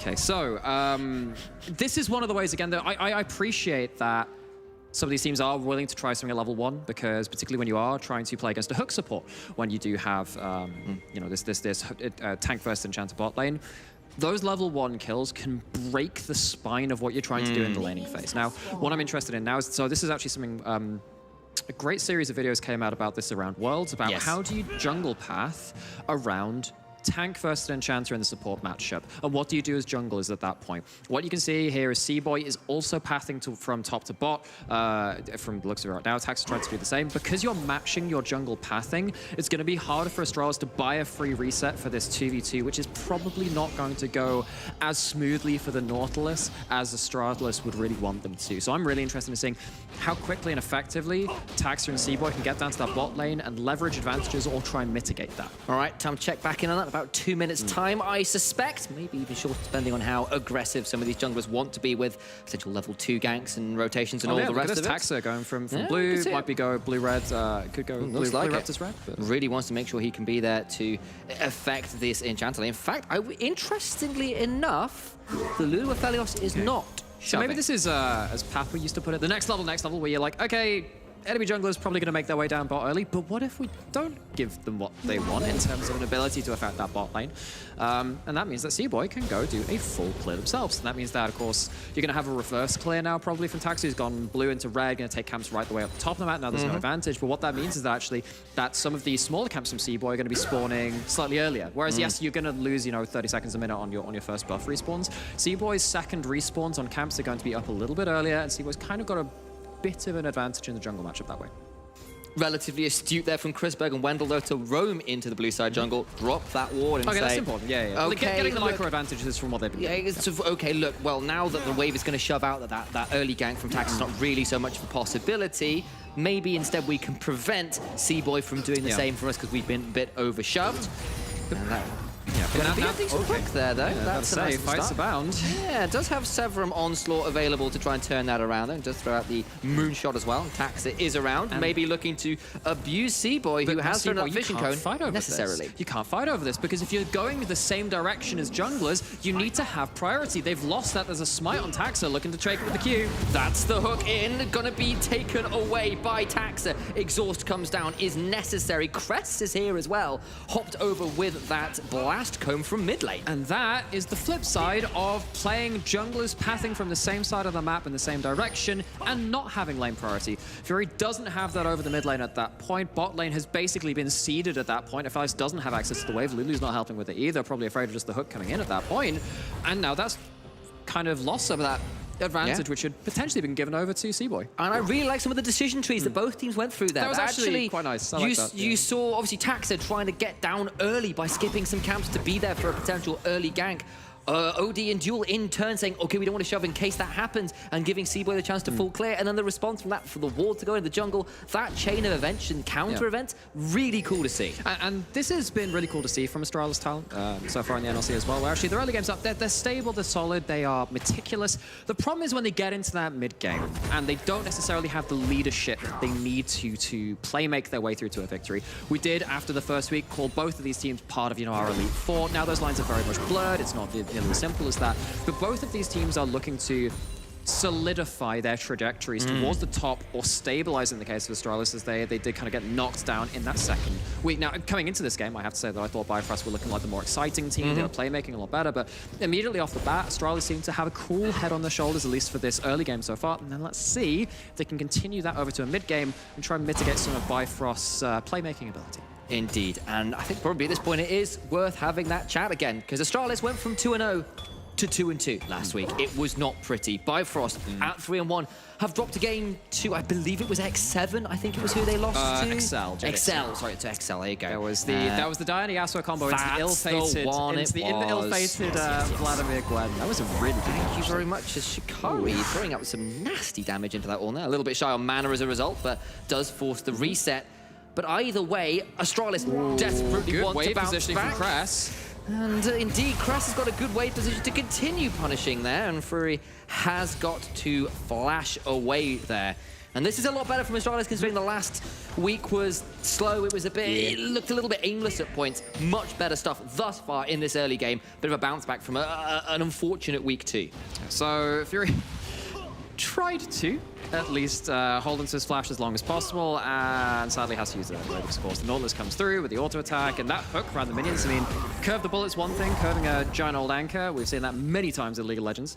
And Wendell, who has been, I mean, I remember, actually one of my very first casts in the UK scene was when he was back with the artist formerly known as Wendell Bow in the NLC Fall Open a season or two ago, and he was absolutely diffing supports back then. Good to see that he still got that upper level available, but as I say, that might be running into a Seaboy. Yeah, Seaboy was debating going over the wall there, but actually Wendell is quick enough on the retreat. Of course, did still have the dredge line to pull their way out to safety. So at this point, you're now looking at Odin Dual, who did lose a bit of prio, which then flooded back over into Seaboy, but they've managed to stabilize. They're still relevant. They're laning well. Once you get level 6 after that point, I find it quite difficult, is the Nautilus side of that, to really land a lot of kills. You're likely to take a lot of damage at that point, just like Shikari is getting wailed on by Carlson. Does still have the teleport and has yet to really back, of course. It does get to build a lot of his items in lane. Picked up that Bramble Vest nice and early, but will now be forced to reset with the health bar so low down. tried to out-mind game the stun there with the Bellows Breath. Didn't quite manage to make it. Like it's less enter Shikari, enter the hunter, more like enter the hunted. Yes, at that point. exit there. But that's kind of what happens with actually Renekton into the likes of Ornn and Sion. Indeed. Can very much fall behind early, but you just become a team fight menace. Well, one can say your laning phase could be destabilized. Okay, see, the thing is, I know that band really well, and I really like them. But no one else will. But no one else will. It's for about, like, I don't know, Yeah. similar, a little bit post-pendulum, if you to date it by Goldberg references. And of course, it's worth referencing Do we have Goldberg. to have like of a course. new dating system? It's Yeah, like referenced by like, do you know Pendulum? Yes or no? Do you know Ed we've gone Shikari? from Yes like or no? AD or CE or whatever to just AP, which has got a completely active pension. As we've got after Fury takes a bad play, bad trade in this mid lane. That gets out alive. This is a very kind of Doinby kind of maneuver where tax from Wendell. you ult for pressure in lane, not for kill threat. What this means is that now Crest has complete control over this lane. Wendell is back again, doesn't have the flash, but doesn't need to hold Fury to account.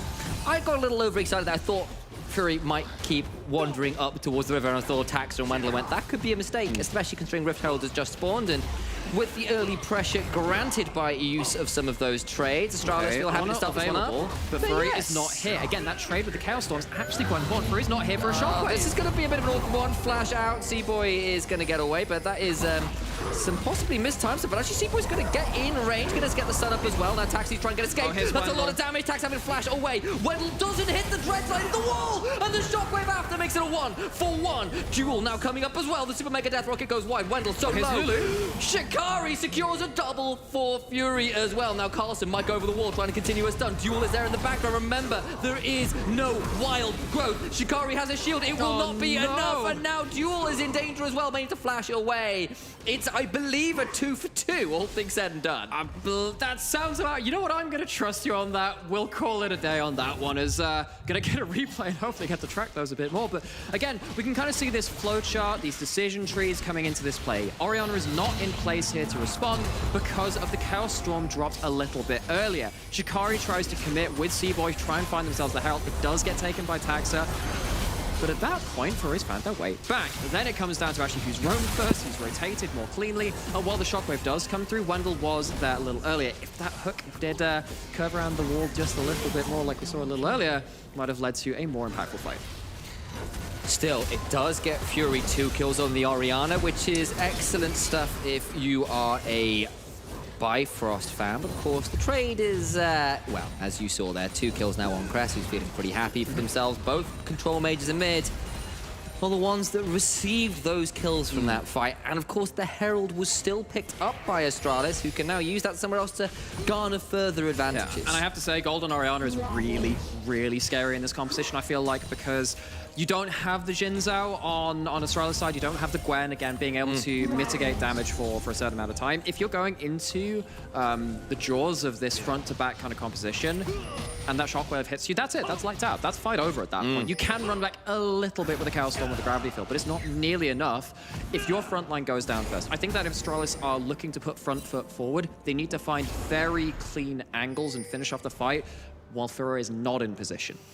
And while we've said Astralis looking for those clean fights, looking to, yes, take the stability of earlier weeks, but make it consistent, make it a bit more proactive. On the other side, for Bifrost, they have been proactive, I think it's fair to say. They are getting aggressed on, and that proactivity amount kicked in. That's a big kick in. Going to try and turn us around. The Wild Growth comes through, and the teleporters on. Now Wendell maybe in a spot of bother. Is rooted, though, by the chompers behind the turret.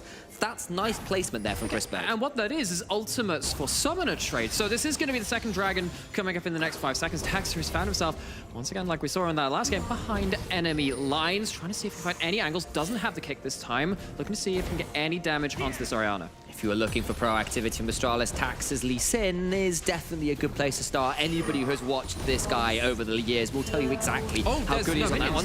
He's going to take a lot of damage. Crest takes about half of his HP from tower shots. Means it's not going to be as clean a tower take as they would like. Yeah, but do you get a hold of that? He's got teleport. I suppose it could come back to the dragon, thing, right? It's like I get like the individual playmaking side there. You want to try and CC someone into the turret after the minute to die, get the tower on your side.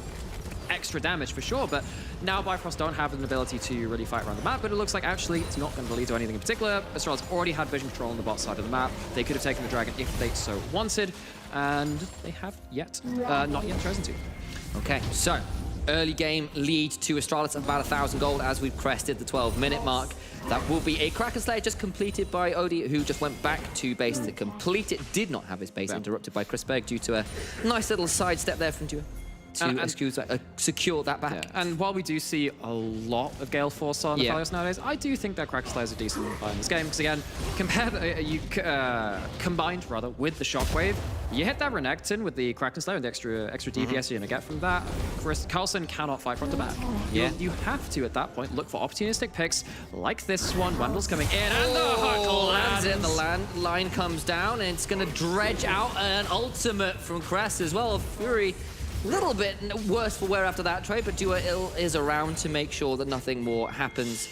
And another one of those little starts in mid lane that doesn't quite get finished But it is the right mindset. Again, you know that front to backs are not really going to be where you're going to be finding your advantages at that point.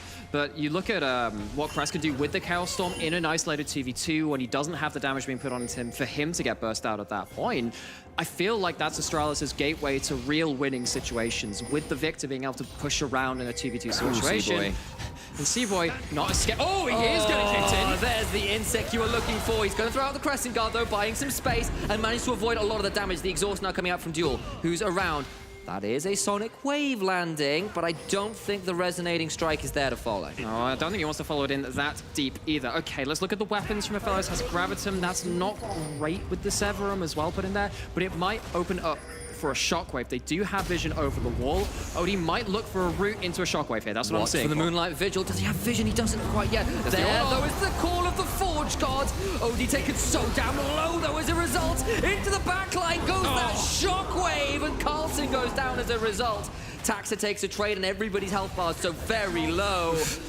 And the Dragon restarted again. Lulu backing off. It's a 4v4 right now. Lulu around the back, and that's Wendell getting a hook, but does have a gravity field afterwards to try and buy space. There's a stopwatch required from Wendell, has a shield afterwards to try and stay alive. But why are they trying to go for this front to back? They keep trying to go back at this. Maybe it'll take one kill. They finally secure it. Chaos Storm drops to aid in that take, but I feel like Astralis took such a risky path to that objective win. Fury may be looking for something here. Bounces back, doesn't quite stop it though. It's gonna be the hook out, and Wendell gets away with it. Yeah, he does somehow, some way. But that was a very treacherous state of affairs for Astralis. Now, they did outplay their way to a bit of a win there, but you look at this and, well, okay. The start of this is okay, because you do catch out Crest, but it doesn't actually come through for the second part of the on-ult. Odie is forced to use the 7 ult to try and get himself back into fighting condition.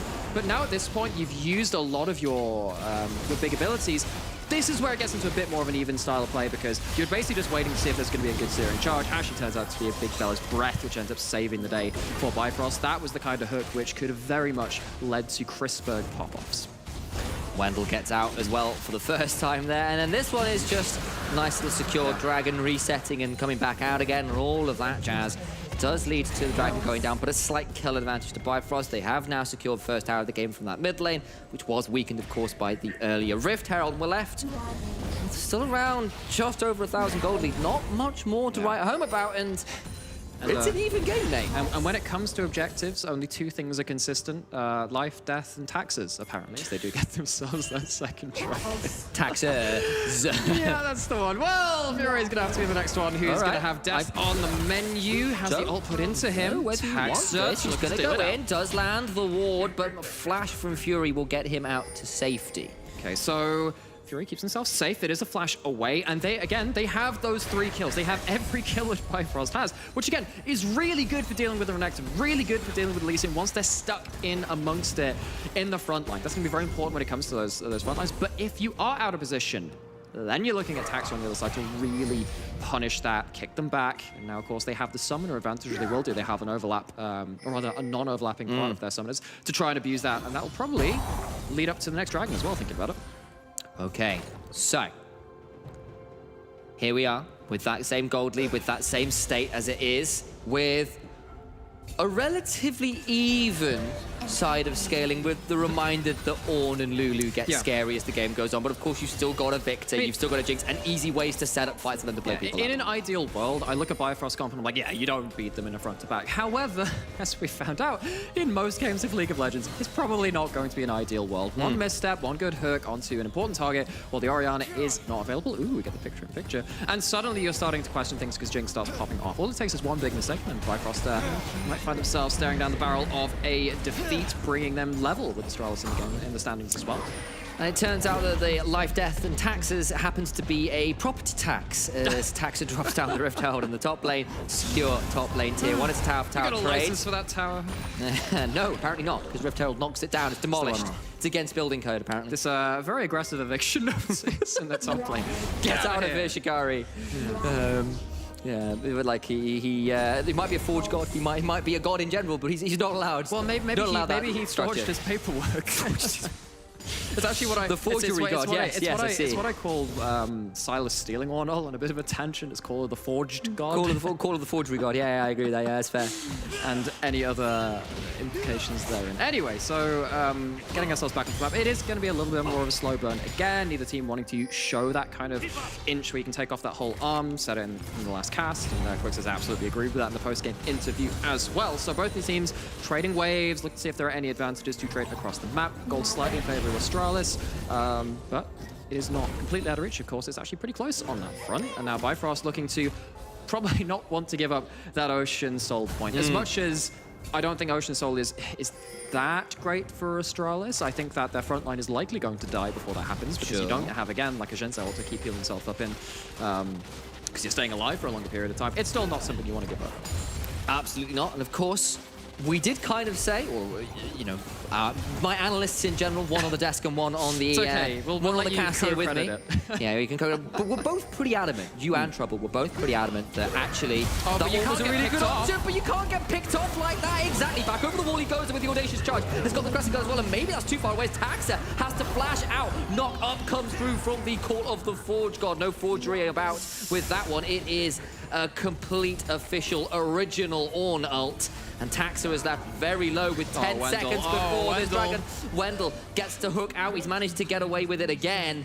And actually, it's Bifrost to have the inside track here into the dragon. On a flank. Again, multi-angle fights do not suit Bifrost. If Carlson can stick to the flank, that's important. A lot of ults got used, but Shockwave wasn't. Moonlight Vigil wasn't as well. Plus, Odie has perfect peel back and reset auto combos. The crescendo, it's the Calibrum. He's putting out turrets. He's putting out DPS. Carlson's on vision. Taxa has had no camps to heal off. He's still at 20% HP, but they're going in anyway. Seaboard so low. Carlson is polymorph. He's exhausted. The Shockwave hits too, but nobody yet is dead. The Dragon's down to 2,000 HP. The death ray goes wide.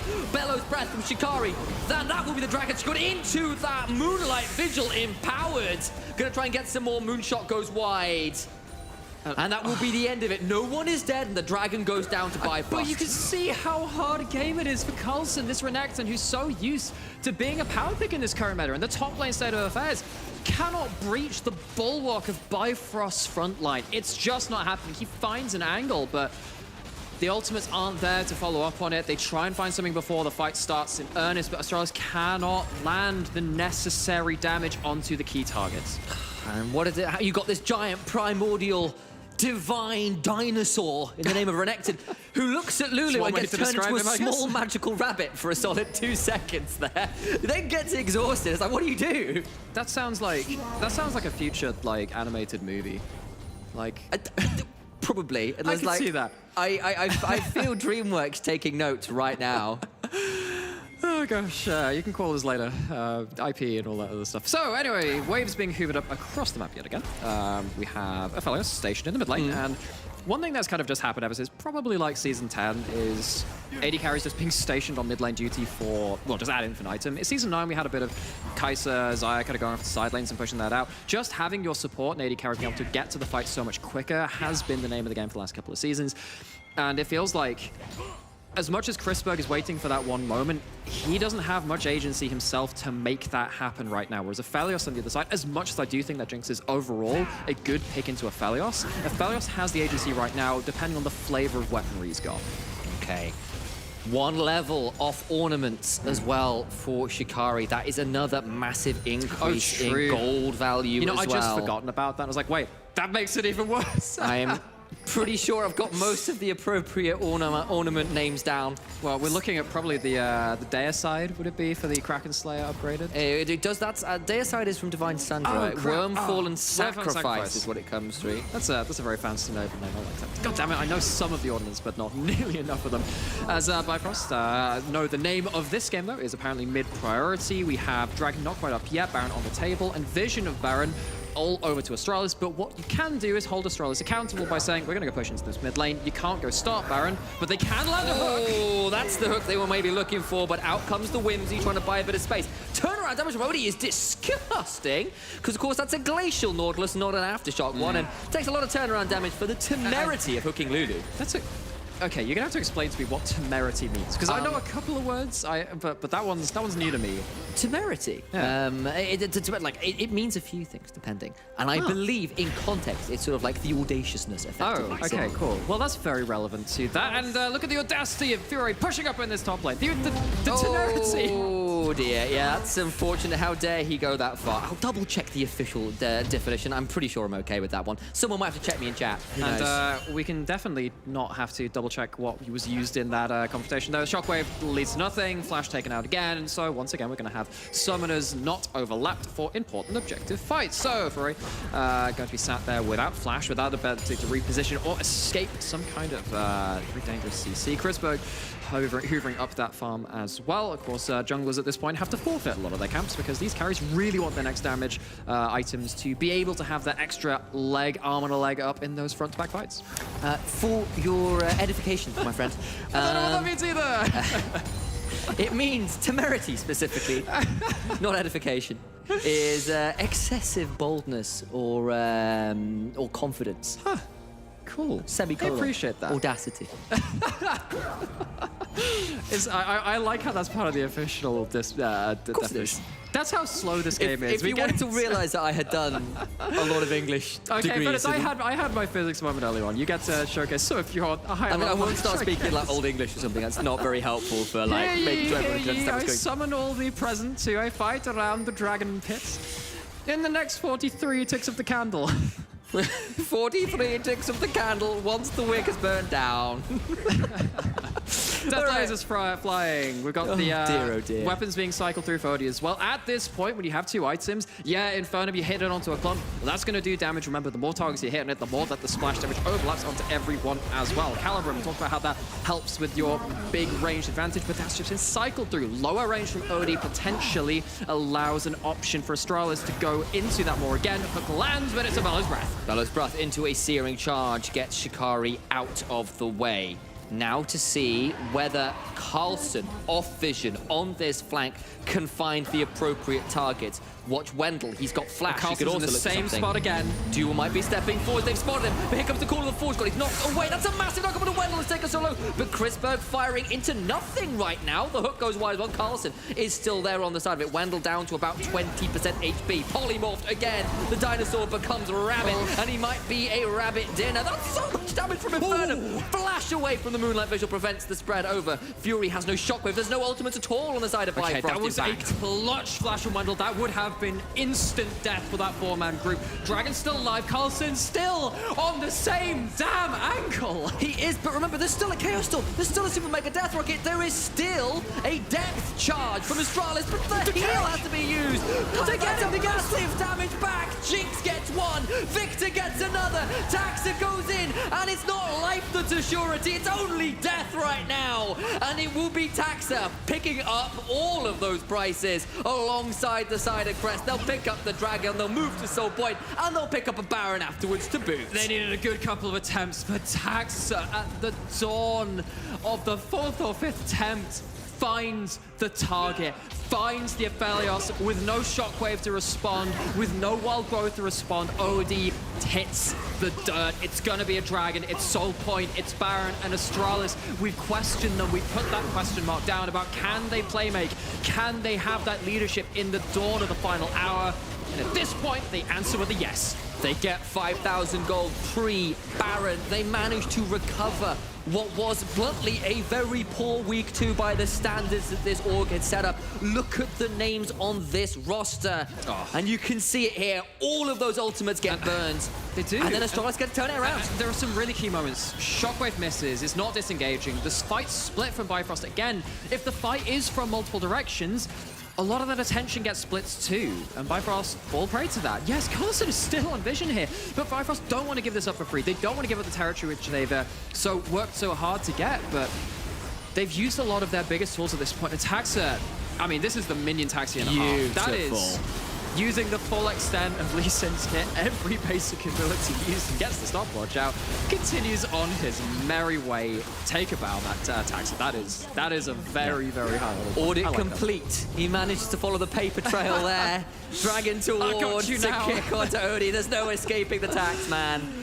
Beautiful stuff. You only need to find the one, and that might have just broken the game wide open. It is a Baron buff to start shoving with. They've managed to get a lot of those towers down. They've got themselves nearly a death cap on Victor, an Infinity Edge on Jinx. Surely they will be completed at the end of this Baron buff. And at that point, Bifrost, yes, you scale well with all of those ornaments that will be coming in the minutes, over the next few minutes rather. But is the damage too much at this point? Well, again, it comes out to the execution, right? Because actually, as much as Astralis play-made their way out of that situation, they might just play themselves into their hand as well. Wendell going for hooks has traditionally not worked in this game. He's going to go try Spider-Man his way forward, land something there. And without Orianna close to them, Astralis potentially could have found an option to attack. They're still pushing in, they're still sieging, going onto those secondary turrets. Ooh, Shockwave combo doesn't quite work, and C-Boy will have to back away. Shockwave is now down, and that might give Astralis the courage to step forward. Such a green light. The Shockwave's not there with so much of that gold nucleated on top of it. Astralis have a bit of free reign to look for those plays yet again. As it stands, though, they don't need the fight. They have the Baron to buy them this opportunity for them. Wendell potentially fishing once more, and the Torque call. Forge God comes out. And that will be answered by a massive Infernum ultimate. It's still not going to be enough with that Moonlight Vigil down, and instead, Houston, you are go for launch as Jinx starts firing off the rockets. It's looking more like SpaceX here in the middle of the lane, but they managed to secure that inhibitor, and they'll back away. And Bifrost just don't have the tools in hand. But it didn't get a kill, so I like to call it a super mega mech rocket instead. But either way, Chris Berg trading ultimates with the other. I've had a lot of those today. I should probably tone this down. Okay, well, you know what? That's a conversation to have. Super mega mild damage rocket. You lose like 20% of your HP, you know. It's not death at that point. Is it super or mega at that point? Is there like an overseer council? Is there going to be like some It's like a bottle rocket. It's, you know, like you get the Mafia Jinx when she starts firing champagne rockets. Those basically seem a little bit more than a bottle rocket, though. C-Boy taking quite a lot of damage at this point. Infedge just completed alongside a stopwatch for Chris Berg. Chris Berg actually at this point probably eclipses the Aphelios on just auto attacks alone. You do need to have those big old combos coming in from the Aphelios. I think actually at this point you probably are waiting for Calibrum Crescendum yet again, waiting for Astralis to come into you, playing around the turrets, around the auto attack resets, and all of this stuff. But Bifrost haven't managed to pull off the ideal team fight yet. You can see what they're angling for. You can see that they're trying to pull that off. It's just a little execution heavy right now, and they've not found it. Victor appears to have unraveled the secrets of magic and picked up the Archmage's cap, their Rabadon's death cap in infantry now as well, 402. Not quite level 16, but that's surely around the corners as well, and that's going to start stinging a lot. Did he just walk at them aggressively? I think Wendell just walked at them aggressively. Either way, teleport and response free, wanting to be part of this mid lane shove. Carlson on the flank, potentially looking for another fight. C-Boy, who gets hooked, going to get pulled back out of there, and we've got ourselves 20 seconds less, 15 now, until this Ocean Soul fight. Astralis secure this, they have Ocean Soul. They've already got the gold lead, that would be nearly lights out. That will be Shirelia's pop. Call the Forge God again coming through, does go wide, straight through the goalpost. On the back end, it's Carlson. Oh, he's found his target. But Carlson, but he gets exhausted, he's back round. And that'll be a massive charge back in from Shikari, knocks them up with the Bellows Breath, and of course the Volcanic Rupture. C-Boy pops the ultimate, Crescent Guard down. And now the disengage happening. The damage Wendell's going in. He takes so much damage in turn. That's the Chaos Storm down as well. C-Boy's so low. He stays alive, and the Infernum Moonlight Vigil secures the kill. It's another very mediocre death rocket there from Chrisberg that doesn't do all that much. C-Boy over the back is around below. It is a 4v5 right now, and in comes the teleporting back in. C-Boy doesn't want to trade his health bar quite yet. Look at Taxa, look at Crest. What can they get done? Can it be a steal? Shikari is going to pay bounty, but Taxa's found his way to the pit. He needs to potentially find his way out, and it's secured by C-Boy. It's the bounty as well, and Astralis get out with their tails between their legs and a defeat behind them. I mean, pop goes the Wendell. Infernum finally finds its mark. Pops across about 3 members of Astralis, and as much as Astralis probably do have the disadvantage in the front to back, even with some of this gold being built up, Bifrost struggled really to land the necessary damage. I'm actually wondering if Fury is holding the trigger a little too long on those shockwaves. I'm wondering if he just says, screw it, let's just kill the Renekton and fight off of that. Just still not really been calling out those targets, maybe holding out for the truly huge, ferocious shockwaves as more people clump up into them. So it's not going to be the Ocean Soul just yet. More regular dragons to be found. C-Boy a little far out from his team, but Lulu is... Oh, no, you don't want to be jumping into that. I think was both of us began clenching there, and rightly so, as there was a vision ward away there from absolute disaster for one of those two teams. Astralis who started the Baron, and maybe, just maybe, despite the gold lead, despite the potential gold, just the item advantage for Astralis, they're starting to get a bit nervous. Wendell needs to be afraid. That's Shirelius popped. Upgraded Shirelius, by the way, is the Wormfall and sacrificing for Odie as well. Call of the Forge God gets Chrisberg knocked up, a little more to be found. Astralis pull off the Baron, and Bifrost back away as well. So there are super minions in the mid lane hammering onto Bifrost's base. Because it's not a side lane, they won't take a Nexus Tower on their own. So Bifrost are happy to leave this for now, lose some farm, kill some minions in the mid lane so there aren't more waves stacking up into it. But Bifrost are finding it really,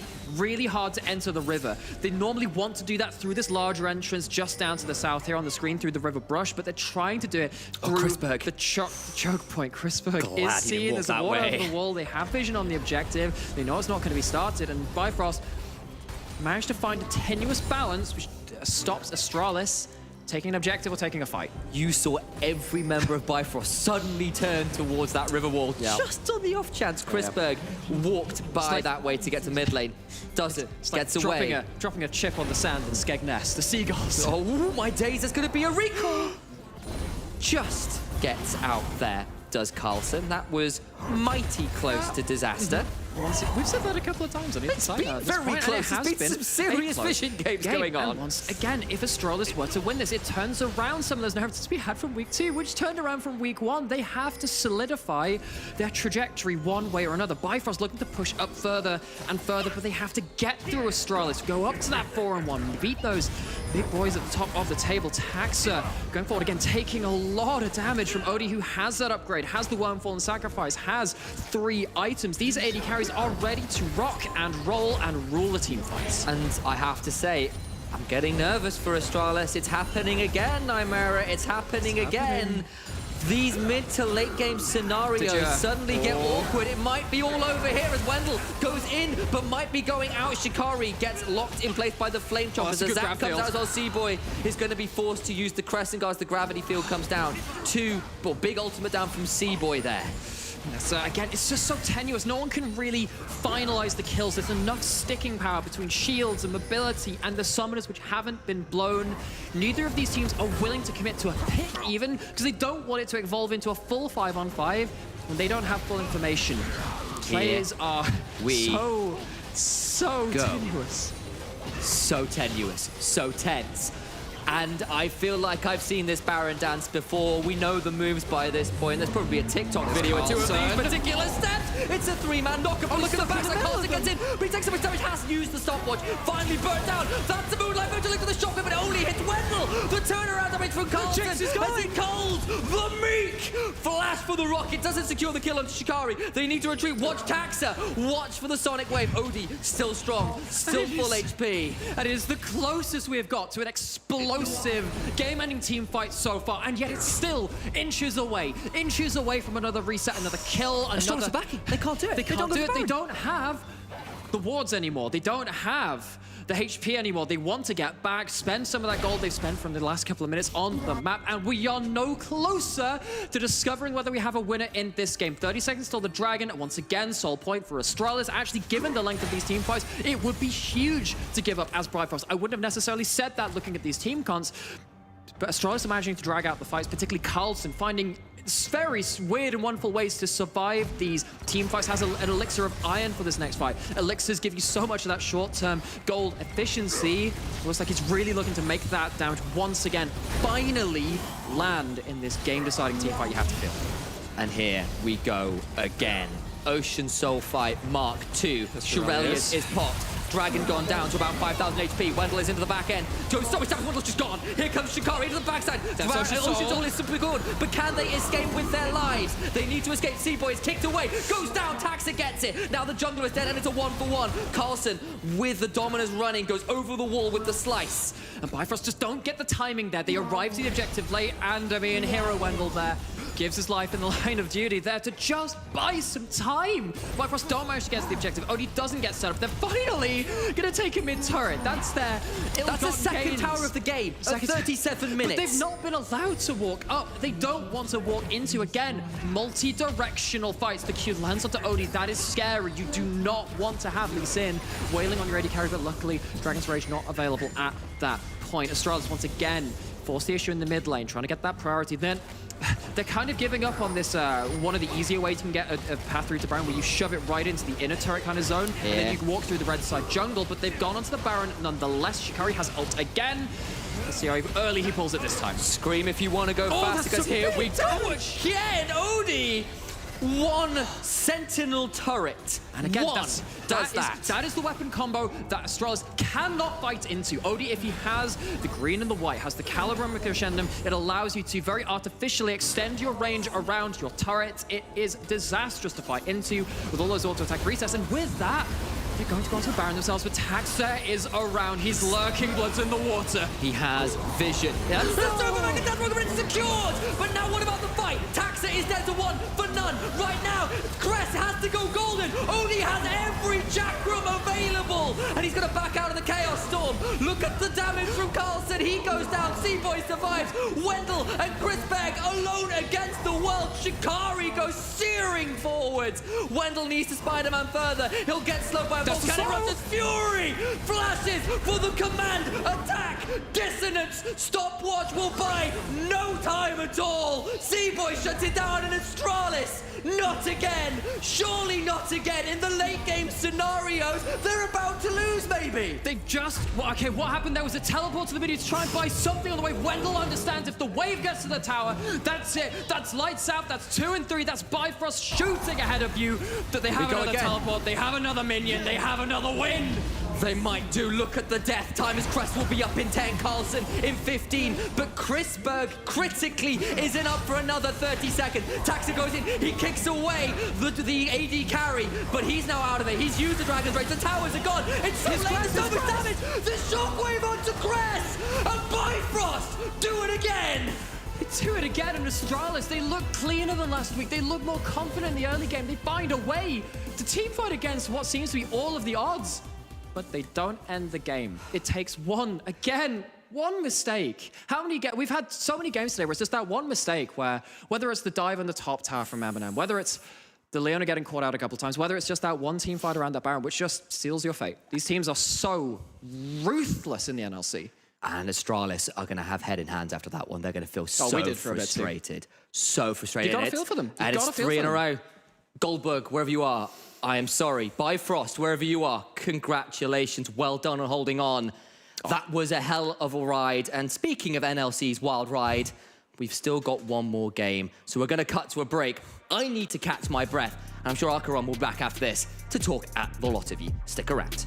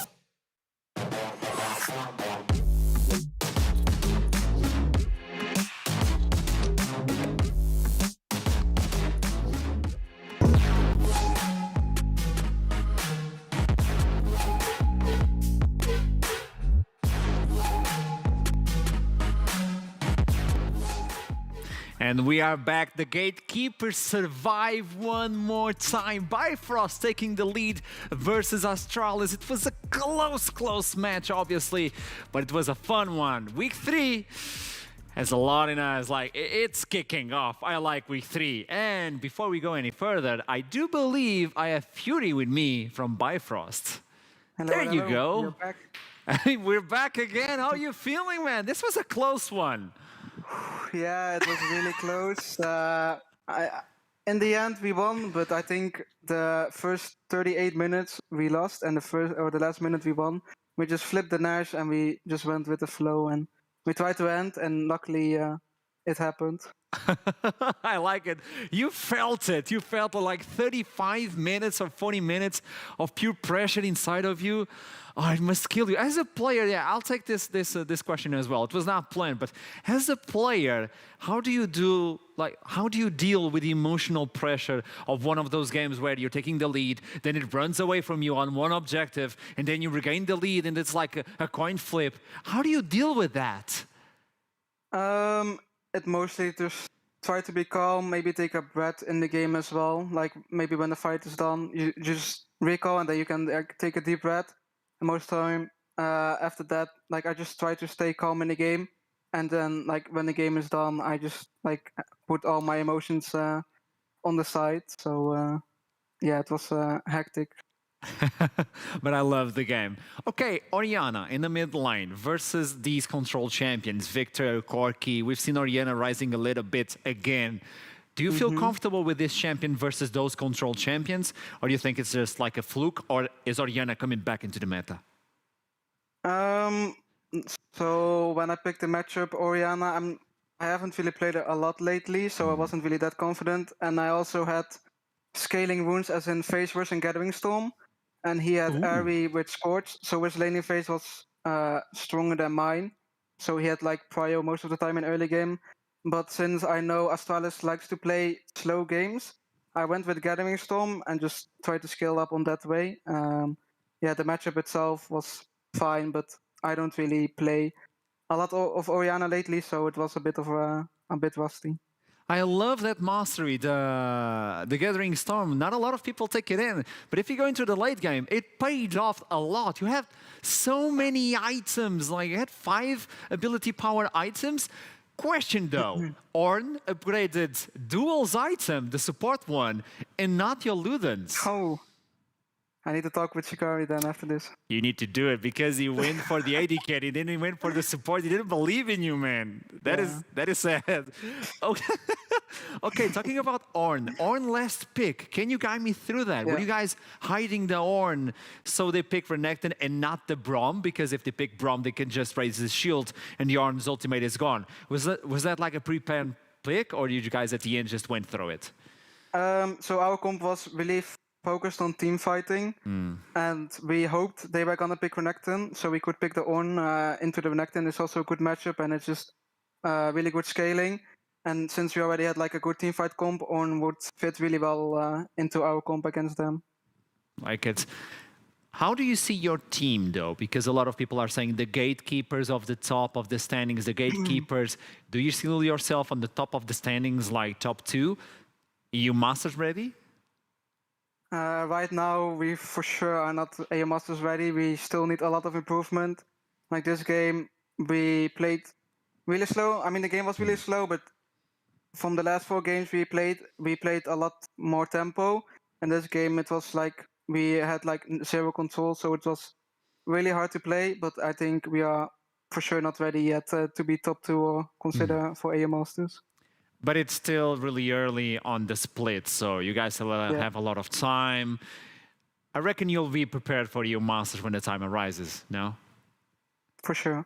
There we go, man. Thanks a lot. Keep doing the good work, man. That was an intensive game. Go rest a little bit. You deserve this. Thank you. And slap that top laner for not upgrading that item. Come on, man.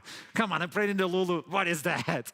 Okay, so there we go. This was Fury coming in for the Orianna. And obviously, if you pick Orianna and you're still not used to it, like you played other champions and then you are forced to play Orianna or just take Orianna for the team composition and you're not used to it because Orianna is like a reactive champion. Where you put the ball in, you have to wait for the enemy. It's really hard to get that perfect shockwave. And then you're thinking about, well, maybe I can get like 3 guys, no 4 guys, no 5-man shockwave, the 200 IQ, and then you miss it, and then it's over the game. So it's a hard one, and Fury did really, really good. I don't know if I have on the other side of Astralis, Dombi is ready for me. Are you there? Hello. Hello. Oh, I see. It's a tough one, isn't it? Yeah, it's a painful smile. It's a painful smile, I reckon that. What is happening, man? Because week 2 was a rough week. Week 3 starts off on the left foot again, but you guys showed improvement. I think we're actually not making the same mistakes as we did in week 2. We got surprised by Eminem with their how they're one-shotting people in fights, and we were not really good at protecting that, but we worked on that during the week, and we worked at our setups, like how to control them up.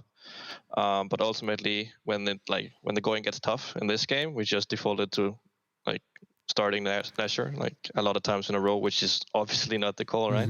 So I think the pressure just got to us here. And I was looking into the jungler matchup where you guys got Lee Sin. You left Lee Sin open. You know what Lee Sin is worth on this game with the Jinx as well. And then you got Texer, and Texer was just smurfing with the kicks, let's be honest. He was smurfing with it. Renekton getting always on the back side, on the back line, trying to remove that Lulu and that Aphelios. But obviously the Lulu stuffed animal is a little bit annoying. But I would like to show you a replay. And I would like you to guide me through that replay to tell me if that was the turning tides for Astralis or not. I'd like to get the replay going on for you. There we go. Was this the team fight that you saw the game coming into favor of Astralis? I mean, yeah, this is for sure the moment where we're blowing the game wide open. I think we're lucky that at this moment, Card is trying to find an engage, and they're doing a good job at blocking him out. But Texture's luckily, as we're going to see in the next time he queues the Drake, he's going to find an insane engage where he's going to get the kickoff. And that was basically the only way for us to start a fight here. And when we're so committed to forcing it, which we basically was, this kick right here seals the deal, right? Yeah, this is a good moment for Astralis. And at this point, I was watching it. I started screaming because I thought this was a turning point for the Astralis that were losing on the mid game, as usual, and you got it back. What happened after this? This was a turning point for you guys? When did it disappear? I think right after this we gained some momentum and we were able to play the Baron, and you saw some of the Astralis I know from scrims, which is we were pumping the gas, right? And breaking all towers, breaking the game. But ultimately we ended up defaulting back to just standing and looking at them angrily at Baron, right? And that really didn't work out, so...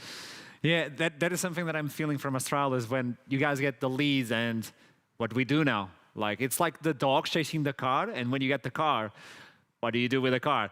And what's the next plan for Astralis at this point? For week 3 as well, because you have a game coming up on in 2 days. I think ultimately, we're just going to give ourselves better tools and better positions to play from. I think this game, we're in a fine spot. until we started doing a bit weird things. But ultimately, what we need to focus on for the next few games is just remaining calm and being ourselves. Because like the way that we're forcing right now in official games is nothing like the individuals, like how they usually act. So we just have to like release all the pressure from our shoulders and just start playing normally again. I like it. It's still day one on week 3. Obviously, your week 1 was amazing. Week 2, something happened. In week 3, maybe it's a time to turn the tide. So good luck with that. Take a breather, man. You guys need it because it was a tough one to the nail bite. Yeah. And I'd like to see Astralis on week 3, day 2. Good luck. Thank you very much. There we go. This was the 4th game, which means we still have one more to kick it off. It's going to be Riddle versus Dusty. It's going to be a good one to finish off week 3, day 1. It's a spicy one as well. So don't go anywhere. Don't touch that browser. I'm watching you, and I'll see you soon.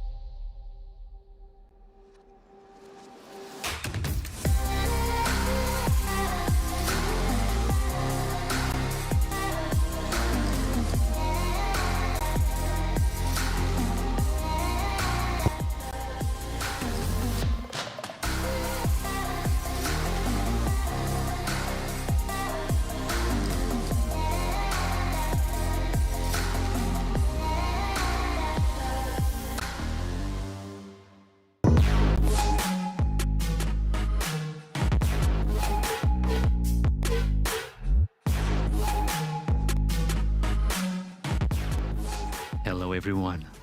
It is the last game. Week 3, day 1. Turbo, are you ready? It is Riddle versus Dusty. Let's get it on as we're about to jump into the Champion Select. But before that, let's talk a little bit about the teams and what can we expect, because Riddle came from the previous week by losing. On the other side, Dusty won versus Astralis. I mean, I'm still trying to wrap my head around this, but looking at how Astralis even played this game, Oof, man, it's looking really rough from Astralis, and I'm glad that like Dusty can get a head start into the tournament, right? Because we're like, when a team is 0-4, they're 0-3, it's just really hard to wrap yourself around on how do we win again. And it's all about pulling back on the picks and bans and be like, this meta is really freaking simple. Just pick scaling, you know? Just pick scaling, pick front to back, and play to your strengths later on in the game. And as long as you don't throw too much in the early game and you don't give too much to your opponents and you keep your vision up, you should be good to go. And there's something that they did in the previous game, like they picked Zoe for the mid line, and she actually built in the mid-eyes, and she got a lot of zoning, a lot of scaling. Talk to me about Zoe. I like how people actually tell me, oh, Zoe's a control mage. I hope Zoe wins. She's not an assassin. Yeah. That is a weird ping pong if it's not an assassin, but that's just me because when I started playing AD carry, it was Zoe meta, so yeah, I know what I'm talking about. Looking into the champion select, will we see another Jinx B1? We'll see the Xin Zhao. 100% pick right, everybody's picking Xin Zhao, leave him alone! See, here's the thing, I don't think Xin Zhao is bannable. Come on. Of course, versus MC, then Italy has to get out. I don't think Xin Zhao is a ban-worthy pick because then you also have Listen and you have Viego, so pretty much you get the same taste from another two champions. I think he's just a pretty good staple. I would say he's kind of okay, like in this meta. He's not overpowered. He's not overpowered. He's not underpowered. I think he's pretty stable. Yeah. There's a good champion, so do not mess with it. But Java is going to be removed. Twisted Fate as well, and there we go. The focus on the bot side, removing the Thresh, allowing the Lulu. Jinx is still open. Diana comes out, which means Yasuo is no longer coming in. Lulu is the only one being removed. Caitlyn is online. Let's see if this is a first pick worthy. On the other side, they can just pick Jinx as well. So here's the thing.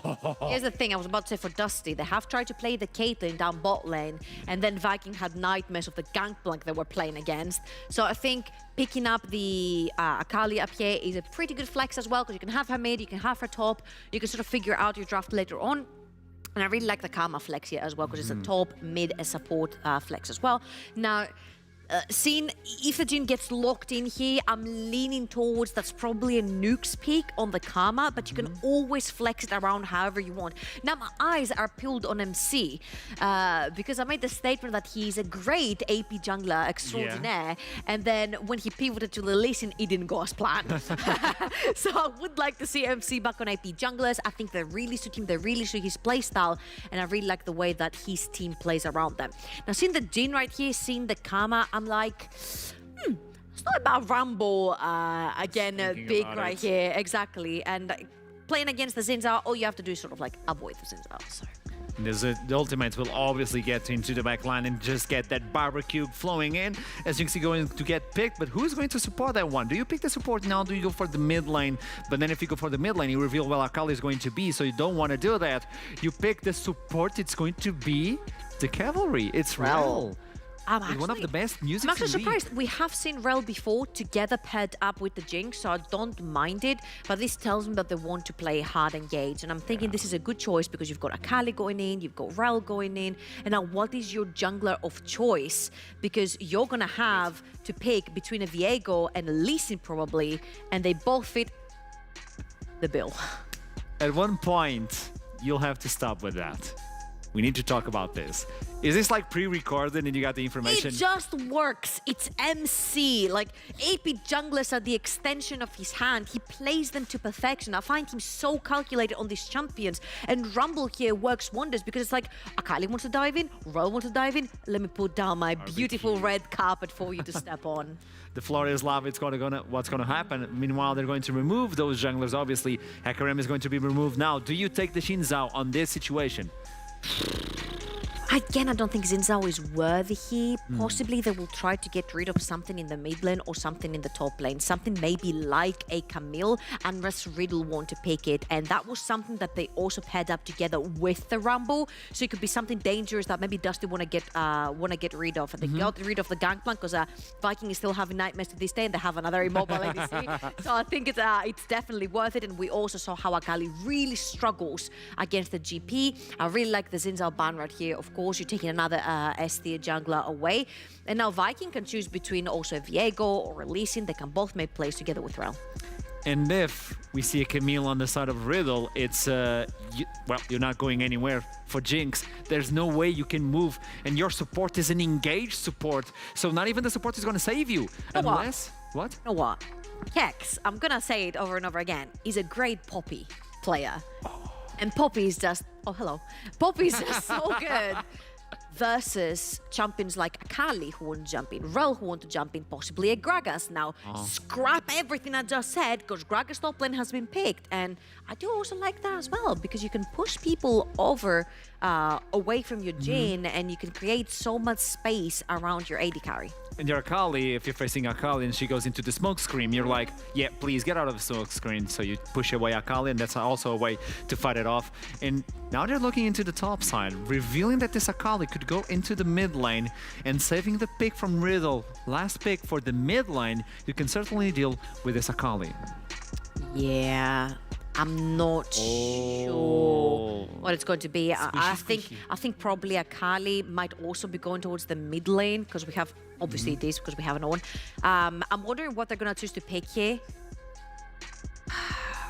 Jungle, right?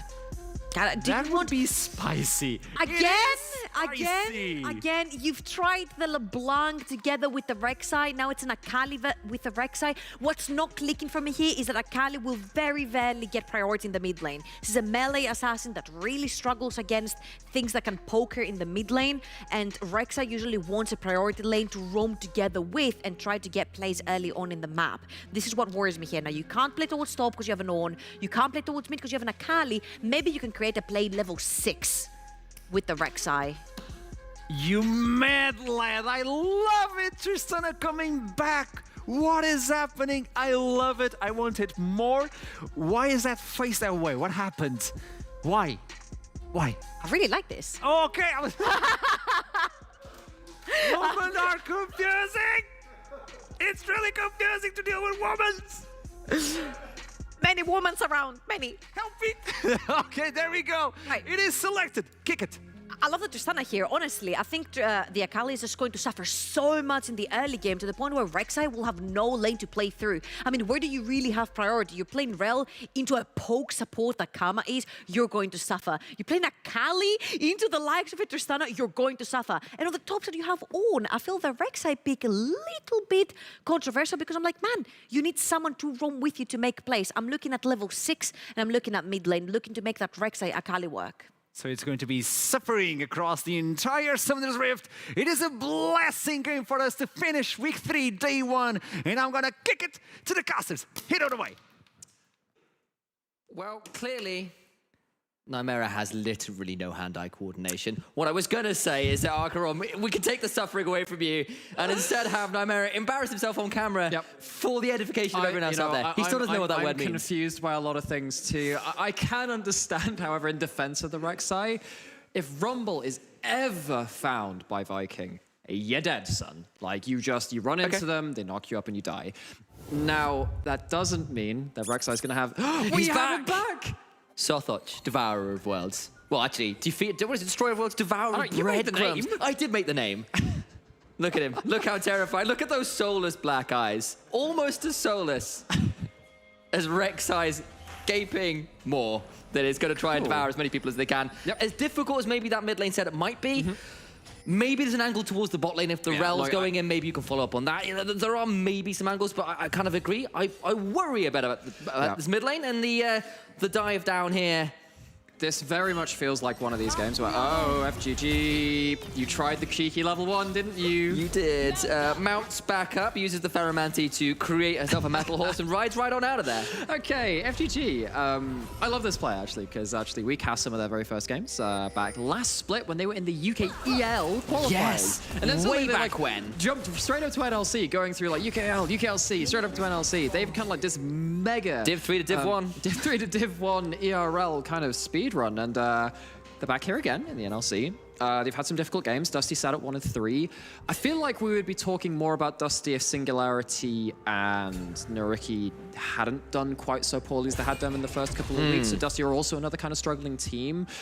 But this is the kind of game where I feel like actually Riddle, another team which has shown some weaknesses, maybe around like trying to play around as a cohesive unit. There have been some great individual performances, actually much like on Dusty 2. You've had a couple of games from Venza and Viking, which have been really notable. But both of these teams are looking to have that coherent performance that really convinces us that they can push towards mid and top table finishes. Okay, so let's have a look at whether we're going to find some of that resurgence we're looking for potentially from these two teams who are veterans of these upper ends of the NLC, the Nordic regions sort of in general. UK as well, of course. I phrased that poorly. Northern League Cup. We include quite a lot of countries. But unsurprisingly, Slow Q has in fact not slow pushed the wave. He's just shoved it because he's Tristana into an Akali. And one of the things about the Tristana is that I believe the buffs have gone through on this patch for the really big HP, base HP and then HP per level. So when you get to level 2, you got something like an extra 50, 60 HP or something like that, which means that actually you're very strong at the strongest point in your game as well, that level 2, level 3 all in, where you really threaten anyone who's around you. So I'm looking at Slow Q again to get this priority. That shields the Rumble in part 2. There is the potential for some outplays for Viking hopping into that lane and cancelling the jump out, particularly before level 6 when you have the Buster Shot to force the Rek'Sai away. But Akali doesn't give you much to work off in that, that regard. So I'm looking at this and I'm saying, top lane, you can't really do much about that. Mid lane, can't really do much about that as Viking. And so you are left with bot lane, which means you're very, very telegraphed. And Viking is going to have to really outplay his way into relevance. Okay, well, the poke options here from Fatikan and Nukes pretty high up with the Karma and the Jhin. Relative options to basically just do that. Throw out all of those long-range skill shots, and with FGG on the melee support, not a lot of options to trade back as yet. Now come MC and Slow Q. Okay, dives on bot lane have become very hard to deal with. Now they're, well, you can defensive teleport, maybe looking to force one of them out, but play called off by Riddle as they see that wave has been cleared under turret, and they will go back about their business. But I like the proactivity. I like the opportunity. Look, cleared out the wave, got this opportunity to take this moment to try and find something in the bot lane, and it does at least force Venza under the tower, makes him have to think a little bit about what's going on, as Kex takes quite a lot of damage there. We'll have, of course, that W, that Kex W, one might say, to heal themselves a little bit. Yes, I managed to get that one in there. So bad. Yeah, I know it was, but you're going to have to deal with it. I can't believe I've never heard that. Have you not? No. You're welcome. Okay, Viking. first time for everything. Okay, right, Viking. You can get over that fat wall there, trying to get these unorthodox paths. Gonna go going in. Here we go. Nukes has gone in with the crash. Down. Misses the Prey Seeker, though. It's going to be a knock-up. And Nukes goes straight down. Oh, and this is the one lane that this Rek'Sai could do anything in. But Riddle don't see it coming. The Ward Courage isn't there. They try and make a play a little bit earlier. Maybe they think that has staved off any potential play. It doesn't. Karma goes down, and the kill goes sadly to the Rel, but it's still extra pressure away from Riddle in that bot lane. And of course, you know, you've got the Rek'Sai with some kill involvement too. And that's what we need to see from Viking. You heard that the last time it came out, it wasn't all that successful. We had some concerns maybe about the mid-jungle 2v2s, but bot lane, making it 3v2, and it does just fine. Yeah, and this is, I mean, all the way back in Season 5, that kind of gank path would catch a lot of people out. It's been a little while since then, although it actually has been a long time since Rek'Sai's been commonly in meta too. Very quickly gets into the lane, doesn't have to blow the flash as well. So now with Rek'Sai getting back out of the map and continuing to clear their kill threat is still very much available with that summoner available.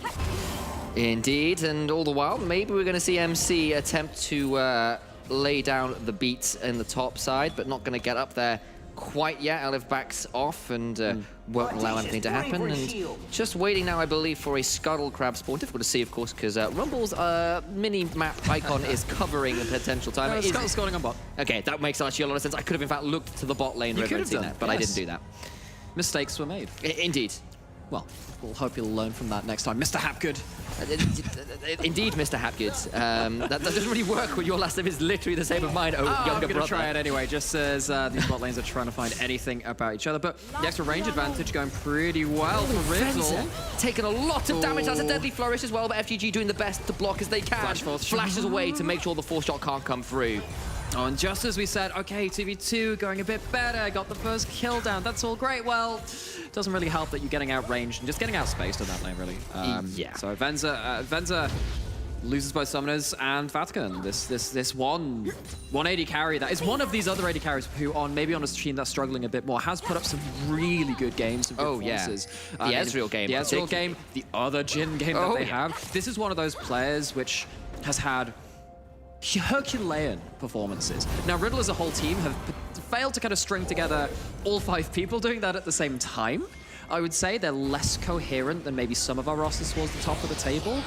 So that's really what I'm looking. That's kind of like my my kind of short list for stuff that I want to see from Riddle in this game. Can you get every cylinder firing at the same time? Okay. Well, they've got a few cylinders firing right now, and Viking is going to take this opportunity to smite away that first dragon, secures it, gets level 6 off it as well, and that is a nice little sneak away with both bot lanes reset, and something to be garnered there. And it is a modest gold lead to Dusty right now off that first blood, but little else to write home about, and kind of just waiting for MC now at level 6 as well to maybe start looking for some ganks with that equalizer in tow. So, and again, now you're into that Jinx without something like a Thresh, without something like a Karma or a Lulu to mitigate some of that red carpet, the one of Doom. That's going to be really important to track. Of course, there is potential to fire back from the other side. Both teams have that backline access ultimate. One's in the Ornult, one's in the Equalizer. But I'm really interested now in actually seeing how Kex can help set up for that equalizer. Because that's the one thing I'm kind of sat there like, okay, besides the Jhin W landing, Gragas is the person that can really lay down the hurt so the equalizer gets full value. Okay, so got to see whether that will play out. Namera's left that one on the table and what he'd like to see from it, but we'll get that chance as FGG and Nukes turn up towards the mid lane to try and help shove this out. But of course, slow Q plus Nukes on the Karma gonna probably earn that priority significantly easier considering the champion's involved, and that herald is started by MC, and might be time to start seeing some of those level 6s come into fruition. Viking goes across the wall, tunnels over, and slow Q has got a rocket jump out there to avoid being ganked. So this is really dangerous when things do, kind of, you know, like in last game, we kind of use this terminology in terms of like, actually, is it just like a single direction that you're fighting from? Are you fighting on multiple flanks? If Viking manages to catch someone out on the side with a Dirk, with the ability to use that ultimate and just single someone out, that's really good value out of that backside, particularly if it's someone like MC as well, who needs to be managing their heat very well. If they're forced to play defensively and try and disengage, they lose a lot of value for their own team in this place too. Okay, so opportunity cost as well here for the Rift Herald take by Dusty. Vatican did roam up, had to roam straight back down in mid lane, didn't get a lot done in that time. At least Slow Q got a plate and a half in the mid lane, but that's not the 2 plates that you kind of want to try and trade if you can, if you're not going to contest Rift Herald. And I feel that probably Dusty get the better edge of that one. And as much as Tristana is a strong early laning champion, it hasn't made its way into anything of a CS lead as well. Kex is under the turret, Nukes is there to support them, so dive shouldn't really be successful, nor is it attempted from Dusty. Again, we've seen this a lot today from NLC teams. Ooh, here we go. First equalizer. That's equalizer coming down, and Backland has to immediately Shuriken flip out of danger, and does so, but that's equalizer down, and alongside the Buster shot, actually, just not enough damage. Yeah, that's 2 ultimates using... You know what I was kind of saying, actually? A lot of this game, this game day, actually, from the NLC we've seen, a lot of teams, like, just kind of poking at plays, but not really committing to them. Riddle have enough of that, and they just try to throw everything at the Akali, who has too much mobility, and they actually waste 2 ultimates for it. The question is whether Dusty can kind of use this lapse in very important ultimates from Riddle being down to actually achieve anything themselves. Because at this point, I'm looking at almost going to get to level 9 on the Rek'Sai, has the ultimate again. They're really strong at this point. They do a lot more than the Rumble in that isolated matchup, but they haven't found a way to leverage it. Not yet. Turbo chem tanks are done for both the Gragas and the Akali, and we are starting to get towards another dragon in about a minute and a half, which might be a point of pressure as Backland starts to trade out with Slow Q best they can, and she does quite a lot of damage there, that chem tank, making that trade a little bit more even. Particularly without the ultimate there from Tristana, you are feeling pretty bad about things, actually. So Viking, FGG, clear out some vision, go towards bot side. Dragon's not up for another minute, that's okay. So nothing really to fight around. And again, we're in this transitionary phase where we're just waiting for something to come about this. Maybe we'll have a bit of a wet noodle fight to spice things up. It's a decent use of the Bellows Breath to immune the stun from the body slam. Belly slam. Is it belly slam or is it body slam? I forget. I believe it's body slam. I had a moment there thinking. Couldn't remember. But I had Sam, it's been 5 games Sam, and I'm getting a little bit. The first rule of casting a League of Legends, don't ask as the color Cassie, yeah, that's true. It's body slam. I'm just calling it now. That's what it is. What What it ability is. name is. Yeah, Okay, it's it Gragas was a mistake. It's Gragas. It's Gragas E. Chemtech complete for the Gragas as well, going towards that tier, probably Indeed. towards the Fimbulwinter. So, Probably. and actually, once that Fimbulwinter's done, if you kill the Jinx on the other side, Yeah. Gragas is really hard to kill. Yes. There is a lack of damage on Dusty if Jinx dies. is not doing the real carrying their own weights, and with so much backline access, I mean, if the Equalizer just tags the Jinx, I actually wonder if Dusty have enough damage to get through a Karma shielded Gragas. That will be an interesting scenario to keep our eyes on as this trading still keeps happening. It's feeling less like a wet noodle fight. That missing, though, could be problematic. Now, Elif is going to turn back and try and get the call of the Forge God. Gets it. That's a decent damage reduction, though, from the Drunken Rage. And Kex managed to tag to that one up. And actually, with the Dragon available, I wonder whether that might have been a waste of an ultimate there from Maybe Elif. it is going to be the Chemtech down there, second Dragons. That's going to be damage to people with Here we go. extra HP than yourself. Bot lane is going to be able to clear away from the turret. Carrot's going to put down there. I actually don't know who's going to get gold for this, because you have to be close enough to get it from that. It's all going to Vikings, so nothing picked up by Ven. So they are going to go towards that Dragon. So that will be a neutral objective achieved. We'll have to see what soul it is as well. You're not going to have that Ocean, not going to have the Chemtech. There are some high-value souls on the table. And we're going to get Infernal. It's going to be an Infernal. There we go. All right, well, it's been heating up all day here in the NLC and clearly is on the Rift as well. So, it's I mean- hot, damn hot.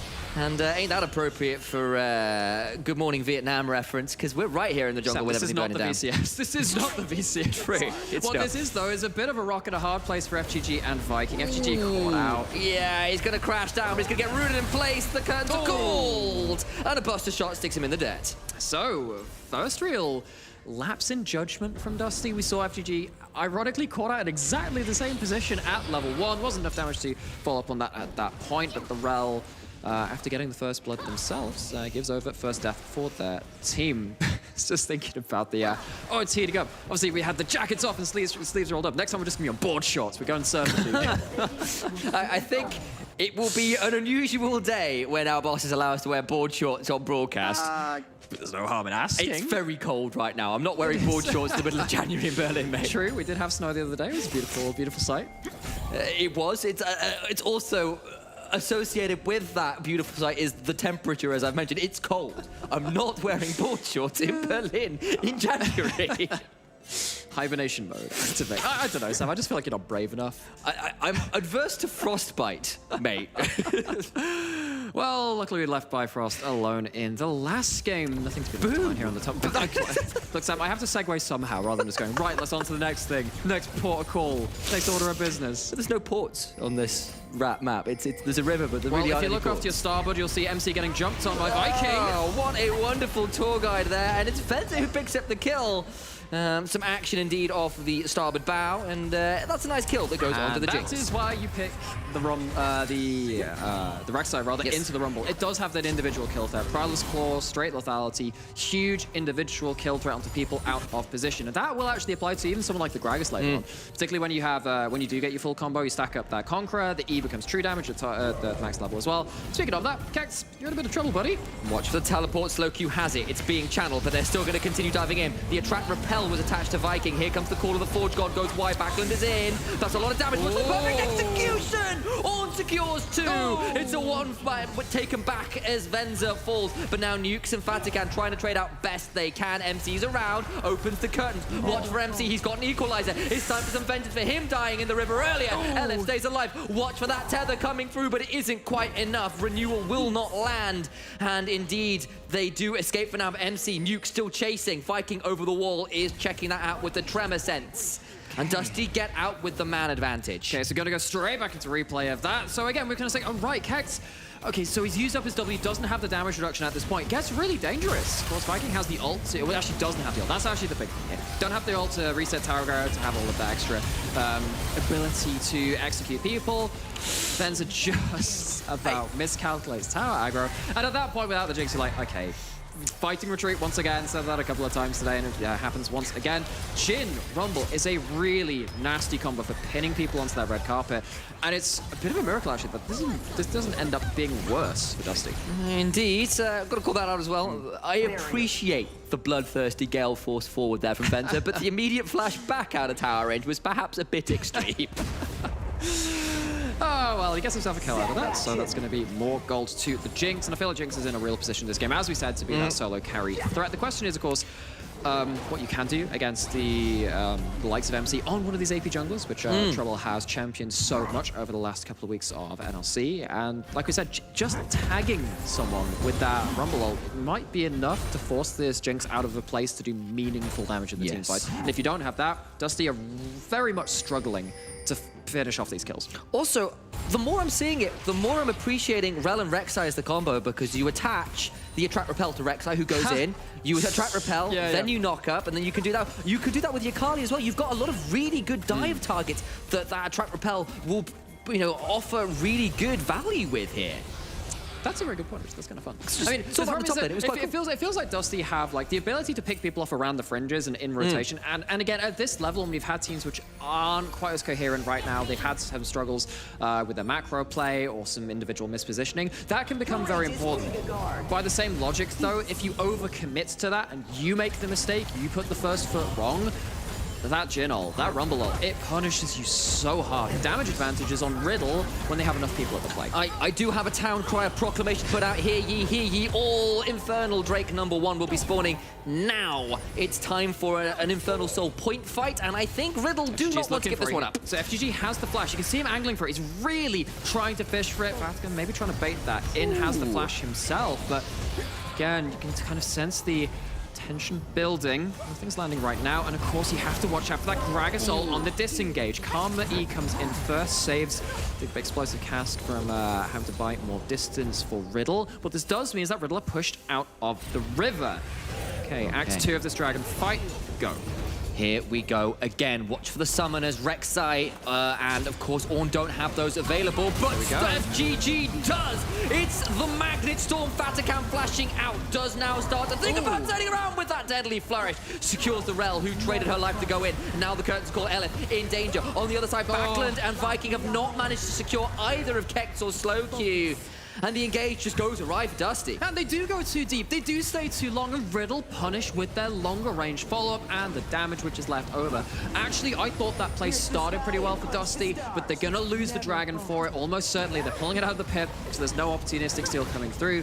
Riddle find themselves a very important victory at this kind of point in the game where it feels like there is a lot of value on the picks like the Rek'Sai, on the picks like the Jinx starting to pop off with their ultimate too. Gonna go back to this because this was good communication by FGG and Backland to actually be like, okay, we've landed the Shuriken, let's both go in at the same time. And actually, they did get the attract repel. It's not the Rek'Sai, so they can't be flying in to do that. But Slowq gets out, doesn't get to do much damage in this team fight afterwards, but it's not like anyone from Dusty's doing huge damage either. Turnaround comes in.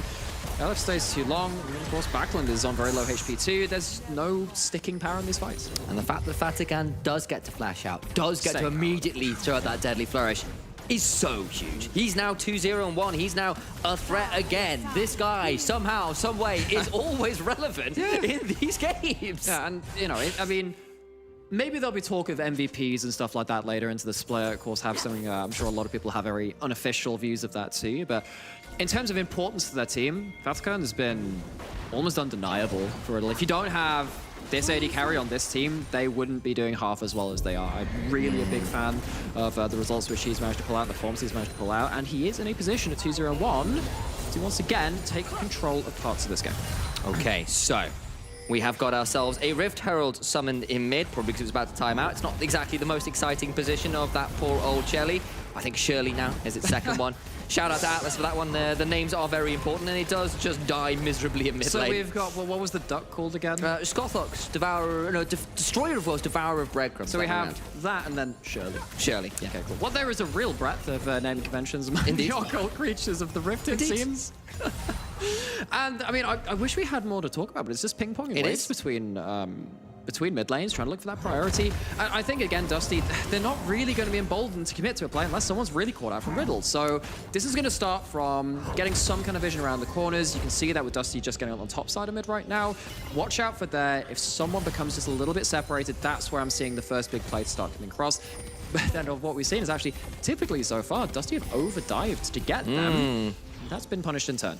Okay, so checking over at things like summoners, pretty much everybody aside from FGG, who's down to the Hex Flash, has all their summoners available. Vatican as well, also down both of his, so potentially still a target, but there's still a little while until this next Infernal Drake, which will be, I suspect, our next real breaking point, our point of conflict, and some of these towers now finally starting to fall. It's taken 21 minutes, but we finally had a tower falling. It's really funny that you mentioned like Good Morning Vietnam and stuff like that, because I've watched a fair bit of ECS myself. Sure. We're talking about, there's nothing really to fight about. I'm so used to some regions. People going like, anyway. Nah, we're going now. And I feel like Riddle tried that very early into the game with their ultimates. Speaking and actually, technically, might be getting that right now. They've got an option. There's still the perfect execution. There's the attract repel. He tries to flash out. It doesn't quite secure the kill, though. The Mega Deathlock goes wide.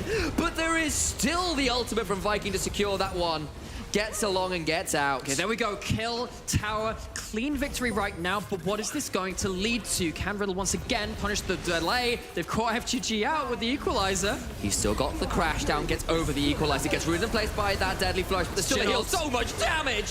What's that full shot? Not quite enough! And they get away with it just about my days. That was blinking close. And it does play out very much like a flowchart, like that spreadsheet. Dusty go for the initial play. They find someone split. They use their single target takedown to find something and try and open up the map, open it up to another attempt later on as well. If someone goes into a side lane, they don't even have a tower to protect them this time. The Riddle, every time the players come around, they have responded in a timely fashion. They have responded with their longer range and the ability to just orbital strike the backline and the retreating members of Dusty, and this time it barely does not work out. Okay, so they get the kill, they get out, but it got a little bit close. I think that's fair to say, and this Jhin continuing to be a bit of a menace here in these extended counter engages. It's a bit of a problem. It is indeed. Because as much as you're getting the Gragas at this point after using however many ultimates and whatever, that leaves precious little to take down Vatican at the end of it. Indeed it does, and you can see second items now in for both AD carries. Lord Dominic's regards for Jhin. It's the Phantom Dancer for Tristana. Fimbulwinter is complete for Gragas. Akali, though, has got the 2 items complete. That is a demonic embrace that's come through. It's a big spike. An interesting choice from Viking, who's gone towards the edge of Night second to ensure that that engage isn't going to be denied. Well, what it does do is mean that you can't just open up with the Buster Shot from someone like Tristana. This means to me, actually, you've opened up a great angle onto Slowq, because you can't just press R and jump away. That leaves you at a point where actually Rek'Sai can be going to both side lanes and both side lanes. That is also a visual bug, I'm assuming, is on the Spectator as well. That is not an upgraded demonic embrace. That is no such thing. That is a turbocharged experiment, and they might be about to test this one out right here. Slowq managed to rocket jump away. And that'll be the ult down from Elif, who tried to find something there. Didn't really get too much. MC has now lost the flash, though. Still a lot of ultimates available. Again, this is the go button for Riddle now. You have one of these very precious tools away from Dusty. Do you have a way to start turning around the damage? Kex walking up, taking a bit of damage, but Elif again can't punish with the call of the Forge God. Now you're waiting on a miracle play from FGG, and they don't have flash. But Kex is also down that ultimate. There is no explosive barrel there to get through. The body slam misses, and that means a lot of damage from Backlund comes through. That's not the best equalizer ever either, and that means Gragas is dead. MC is dead. The perfect execution goes forward as well. But Vatican does manage to escape. He uses the heal, and that was much cleaner from Dusty. And Backlund gets into the fight. Kex takes too much damage, and the execute threat becomes far too much from the Akali. They get themselves on the board, and though Dusty have been, I guess, not very frequent in their attempts at trying to get onto the Riddle team, the ones which they've landed in the last couple of minutes have been getting them some very good advantages. They're getting towers now. They're getting themselves up to that soul point. Dusty might have just reached that amount of lead they need to start taking more risky fights. They get mid lane tower, they get bot lane tower, they get the dragon, they get the kill. Slowq at least gets the top tier 1, but I'm not sure that's anything more than a consolation prize at this point, because now, forever after you are on a soul point fight, you cannot give up another dragon. So, while the Call of the Forge God didn't actually lead to a big engage, it did take some HP off, and Kex, just playing a little too aggressively, tries to outplay the Akali, but then again, you know what happens when you've got all of this backline access. Kex can't get out to safety, doesn't have the ultimate, and backline just gets to run rampant. And it's got to be said, that equalizer didn't really equalize much but some grass, really. There was a bush and not much else hit there. Wow, I mean, turns out MC is just completely against global conservation. Just burn the forest! Loving the smell of napalm in the morning, apparently. He's actually, you know, we talked about various Lord of the Rings things. Is he actually just trying to do the Urukai thing? Yes. Burn down Fangorn? Yes. Well, next time when it's a 6v4, because there's Urukai involved, you'll know why. Who are you calling an Urukai, mate? That's probably quite insulting. Whoever else turns up to the fight. Is MC Saruman? Is this like Mecha Lord of the Rings? Is that what he is? All I'm saying is that a forest is now gone because of an equalizer. If a sixth person turns up on Riddle, you know where it came from. Never. You know, I'm going to leave that one where it is. And I'm going to move it It's been a long day. on. To the point where the Baron has now spawned. It's 26 minutes into the game, nearly 27. And that is only really 1,000 gold lead that separates these two teams. It's still a close game. The issue is more the fact that is the Infernal Soul that's still that's going to be coming up pretty soon. That is also bluntly all items that are coming through. And this Kali, these dive comps, I'm not sure if this Gragas doesn't disengage appropriately, it could get real scary. What you can see though is that the gold is actually fairly even across the board. It's increases in each of the roles, but not enough to really break things out. Like, oh gosh, we've got to deal with a 3-item jinx this early in the game, blah blah blah. But I have to say, after that last fight, you know, I was like, oh, maybe they finally crested this one advantage they need to carry over into this game and stuff. And yeah, it's actually not that huge. The all-items are probably more impactful than the gold at this point. Oh yeah, completely agree. See which ones are going to be upgraded first, because of course there was a bit of a visual bit. The Seaman's going to come in to. Welcome back to Season 6. Yep, that's some good old Frostfire, Sunfire antics right there. This is it. This is the riveting action we're here for. But look who is actually coming down. Viking is coming marauding down to the bot lane. It's Linda's Farn all over again, and Kex needs to find their way out of here. The Void Assault comes through, flash away, will get taken out by the Prey Seeker, and the top laner is down for the count. And that is really what Rek'Sai does bring you, just the ability to just single out one target. If they're out of position, they die. Seen it a couple of times this game, and it hasn't had to happen that often, actually, luckily for Dusty. If they needed to do it on cooldown to really have a stand a chance of fighting, then maybe they would have had a bit more trouble in this team comp. However, Vikings managed to find some impactful picks, finds another one there, which just allows... Well, I mean, actually, what doesn't lead to that much. That's the whole thing. It's just a pick. It gets rid of the flash. It's just a pick. It's a little bit more gold, but it is a feel-good moment. It is, and what it also means is that flash will not be up for the Infernal Drake. Yeah, and it's not like Viking had to play that either. Just use the Prowler's Claw active. They go back, and they just kind of go about their way again.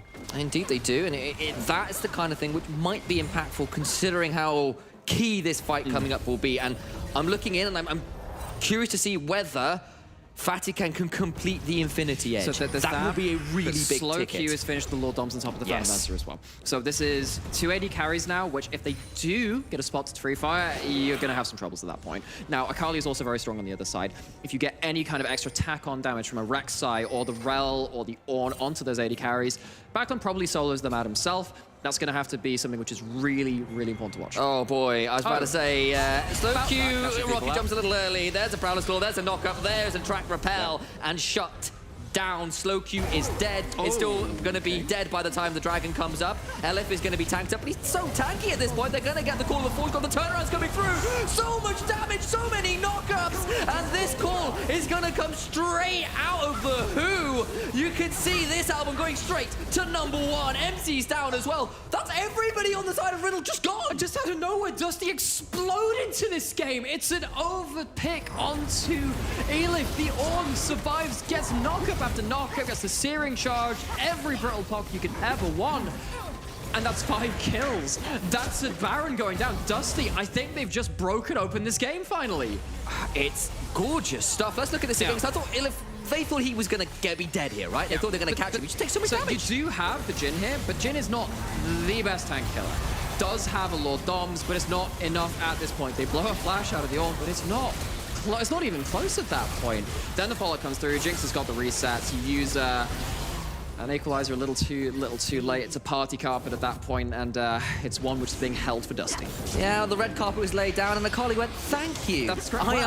That's Well, exactly what I needed. My reputation precedes me. Indeed, and there was no way to disengage that Akali at that point. Went flying straight onto Fnatic and went flying onto MC. They get the kill, they get the Infernal Soul as well, and Dusty just now taken everything. are about as strong as they're going to get in this game. And you've got a Shadow Flame onto Backland, you've got 2 AP items down. Yes, that's an ult to Venza, but he's not taking enough damage. He's just dead. He's down for the count. He's losing every rap battle he enters. FGG gets another engage. That is another Magnet Storm, and with the Gale Force upgraded to the Typhoon as well by Ornn, you can hear the Met Office calling from here. This is a Category 5 disaster for Riddle. Oh, and it's a bit of a Magnet Storm and a teacup, and it's one which is half empty for Riddle. They don't have to, well, they're not going to be optimists at the end of this one. Kex has to watch the Rek'Sai slowly but surely head towards them. Venza! Ooh, that's a lot of damage, but there's the Buster Shot coming through, but the Ignite is on.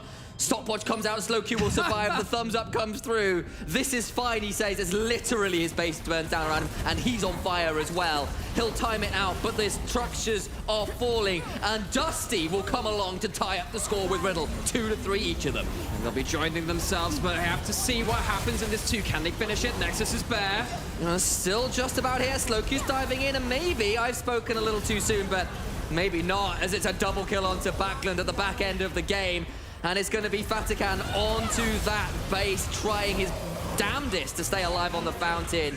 One final kill goes over to Venza, and Dusty secure it after a brilliant series of plays to get that Ace and Baron. And can I just say, I really appreciate how exactly when the Nexus falls, the scores update under the names draws them even with Astralis talent as well after the loss earlier today. So we have a real scrum in the middle of the pack now. This is... You know, considering all of our takeaways from week 1 and week 2, where we did have, you know, this kind of like this clear divide after week 1, it is an absolute mess now. Pay no attention to that. The mess is here. Astralis, Riddle, and of course now Dusty all in that section we've just talked about. Dusty with a steel chair. Exactly. My God, he's coming in. It's Hell in a Cell all over again, apparently. But never mind that. We're going to cut to a break. And when we come back, we've got ourselves things like a post-show and some interviews and lots of fun things to stick around. Even if the games are over, the entertainment isn't. We'll see you soon.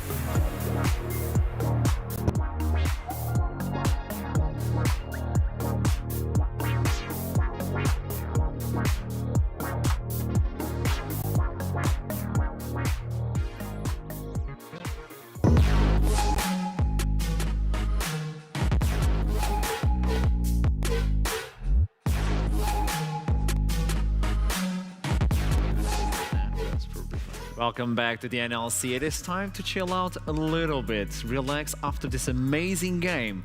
You've reached the post-show. So I'm together with Trouble in Initialize at this point. He was like, congratulations, guys, you've reached the post game. We've made it. It's a good checkpoint. It was a good day. How are you feeling?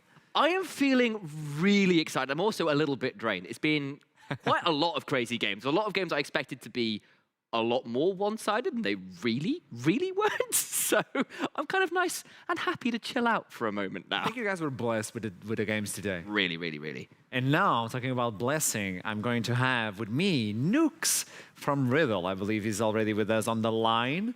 There we go. How are you doing, Nukes? Hello. I mean, I've been better, but not too bad, I would say.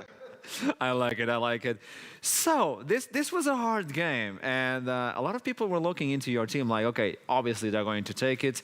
The Karma pick as well versus Rek'Sai. Was the Rek'Sai like the turning point for the team that got you guys off guard?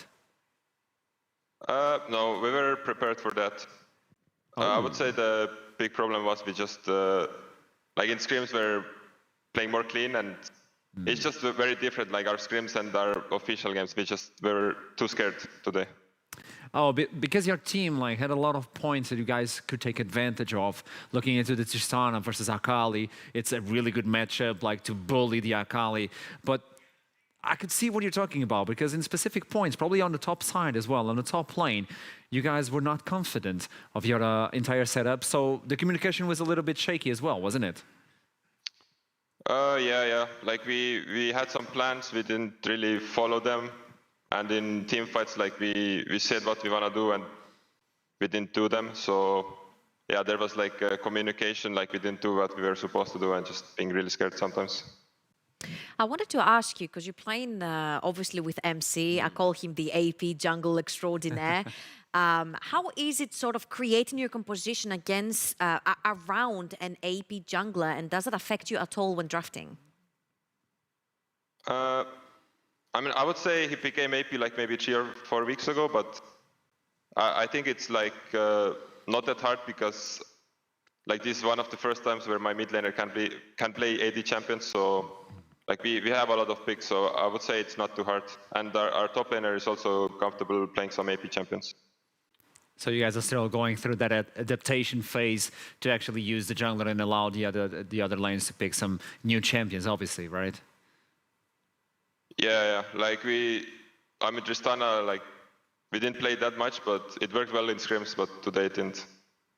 Okay, but it's just one game. We're still early in the split, and you guys can still work it out. So what is the next phase, the next point for your team? I mean, I would say it's just improving, like setting right goals and playing officials like we play in scrims. Because I would say like what every team has is first you start practicing, and then it goes really well 2 or 3 weeks, and then it goes really bad 2 or 3 weeks. And we already went over the part where it went really bad. So I think it's like uphill from now. Thank you so much, Nukes. I'll let you go now, like rest a little bit, because obviously this is a hard game. But you still have week 3, day 2, so it's 1 day away. Do you guys have a plan? Are you guys going to work on this game, like looking at the VOD and try to realize what happened? Or you guys are just looking into that day and just deal with it? I would say the issues we had this game, these issues are only fixable in our next official games. Like I don't think we can really fix those issues in our scrims. Like the way we fix those issues is next official game we just play really confident and just do the things we were supposed to do and not be scared. I like that, getting the confidence that you guys know you guys can pull it off. And the team is quite good, so good luck with that, and I'll see you on the next day. Thank you, see you. I love the hands waving. I'm still getting it's customized like, to that. I still don't know how to do it.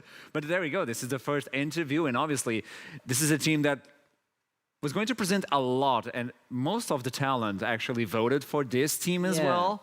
But guide me through it, because I know you want to talk about it. Like, I think from what we'd seen from Riddle, there had been a few people who'd just gone, these guys are really good. MC had that really good Rumble game before, went, okay, he's got it again, it's going to be really good. Fatican as well. Think back to the Ezreal and Jhin games he had in the past, they were just so good. And he thought, okay, just yes, some of them games they dropped, they were a bit frustrated by, but we'd seen some growth, and we were expecting with this week and that game to be able to kind of start stepping up the rankings a bit. It just didn't work out this time, and they did play a little bit less confident than I was expecting, actually, all things said and done. I think their draft was kind of hard to execute as well. I mean, when you have an Akali on the loose and you don't really have a point-click CC to lock the Akali in place, and also you had no setup whatsoever for the Rumble. Last time we saw the Rumble come through, it was the bake oven. You had the Camille going in, and then you also could pop down the equalizer, and it felt like this time the Rumble had no setup at all. Then you had no point-click CC for your Akali. It was kind of hard to execute, and I felt like on the side of Dusty, they had a much easier role to play. And that's exactly what we're going to do. We're going to talk with Dusty.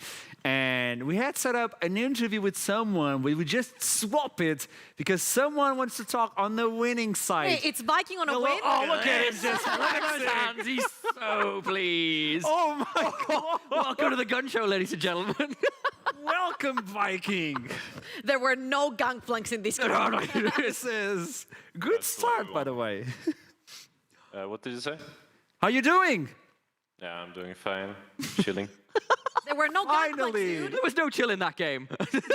There was no chill, obviously. But finally, I get you on the winning interview, and I can see you smiling. I can see you flexing as well.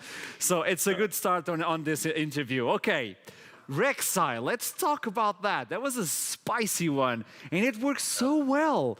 Like, thought process behind the Rek'Sai, why did you pick it, and how did you make it work?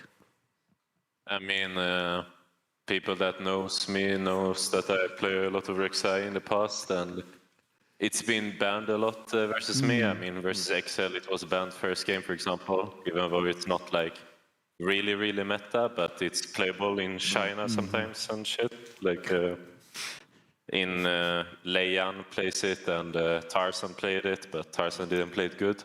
But it's a niche pick and can be played in a couple of matchups. And I knew that there was a big chance he would pick Rumble when we banned these champions. And I could pick in first rotation, but they banned 2 junglers, and I was like, I mean, Rek'Sai looks fine here, and I just pick Rek'Sai, and it's strong versus like low CC, and they didn't have much CC at all.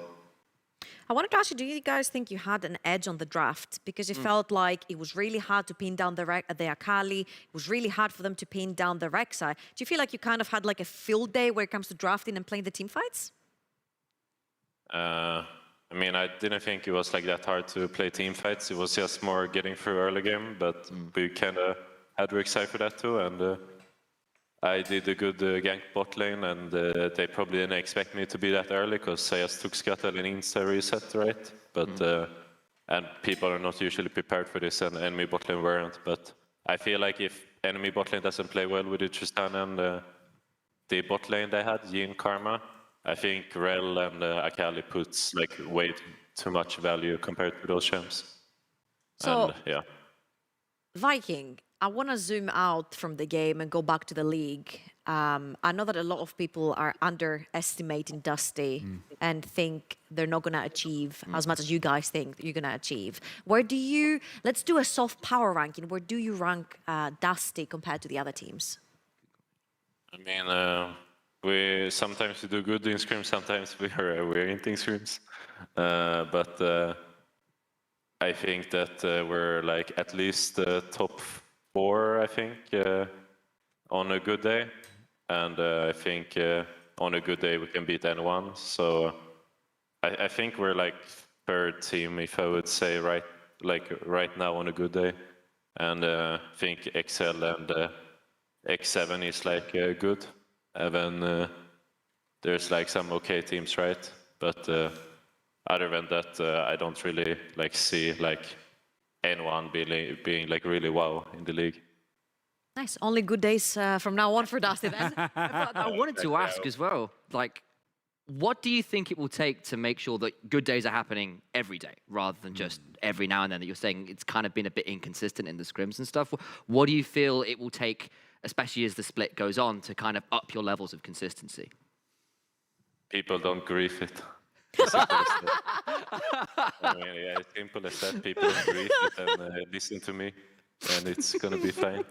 Okay, Viking, how many times have you griefed? Yeah, that's exactly the question. Oh, Come on, no. there's self-reflection. It's time. Be honest, be honest. Come on. Not much. Honestly. Okay. Oh, okay. He's a jungler, of course. Of course, yeah, it's never your fault. Exactly. From one never jungler the to another, jungler's I fault. understand you. So who's the voice behind the decision inside of the Rift? Not on the champion select, inside of the Rift, who is taking those decisions? Because you were saying, like, listen to me, please, guys, don't grieve. Are you taking the decisions of when to go in, when to retreat? Which objectives are you guys going through? Yeah, most of the time, and Alif. That's usually how it is. Yeah, me and Alif. I like I the mean, idea. I'm proud of Alif because we had a good split together with Alif when he was a complete rookie in Easy Dream first split, 2020 summer, where we ended tied second place in LFL. And he was like very silent guy, but he stepped up now a lot in comms, and I'm happy that he is doing that. Can you guide me through what do you guys do now? So you guys won this game, and you guys have 1 day break before the week 3, day 2. What is your? He's just. You're flexing on everybody. Okay, so what do you do now? So you have 1 day of chilling. Obviously, you're going to the gym, obviously. Yes. But after that, like, what do you do? How do you prepare the team for the next day, Viking? I mean, I hope everyone eats and sleeps and survives until the next game. It's simple as that. And what's called? I mean, they're not really doing much. I will do scrim. I hope people try hard and don't grief me, and it's gonna be fine. Any workouts in between? Yeah. I mean, today I did neck and skipping rope, and now I'm gonna do legs. Nice, man. right Don't now. skip legs. Never Don't skip skip that legs. day. Yeah. Wait, you're doing now I legs. mean, Rek'Sai has Yeah. like 6 legs, so you know you've been Yeah. working a lot Yeah. today. Exactly, 6 times a week. You just finished the game. Are you going to the gym now? Yes, we have. I mean, I live with Commitment. I live with Eldiriet, the god of all French top laners, famous French streamer, and some other people, and they have their own gym here, and I abuse it amazing. a lot. Oh, that is so good. That's the Think about mentality. that That's background the knowledge. mentality of the winner, man. you It's go. like I won. I'm going for leg day now. It's time. I envy mean- you. At this point, I envy you. Like getting a gym just on your place, that is way, way too good. So yeah, go take that leg day. Go enjoy it. And I'll see you on week 3, day 2 in 2 Yeah. days. And Bye-bye. guess what? Goodbye. Okay, he's honestly a gem to have It's around. so much fun. Look, wrist day is done. He's done the carrying on the PC. It's time to get the rest of it over. Well, that is the real flex. Like, finally we get the flex in real Literally. life. Yeah, literally at this point. So, at this point, to wrap it up, we should talk about what we saw in this day, like to see the recap of day 1 of week 3. To you guys, what should we bring like the most on this day? Oh, everything. I mean, Every single game. where to start? I suppose the big one. X7 looked really mortal today. That was Or quite was something. Eminem too good? exactly this. Honestly, okay. Let's first start with the 2 teams that had no victories under the names, which was Singularity versus Nuriki. I felt like Nuriki had the upper hand right there because their bot lane absolutely popped the F off. I think Azita definitely fixed that KDA because he always had a clean laning phase. Now he also translated it into 2 quadra kills, and we need to find who the culprits were who stole that 5th kill on both the team fights. It was glorious stuff, and this turnaround from X7 This is was sad. a thing of beauty, and my heart goes out to Eminem. What do you mean? That was an int from Eminem. What I know, but the turnaround was also really good. Look at that Gravitum Q. So much stuff. And then, of course, at this point, you get to turn it around, and Eminem, head in hands, they've done so much to get themselves out to a position where they could win this game. Royal Cannon on that Vex found so many sick team fights, but one play and it's all turned around, and that's the fear of X7.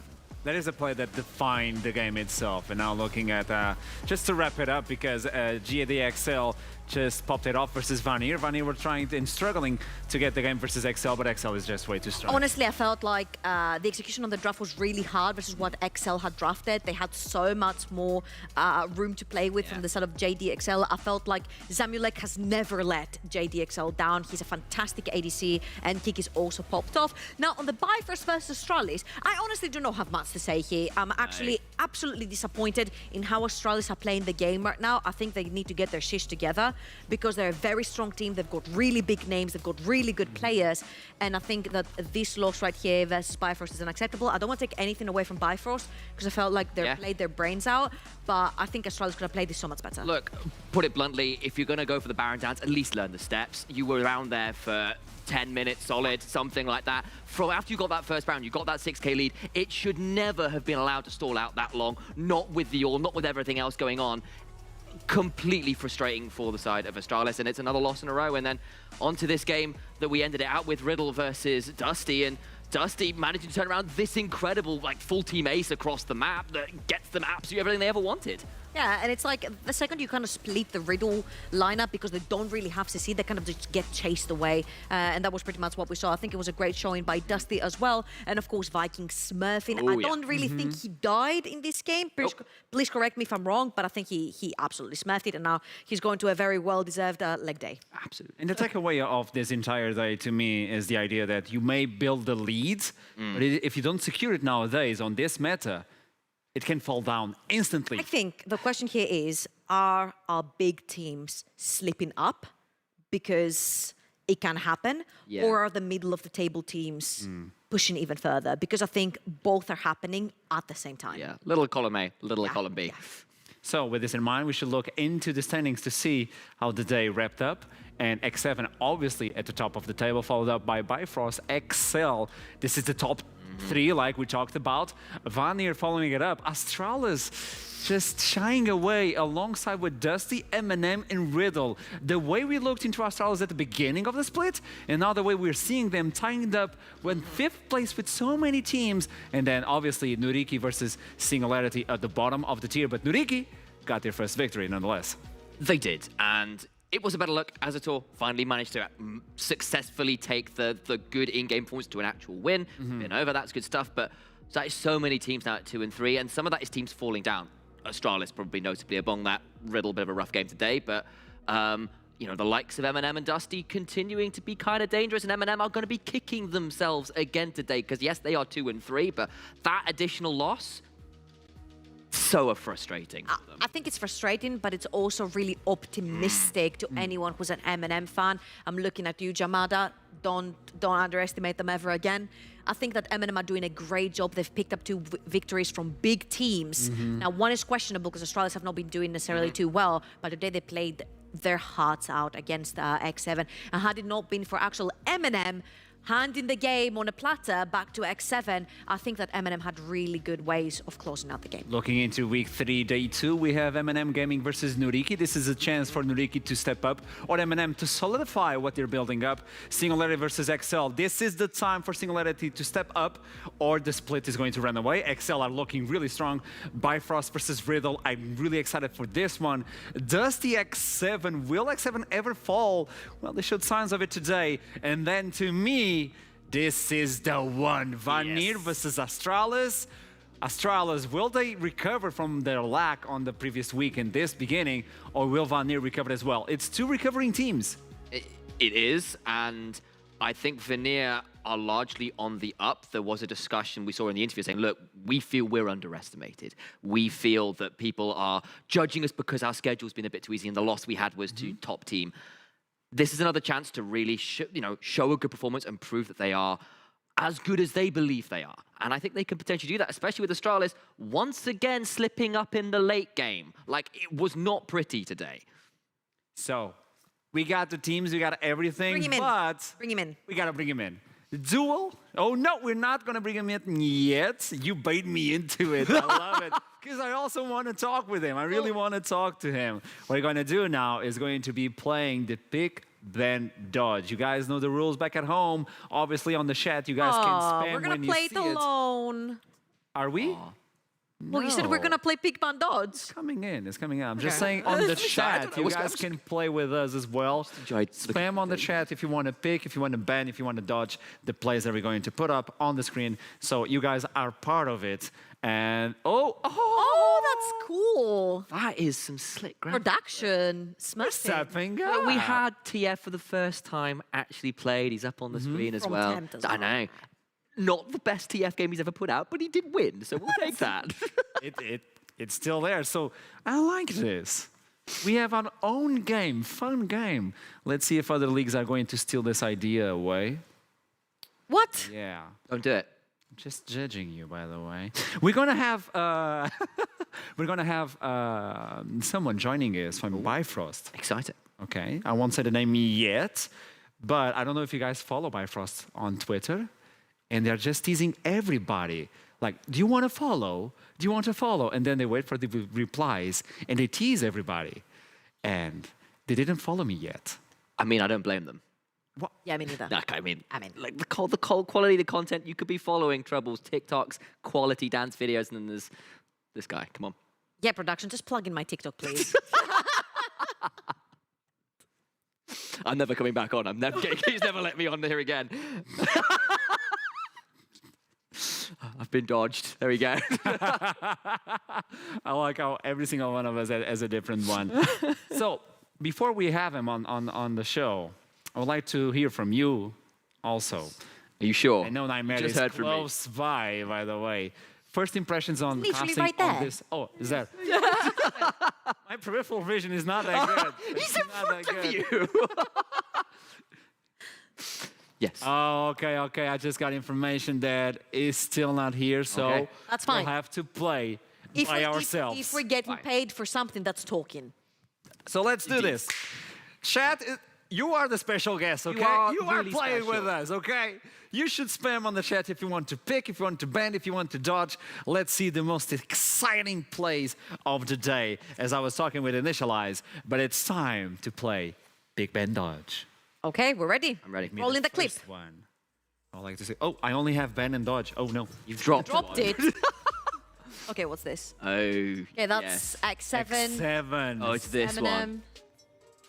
This is. I know what this is. This is the I know double what fear. I know what this is as well. I don't So recall this. right, so that's Eminem. I think this is kind of getting a sick ass engage here. Yeah. Oh, Yep. Kana. Followed by Royal Cannon's Triple Fear. There's no doubt. Yeah. There's no doubt. Like- I'm sorry, if you're going to take it to the top team in the league like that, it's got to be a straight pick. Hats off. Beautiful engage. Kana is becoming one of my favorite junglers in the league. Like, obviously, he's only playing Echorim. It's working really well, but he's a beast. Oh, yeah. So everyone picks? Oh, absolutely. No doubt. There's You no know doubt. someone on chat. Whoever's in chat ban. that's doing that, you're wrong. Obviously. There's Look at me. got to be a guy. Wrong. Pick. Do you pick Nightmare? Yeah. Torok. No, don't get them spamming that again. There we go. The meme is back again. He's alive. Like, if you say Torok 3 times in front of a mirror, does He he appears. show He up? does appear. Yeah, exactly. does? Oh yeah, it's like a whole evil cult thing. That's like there's Cthulhu and Torox just below him. It's the way it is. So I won't Next do clip. that. Next clip. Next clip, please. Let's kick it away to see if it's a pick, if it's a den. Oh. Oof. Oof. Oh, I know.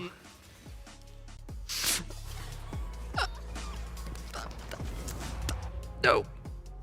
No. Yes! Babista, finally! I've been talking about this kind of like, just wait till you watch his Hang on. Gangplank. Yes, his Gangplank, not that great this season, but everything else he's played is an absolute pick. Observe the 90-degree angle. The tilt is real, and you dodge straight out, and you go sit somewhere outside. You touch some grass, and you Honestly, unstress because that is just a tilter for you. I think that was beautiful because he counted how many ultimate shots he had taken, and right before the Gwen shot her last ultimate, he just smoke screens his face. So I feel like Babista outplayed the ish out of that one, and I'm giving him a huge pick. No, it is. It is a huge pick because it's the perfect blind. It's better than the Teemo's blind because you can't aim for the ultimate. It's perfect in every sense. Yep. And I hate Gwen I'm sorry, I said it. I hate that champion, so I love that play. This is yeah, amazing. she's immune to your hate. How dare you? My hate is not a projectile. It's like Your close hate range, is not you a... know? Hang on, Point sorry. blank. Can we just take a second on that statement? My hate is not a projectile. What is it? Is it like an aura? Do you just like slap people with it? It's What do you melee. do? It's a melee attack. I slap you with my hate. So you're like, you're like Udyr of hate. Is this Exactly. The Phoenix stance is a hate stance, you know? the great rage, the I fire ran to with the it. and I hate you. Give me the next clip. Let's see what... That's a ban right there. Oh, no. Oh, the Fiesta! Get it gone. So the perfect sound is... No, he can't be inside the tower. You know, I thought Not I even had close. signed up to cast League of Legends. Instead, I came to This Cirque du is Soleil. art.